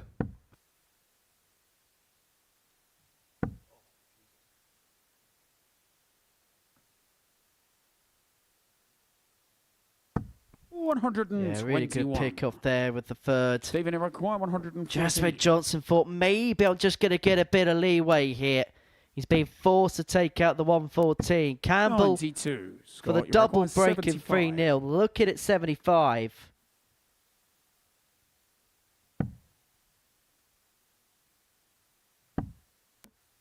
Double top for 3-0. Game shown the This third is really leg. good. 3 for 3 on his doubles, and he's just shutting Stephen Johnston out. The door is being bolted shut at this present moment in time.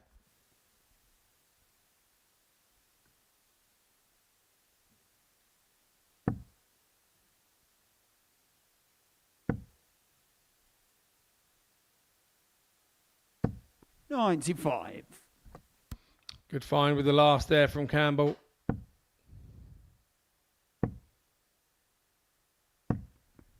$85.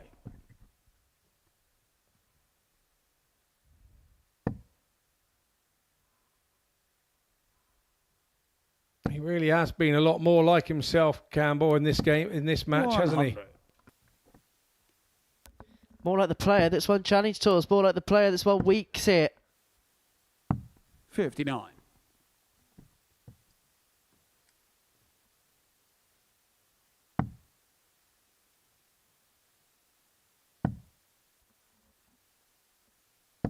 $96. Just doing a real professional job. Average of 91. But just doing everything just right. Yeah, trebles and scores at the right moments, just when he needs them. 41. Right on cue. Leaves himself 169 and offers a door of opportunity to Johnston. If that had been a 140, we're looking at a different game. 112 left, 95 left, so we'll stay there. 95. Treble left in 38, double 19. He's sat there on 74 now. Needs a treble here. 60. Scott, you require 74. And you fear that's not enough? Well, you fear that's all she wrote. Because Scott Campbell's looking at double top here to complete a 4-0 win. It was 4 out of 4 on the doubles as well. Campbell. It was a really good display from Scott Campbell in that contest. He gets the better of Stephen Johnston by 4-0. And it's that man in your picture with the forget-me-not shirt who is top of the table overnight. 8 points to his name. What a turnaround from yesterday where he didn't pick up a single win. That's how he did it, with a perfect display on the outer ring. Campbell gets the better of Johnston by 4-0. Coming up after the break, Peter Jacques takes on David Wawrzewski.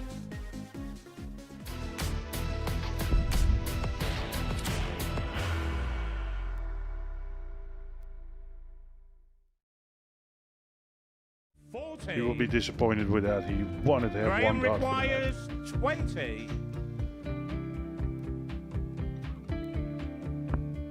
Graham Usher wins the first game of Champions Night, and it was an absolute ripper.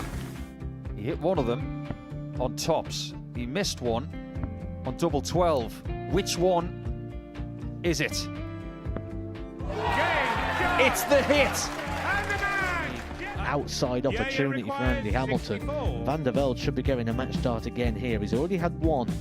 Mr. Dart at tops for the match to win 4-1. And he Dart at double 16 gets the job done there for Jurgen van der Velde. He gets over the line with a 4-2-6. Did he go for tops, or did he just overshoot the single? Jimmy doesn't care. Jimmy just looks to eat this up to make the semi-finals for the second time. Adam Gablas has been eliminated.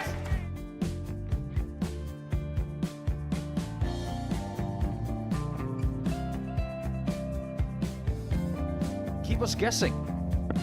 This time he's trying to leave double 18. He knows best, and he takes the lead.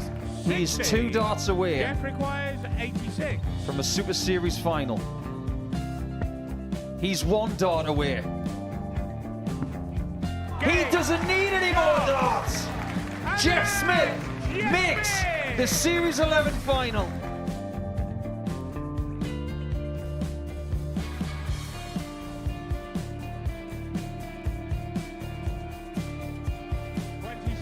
Is Usher losing his cool a little bit here? Oh, absolutely. Right now, I'd say the head's gone. And you don't have long to recover. It is very, very short format darts. Vansky's halfway to victory. He only needs 1 more. Jimmy Vansky is yet again into a Modus Super Series final.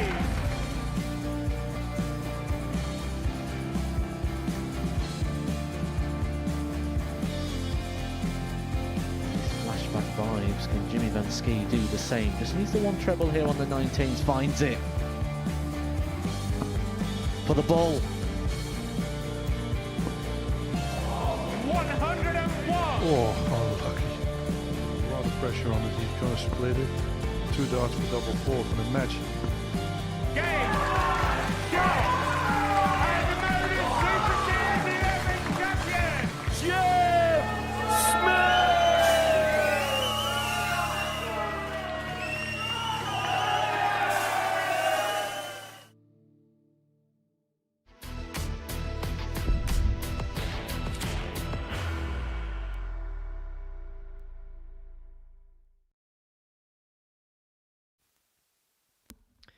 So 2 more games to go in this Group C, but we already know who's going to top the table overnight. And that player is going to be Scott Campbell, courtesy of a 4-0 win over Stephen Johnston before the break, average of 88.41. A perfect doubling display in that contest. 4 out of 4 in terms of his doubling. For Dave Wawrzewski, he can finish his first day on 6 points. He can't overhaul Stephen Johnston. In fact, Stephen's going to find himself on 6 points in his second place regardless of what happens, because both players on 4 points minus 1 in terms of legs difference. So this effectively is a playoff to see who's going to finish 3rd in the group following the end of the first day's play. And I think Wazzy would be the one that, if he was to lose out in this one, would be the most bitterly disappointed with the way the day's gone, because he's looked as if he's become the most consistent performer. I know Peter had that really good performance against Jonathan Platt in his previous one, but it's felt like Wazzy's kind of streamlined, hasn't he, throughout the course of the session. 60. Yeah, we said it at the top of the show that you know exactly what you get from Wazzy. It's that 85 to 90 bracket. And yeah, that's exactly where he's been His lowest average today in 82, and he's been sort of 45. 84, 9, 5 and up from there with his other 3 games. And yeah, you could say that he could feel a little hard done by if this one doesn't go his way. But 140.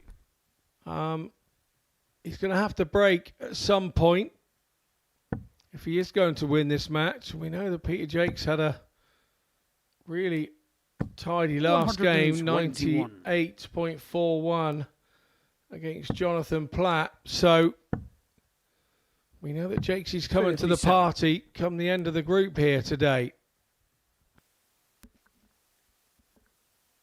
If he gets onto 6 points, he's in a very good position. Whoever gets onto 6 points, the winner of this game, will be in a good position. 90. And because they play before Campbell and Johnston play tomorrow as well, because obviously the fixtures, they flip on its head, then all of a sudden, they play themselves really back into contention. If they could do the double, whoever could get over the line this afternoon, the goalposts dramatically swing. Yeah, it's always better to have the points on the board rather than in the air where you think, oh yeah, if I win this one, I'll get these points or whatever. Always best to have them on the board before the leaders go. Nice little 64 finish there from Wazzy to break throw. So Jacques, he knows he's in a game here already. And that was not the answer to what Wazzy was looking for to open up leg 2.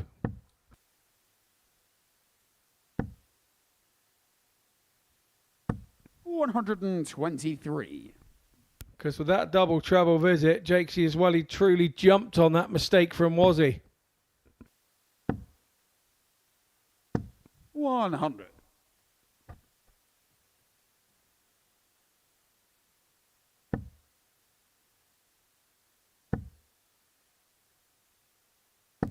$100.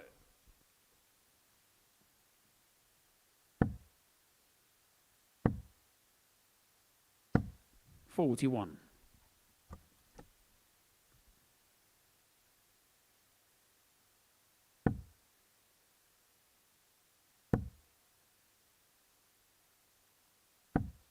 52.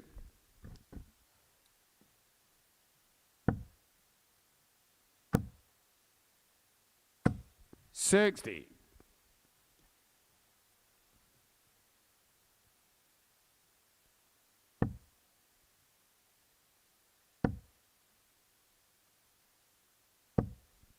41. Just not quite going for Jacques here as it did in his last game. 100. Wazzy finds a treble with the last dart, which is really relevant.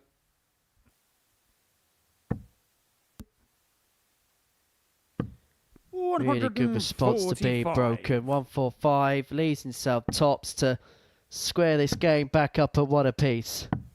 47. Peter required. Was he having done all the hard work in leg 1? He's just basically gift wrapped the break back. Game on the second leg. Peter Jacques is in no mood to decline invitations, and we're back on level terms at 1 apiece.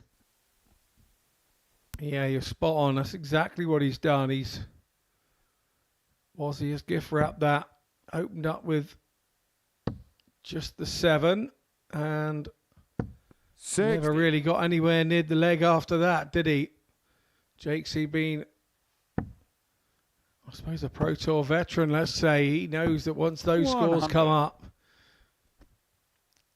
you've got to jump on them like a kid on a bouncy castle and really enjoy jumping on it as well.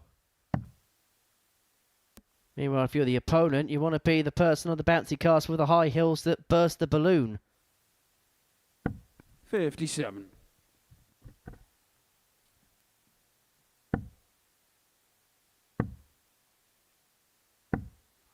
9.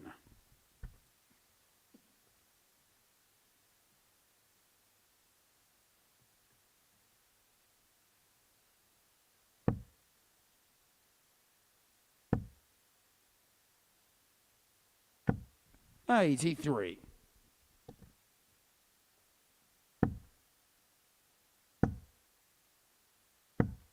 85.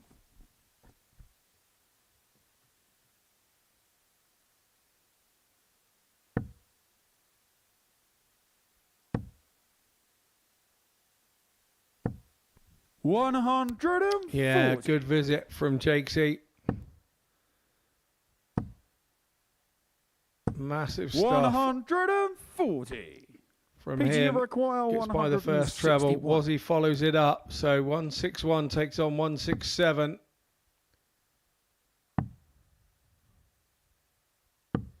$89. David, you require 167. Yeah, nicely done from Jacques. 55. Oh, PG that was require unlucky. It wasn't a 72. treble. So it looks like Jacques is in charge here. Double top for 2-1. Game shot on the He's third. finishing on Peter point, Jakes. 2 for 2, just like it was in his previous game, which was 4 for 5. Fourth leg, it's So out of David his to throw last first. 7 doubling attempts, he's taken out 6 of them.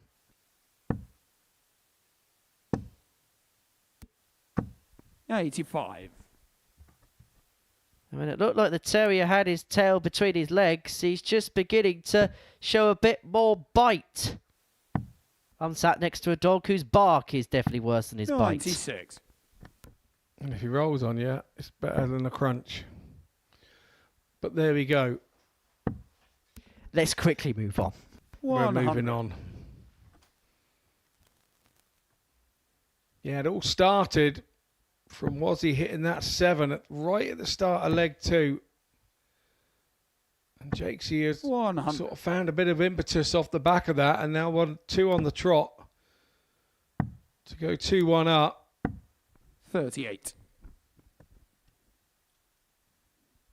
He's like a terrier on your trouser. He doesn't let you get away.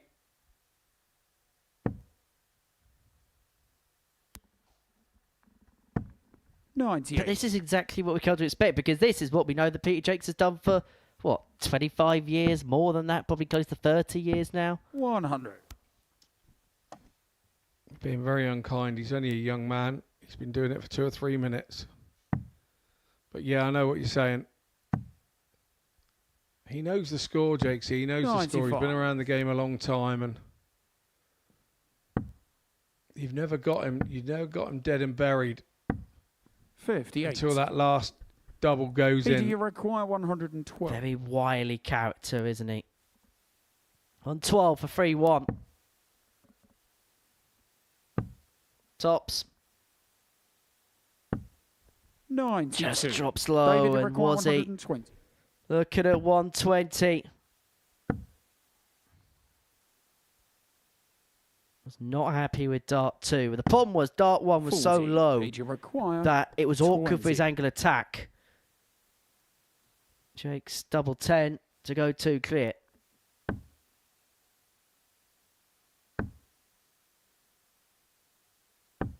$10.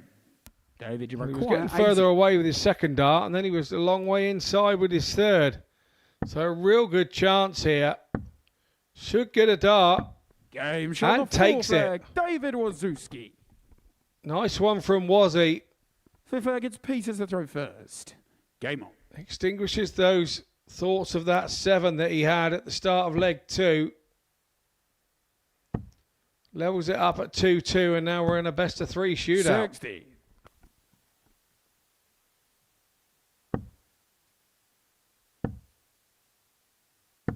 $100.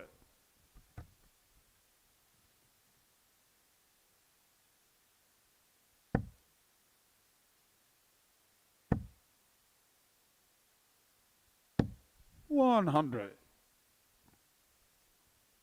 Yeah, that was really unlucky for more from Peter Jacques, but 100. Wazzy's now back in the groove, hasn't he? Now he's got that leg, his tail is up again.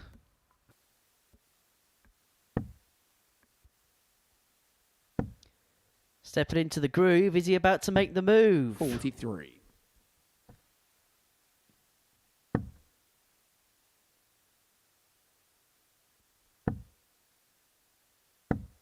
$66. However, Jacques, he turns it on here. His hopes might be like a prayer.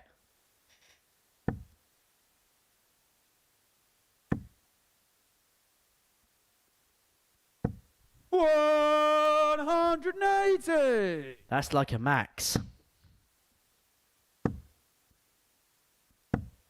36. And now we've got to change Peter, a you point in this require game. 180. It just feels like Wazzie's just beginning to feel the heat a little bit here. Peter Jacques has got 6 on the 118. Tops. 98. And to be honest, the surprise was he missed. I think a lot of you at home, and I think us in the Kelchy box included, probably expected that attempt at tops to be taken.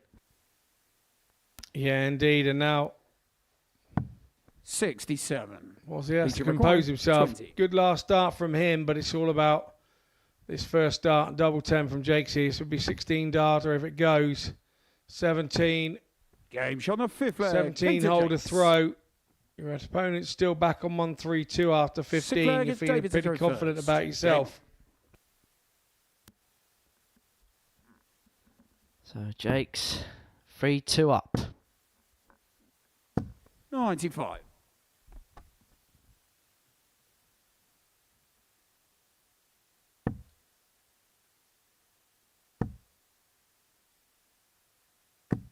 $95.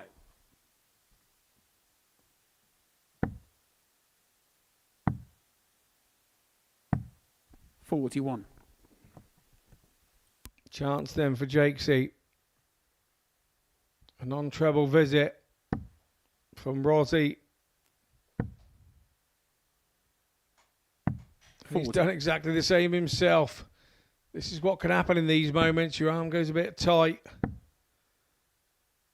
And then bounce back from Wazzie. The opportunity not taken from Jacques. Wazzie goes back in with a 180. 140. Good response from Jacques.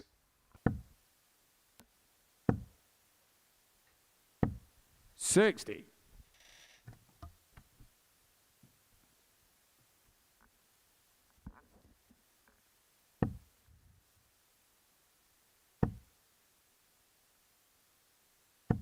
$100. Well, Wawrzewski David, looking require to clean up the 125 to take us all the way to a last leg decider. Treble 20 for Tops. Tops are 3-3. Tops are 3-3. That's incredible for David Wawrzewski. He was right under it there. He knew he had to take it out, particularly the way that Peter Jacques has been finishing. He finds the 125, and we go the distance. Here's third ton plus checkout today. Already done a 96. 114 against David Airey. A ton against Jonathan Platt, and now he has the 125 against Peter Jacques.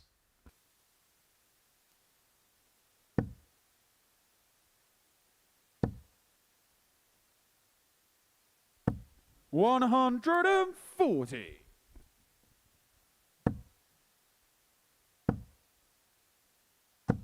81.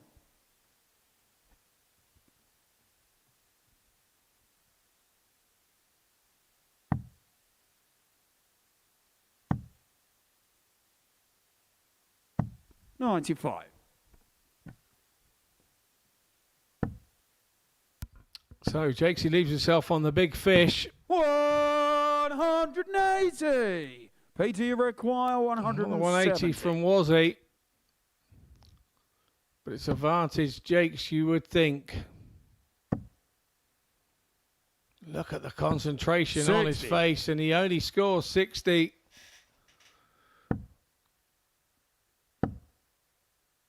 Needs the treble. 41. Maybe the switch would have been better there to an open target. So this, to get over the line, it's going to stay there to leave double 15. 58. Well, Wazzie took out the David, 125 in the previous leg. If he takes this out, it'd be some recovery effort. That's a beautiful guide. Gets the second, double 18. Would have been a real fiery finish for Wazzie. You require 52.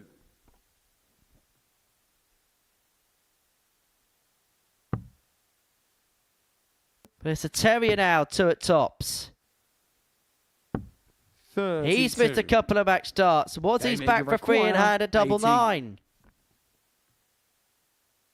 for 6 points. He splits and hits the double 4 to put him on to 6 points overnight. Peter Jacques will feel rather sore after that one, you feel. But David Wawrzewski, my word, did he battle and scrap for that. The 1-2 fighter taken all the way, seemingly crushed Jacques. That's how he did it. Decent doubly, 4 from 6. Peter Jacques with a couple of match starts. They came and went. Airey and Platt end the day.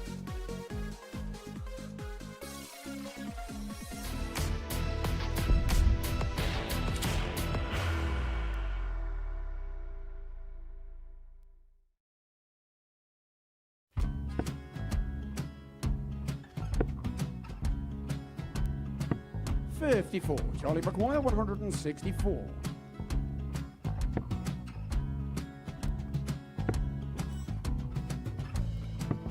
$44.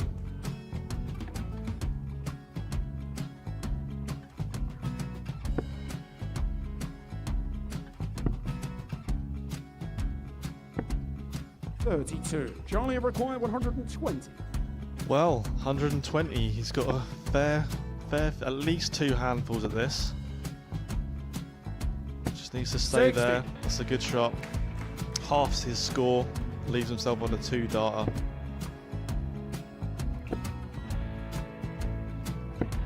$26. Charlie Time on his require side 60. to become back-to-back singles champion.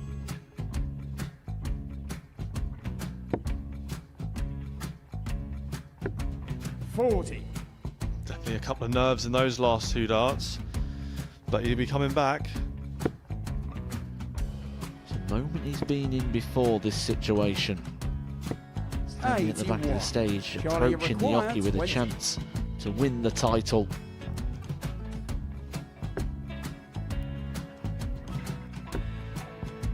He did this to win the first title, if you remember.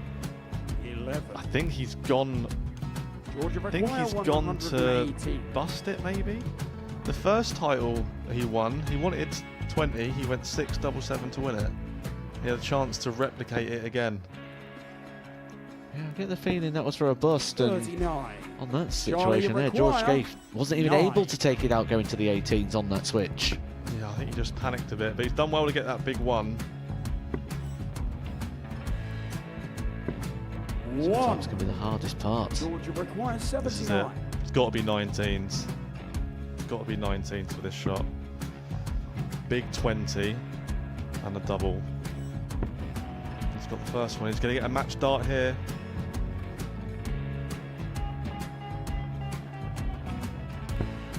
$59. Charlie Threw the entire require body into that 8. one. Just didn't want to let go of the dart.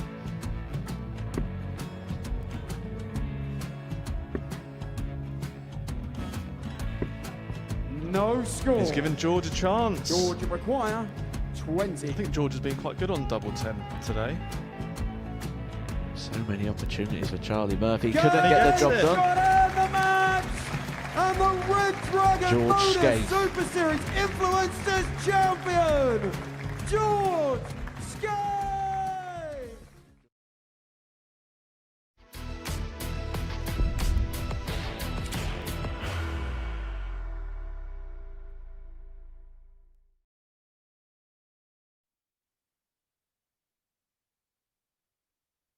So, final game of the afternoon is a meeting between David Airey and Jonathan Platt, the bottom 2 in this Group C. The winner moves on to 4 points. Dave Wawrzewski aided and abetted by that 1-2-5 checkout, turning the tide in his game against Peter Jacques before the break.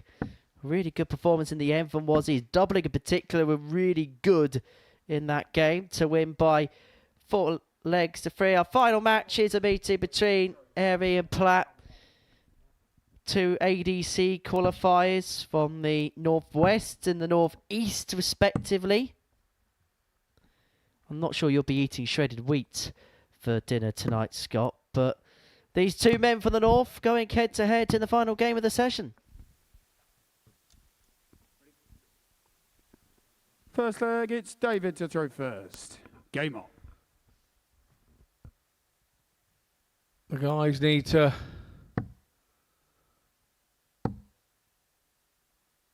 It's not 55. out of touch with 4. You're still sort of relying on other people to help you out, aren't you, really, on 4 points from here? So the winner of this will go on to 4. This is the first game tomorrow. So if the winner can then beat them again, they can jump up to 6 and kind of put themselves in the mix. But 140. others will have games in hand on you, won't they? Effectively, winner gives themselves an outside squeak. The loser, 43. unless they complete the card tomorrow, probably out the race after day 1 if they're going to be perfectly blunt about the situation. Yeah, brutally honest is the word you were 45. looking for. It's brutally honest. That's the way it is. And both really will know that is the outcome. They're not silly dart players. They know what the outcome is, and they'll just be hoping it doesn't affect their game here.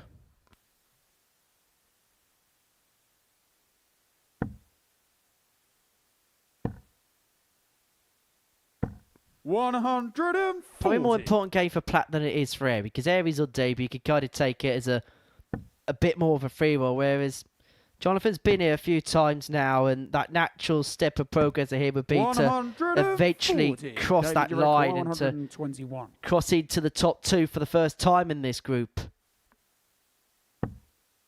And he showed flashes of it, like with that last visit. It is there, but he just doesn't seem to be able to manage to string it all together 96. and put the big moments Jonathan in the right Miracle, places. 112. So 112 to get itself up and running.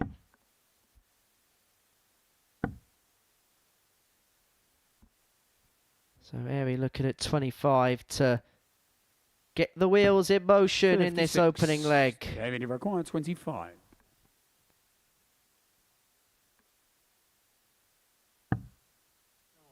Oh, he's busted by score. straying low into the treble Jonathan 14. require 56.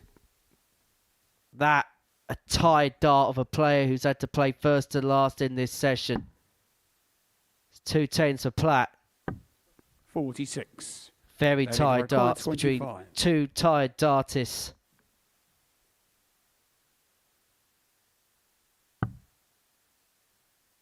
Made sure that 9 was safe. I don't blame him. 9. But then the 2 darts at double 8 Jonathan do not required 10. correlate.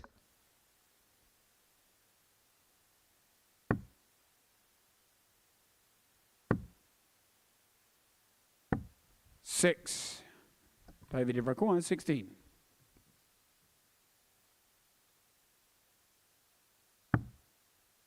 Double 4.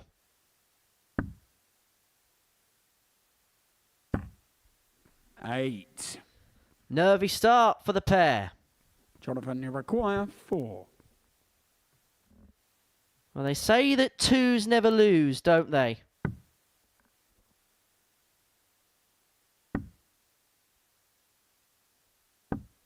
No score.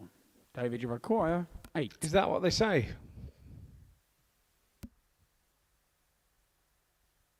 Not my quote, somebody else's.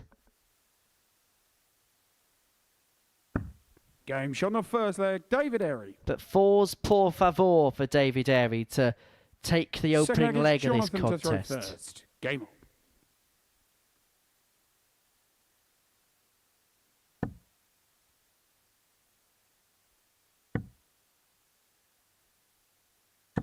$125.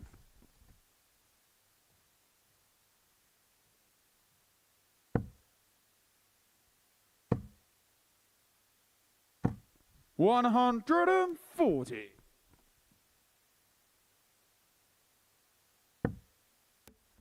Reminder, we're back from 10 o'clock this evening for the beginning of Group 43. B, which features a player who we're not going to see here next year. We're not going to see him here next year. Charlie Manby. 135. I 100% think he gets his Q School card in January. I really do.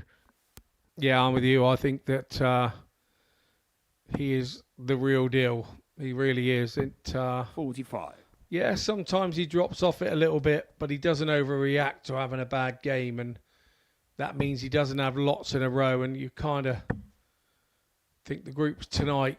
140. You're looking at Charlie and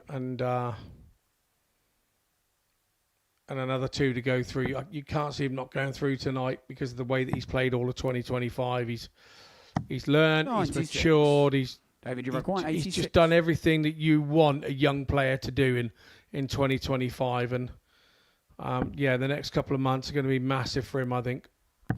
No pressure, Charles. 38. 10 o'clock tonight on Pluto TV. I don't think we're putting pressure on him. I think it's what everybody's expecting. It's just not. We're not the only ones that have seen it. You know, it's 42. He's just a likeable young man. Is the best 48. bit about him. He's a likeable young chap who doesn't get carried away with what he's doing and where he is, and very level-headed. And I love that. Double 16 for 2-zip. 16. Jonathan, you require 150. I can guarantee you ain't going 3 bullseyes for this.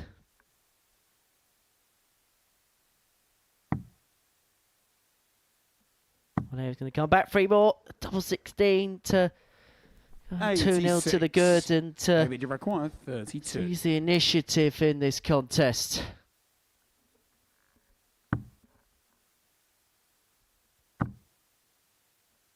He is hitting that wire. Game shot on the second leg. But David eventually smothers a way through to get the break and lead 2-0. Third leg, it's David to throw first. Game on. I see a lot of David chastising himself a little bit when things go wrong, and it makes him a very stop-start player for himself. He's putting himself off to a certain extent. You know, we don't always hit trebles every throw, and so to kind of throw your arms up and be disappointed. I know this is a big occasion for him. I know it's a big chance for him, but sometimes you've got to do the right thing and not allow yourself to stop yourself. I know David's probably played in far more county games than me, and he's probably more experienced than me, but 50. I think we're our own worst enemy at times, and at times I've seen that in David today. And he's kind of stopped himself a little bit. 140.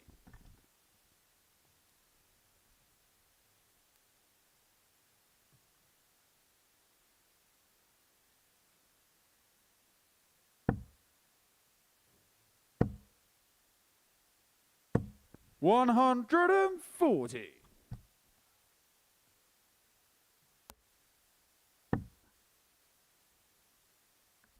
Well, players a route back into the game here. Still on the throw in the 100. third leg, leaving himself on 1-2-1 after 9.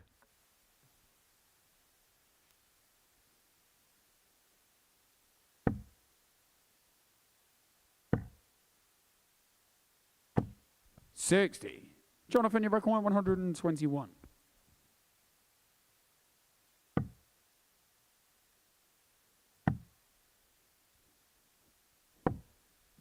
$89. David, you require 151. Well, leaves himself on 32, unless Airey could be scary towards Platt with the 151.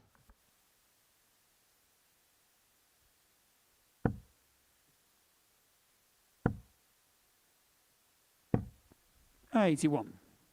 Jonathan, you require 32. So double 16 for Platt. Game shot on the 13 third darter, leg, Jonathan much improved. Best bit of quality we've seen in this game Fourth so leg, it's far, and Jonathan to the throw first. gap Game goes back to 2-1.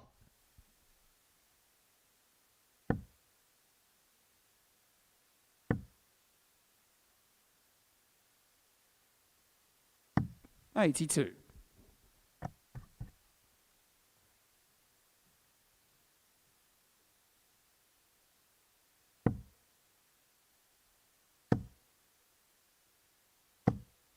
$45.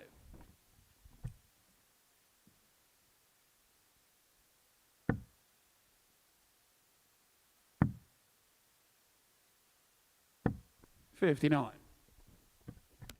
We saw Airey in an earlier game have a good start against Scott Campbell and then lose it 4-3. 41. Like you say, just a bit of luck here and there. He'd have had maybe a couple of more points in the bag.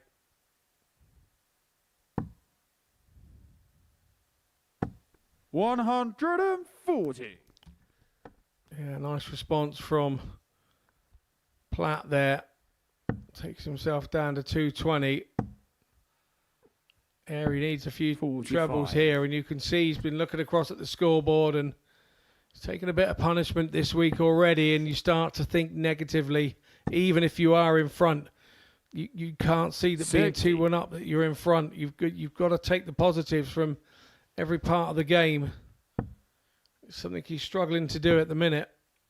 Well, how many times do we see these types of games, Scotty, where you have a scrappy opening couple of days, but actually it's the player who's behind in the game that just finds that bit of quality, and Jonathan's just found something for a few minutes, and at this present moment in time, it's just been more than good enough. More than good enough. And Airey hasn't just been able to keep tabs, keep pace with it. And now he looks rather more a full-on figure. 81. So Platt here looking at a ton to level this game up at 2-2. Tops. No, decides to go treble, double 10. Double 10. 80. David, it require 149. The first one's got to be right here. It is. Treble 19 for double 16. Doesn't quite go. 83. Jonathan, it required Nor did 20. the last. Last looked a little bit rushed for me. So 2 fives for 2 apiece. 2 fives for 2 apiece. 10. But darts to square the game up's gone a begging. And this may well be where the day changes for Jonathan Platt, because he was in a similar situation, you may remember, in his game against Peter Jacques. He was unable to make best use of a decent situation, 26. but he's going to get chances again Jonathan, to level the game up. It's a scrappy do. Game shot on the 4 And flag, it's 2-2. Jonathan Platt. 5th flag, it's David to throw first. Game on.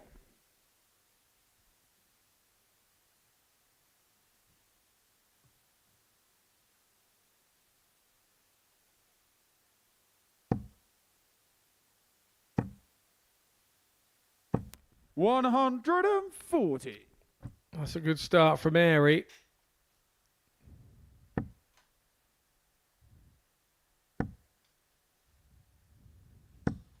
$26.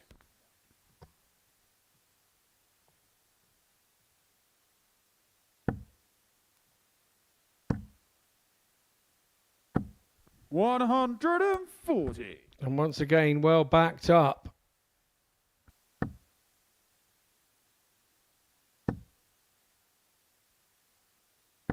$121.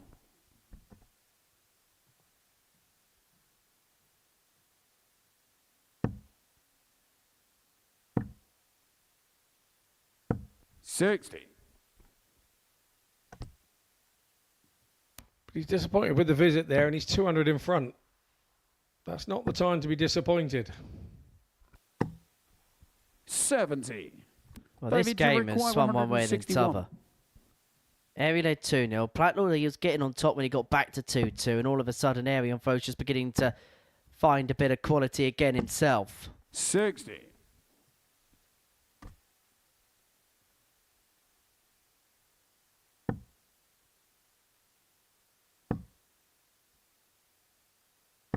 $60. David, you So require this 101. to lead the game 3-2. 101 required for David Airey, and plenty of time on side to do exactly that. Triple ID got double 12. 77. Would have been the first real moment of quality we would have seen in the contest.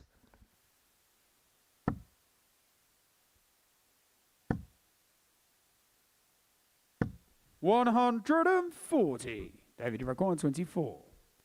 And as per usual, when your opponent feels the leg is gone, throws a bit of freedom, a big 140. double 3. No score. Decides and 84. elects to bust it just in case he gets back. Bullseye it is. 44. Hits a 10 and leaves himself on top. Well, David Airey probably would have thought that would have summed up his week if Platt took out that 84 from that particular point. 2 6s.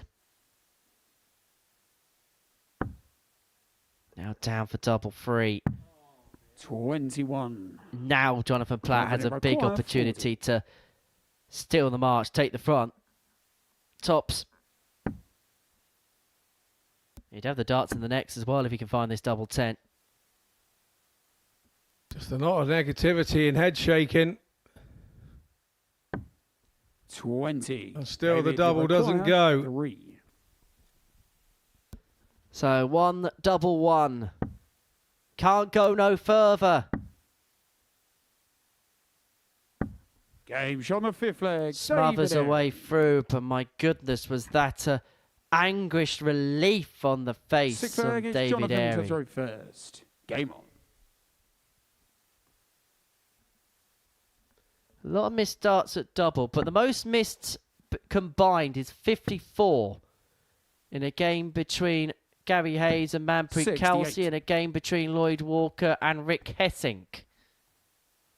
Not quite to those levels yet, but we have seen some opportunities not pounced upon, or a number of opportunities not pounced upon. 43.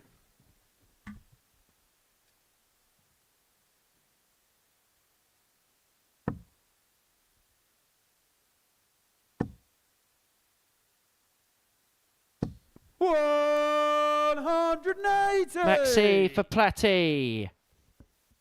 Scoring like Platini. You can get him in a panini. 140. Yeah, sticker, but we should confirm.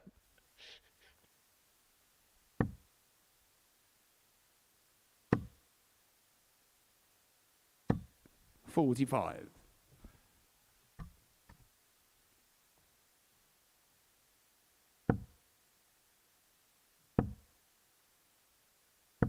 $60.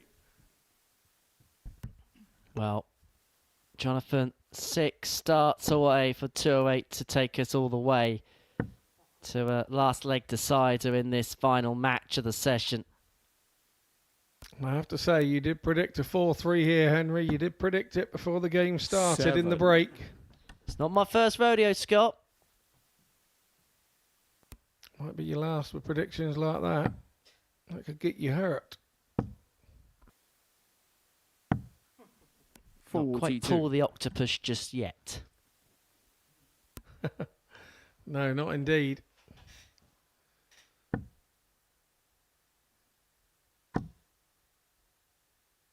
Needs to stay there, really. 55. Drifted into the 5s. Leaves himself 146. Now he'll be looking to leave something handy. 45. Jonathan, you require 146. And he hasn't done, so 6 from here for Platt to level it up. Well, he's not going to find the 146, but what he is going to do is leave himself in reach, and it was Airey in the background that was it reaching out.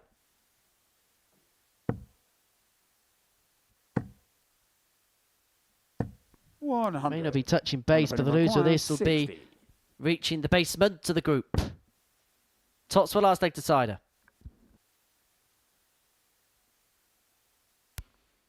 Poises, has a good look. Last dart in hand. 20. And it doesn't go. David requires 71. So David Airey then, with an unlikely chance, didn't see this coming 6 darts ago, and he's nailed it. It's double 16 left, David.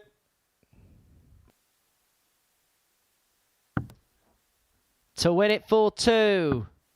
To win it 4-2 indeed. And it means he's going to end the day with 4 points to his name. A couple off qualification. He's going to have work to do, particularly in terms of legs difference on Friday. But he's still in the mix with Jonathan Platt. Well, he's got a lot of work to do when it comes to Friday's action. That's the tail of the tape from our final game of the session.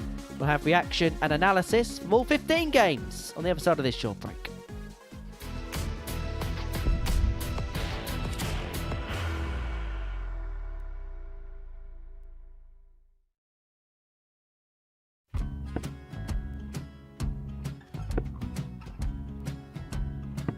$54. Charlie McGuire, 164.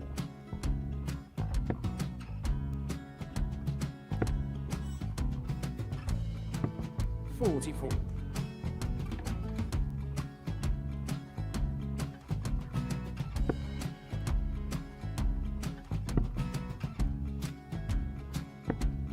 $32. Charlie required 120. Well, 120. He's got a fair, at least 2 handfuls of this. Just needs to stay 60. there. That's a good shot. Halves his score. Leaves himself on a 2-darter.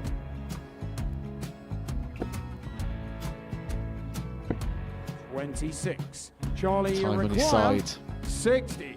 to become back-to-back singles champion.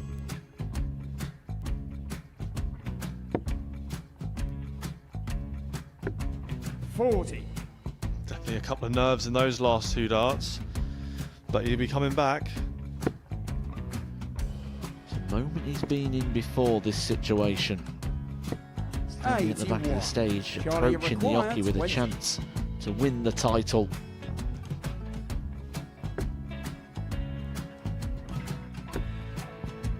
He did this to win the first title, if you remember. 11. I think he's gone. Georgia I think required he's gone to 118. bust it, maybe. The first title he won, he wanted 20. He went 6-7-7 to win it. He had a chance to replicate it again. Yeah, I get the feeling that was for a bust, and 39. on that situation there, George required Jacques wasn't even 9. able to take it out going to the 18s on that switch. Yeah, I think he just panicked a bit, but he's done well to get that big one. Sometimes can be the hardest part. Georgia requires This is it. 79. It's got to be 19s. It's got to be 19s for this shot. Big 20 and a double. He's got the first one. He's going to get a match dart here.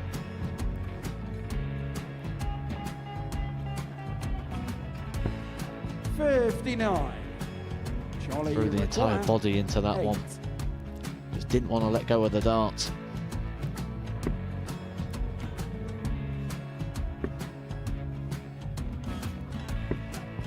No score. He's given George a chance. Georgia require 20. I think George has been quite good on double 10 today. So many opportunities for Charlie Murphy. Go! Couldn't get the job Yes! done. Got out the match! And the Red Dragon George Modus Skate. Super Series Influencers Champion, George Skate!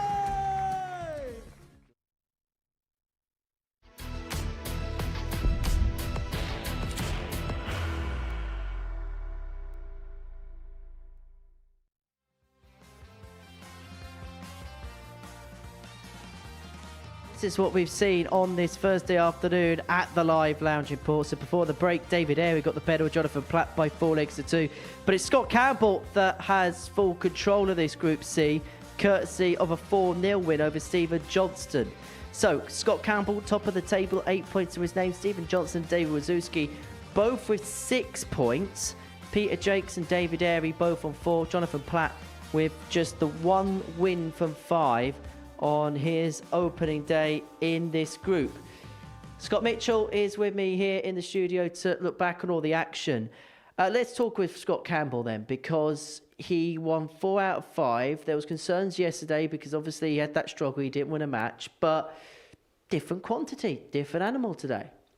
Yeah, very much so. I think we saw a game today that we felt that everybody was going to start beating everybody, and we got to about halfway stage in the group, and Scott started to shine. He started to accelerate away.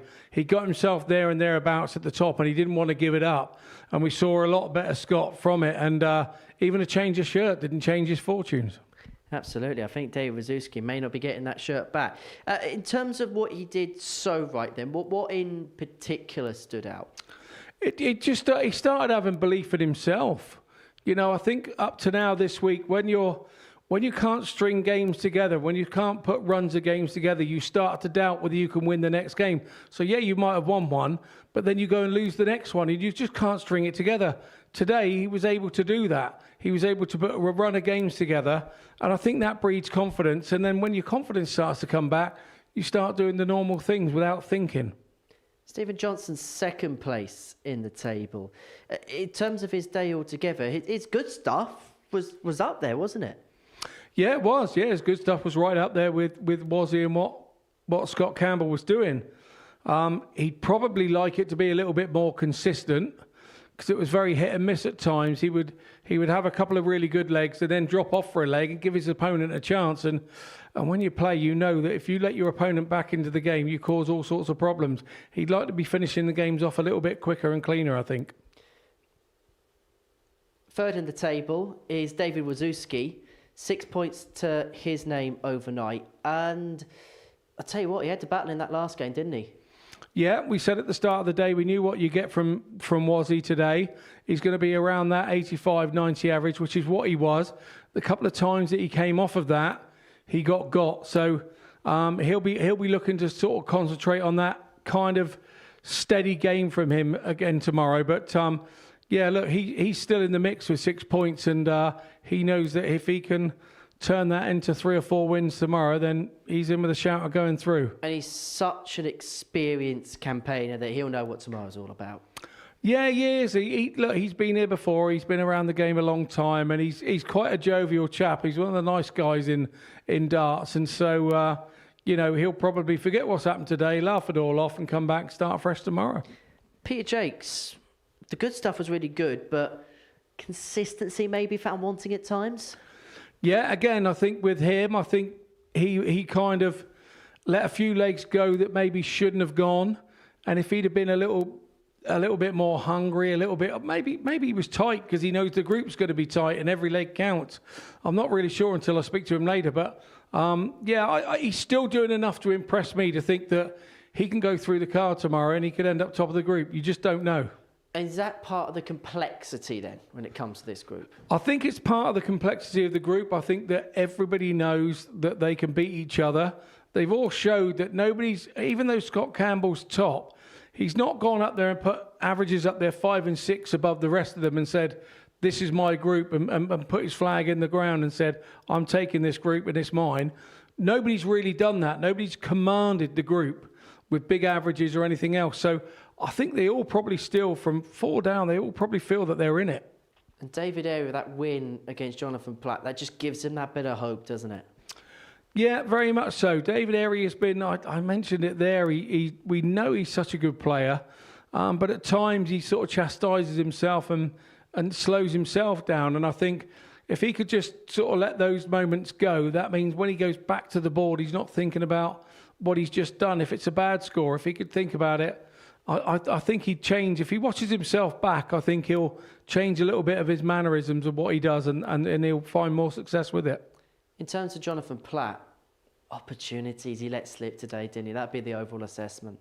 Yeah, we mentioned in commentary, he's been feast or famine. He's gone there and hit 2 trebles with 1 throw, and then the next throw he doesn't hit a treble and he ends up with a 22 or a 26 and kills off the average because of the throw that he hit before. So if he can cut those out and stay a little bit straighter, keep 60 being your lowest score, then he's going to win games tomorrow. There's no 2 ways about it. So this is how it all rounds up overnight in terms of the league table. Overnight leaders Scott Campbell on 8 points, Stephen and David both on 6, Jake C and Airey on 4, Jonathan Platt with plenty of work to do on 2. So tonight we see Group B get underway, and look, we've spoken about Charlie Manby a lot, and I'm sure Niall will tonight. So let's talk about some other players in the group. And I suppose, look, Steve West is looking for title number 6. It's a second go for him this series. He's got the late call up because Shane McGurk had to withdraw from the competition. So he could just treat this as a free hit, can't he? Yeah, that's the way that I would treat it if it was me, and I'm sure that Westy will do exactly that. He will see this as a bonus go, and let's hope he can come with that relaxed atmosphere and the freedom that goes with it. What about the 2 boys from Group A? We're beginning with John O'Shea because he's one of those players. And look, you've been on the circuit. You've played alongside John. You played against John in the past. He's the type of player that must be an absolute nightmare because you just know he's going to cause you problems every single time. That's what he's built his career around. You know, he's one of those players that, one, you don't really always know what's coming from him, and two, when it does come, he's very difficult to beat because he makes himself difficult to beat. And I think he could be dangerous in that group tonight. I really do. I think, knowing John, he'd have gone away a little bit. He'd have set his sights on coming through that Group A. There's no two ways about it. He hasn't come here to not get through. So when he hasn't, that turns him into a bigger animal and he tries even harder and it makes him even more difficult to beat in this Group B. As for Justin Smith, does it make him just as difficult because you don't quite know sometimes what you're going to get from him? No, I think you're absolutely right. And a good Justin Smith, I've been here in weeks and played with Justin and he's been absolutely outstanding. When he gets his head in everything, all the planets line up, he is an absolutely phenomenal dart player. I think he plays better when he's not expecting too much of himself, when he plays a little bit more relaxed. If he comes in thinking he's going to win the group or whatever, that seems to put pressure on him. When he comes in with a bit of a free rein, that's when you see the best Justin Smith. Right, you've got a date with a calzone. I shall see you tomorrow. You're with Niall tonight. Plenty coming up on Pluto TV.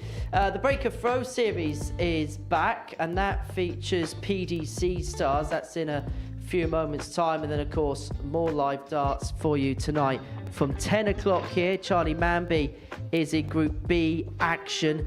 We'll see him in action there. Scott Campbell of course will be looking to pull away his overnight lead and turn that into a group win. That's when we get back underway with Group C from 1 o'clock, and then finals night on Saturday night, 7:30 p.m. here on Pluto TV. Patrick Klingelhofer is the first name through, the German, looking to join the likes of Rene Idams, who made it through to a Champions Week, and Mervyn King is going to be in action in the final week of Series 12, and he's going to be looking ahead to a World Championship campaign there. So at 9:30 a.m. on Monday morning for that. So that is it from us. We shall see you tonight from 10 o'clock, and well, you better bring the bubbly because we've got some champagne for you. Take care. Bye-bye for now. He'd be Bumblebee Man. I got no idea, genuinely still got no idea where that baton is. Looking to exercise that in terms of the score. He's going to go for the big fish. He's going to get the big fish. I don't know where it is, genuinely. Yeah. Various different routes to progress. Wow. And what about that? It goes. And it does go. Could be deadly.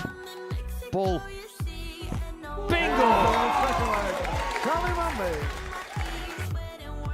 Well, that is a special finish. There's the 180. Oh, and he does it without even looking.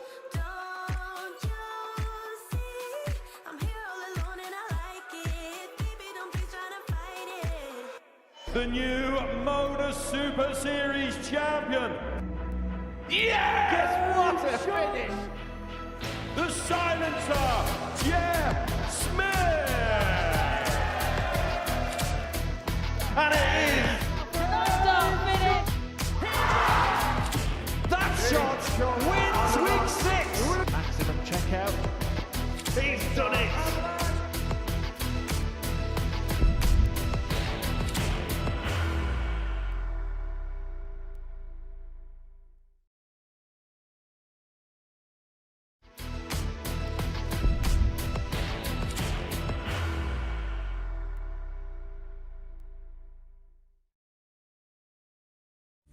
You will be disappointed with that. He wanted to have Graham one dart. requires 20. Graham Usher wins the first game of Champions Night, and it was an absolute ripper. He hit one of them on tops. He missed one on double 12. Which one is it? It's the hit. outside opportunity for Andy Hamilton. Van der Velde should be getting a match start again here. He's already had one.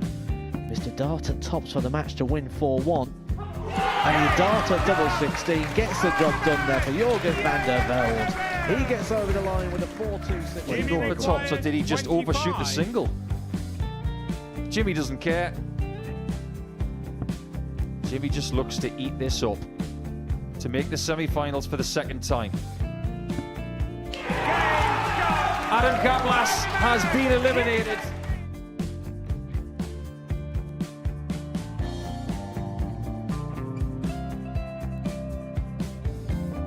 Keep us guessing. This time he's trying to leave double 18. He knows best, and he takes the lead. He's 2 darts away from a Super Series final. He's 1 dart away. He doesn't need any more darts. Jeff Smith makes the Series 11 final.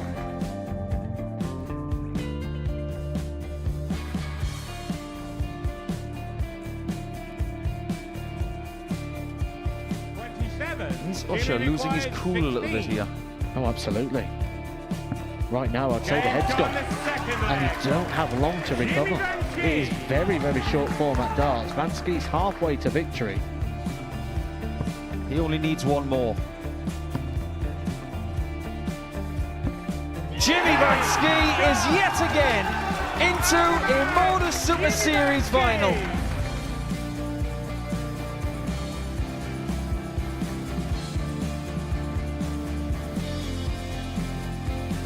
Flashback vibes. Can Jimmy Vansky do the same? Just needs the 1 treble here on the 19s. Finds it. For the ball. 101. Oh, unlucky. A lot of pressure on it. He's going to split it. 2 darts for double 4 for the match. Game. Shot.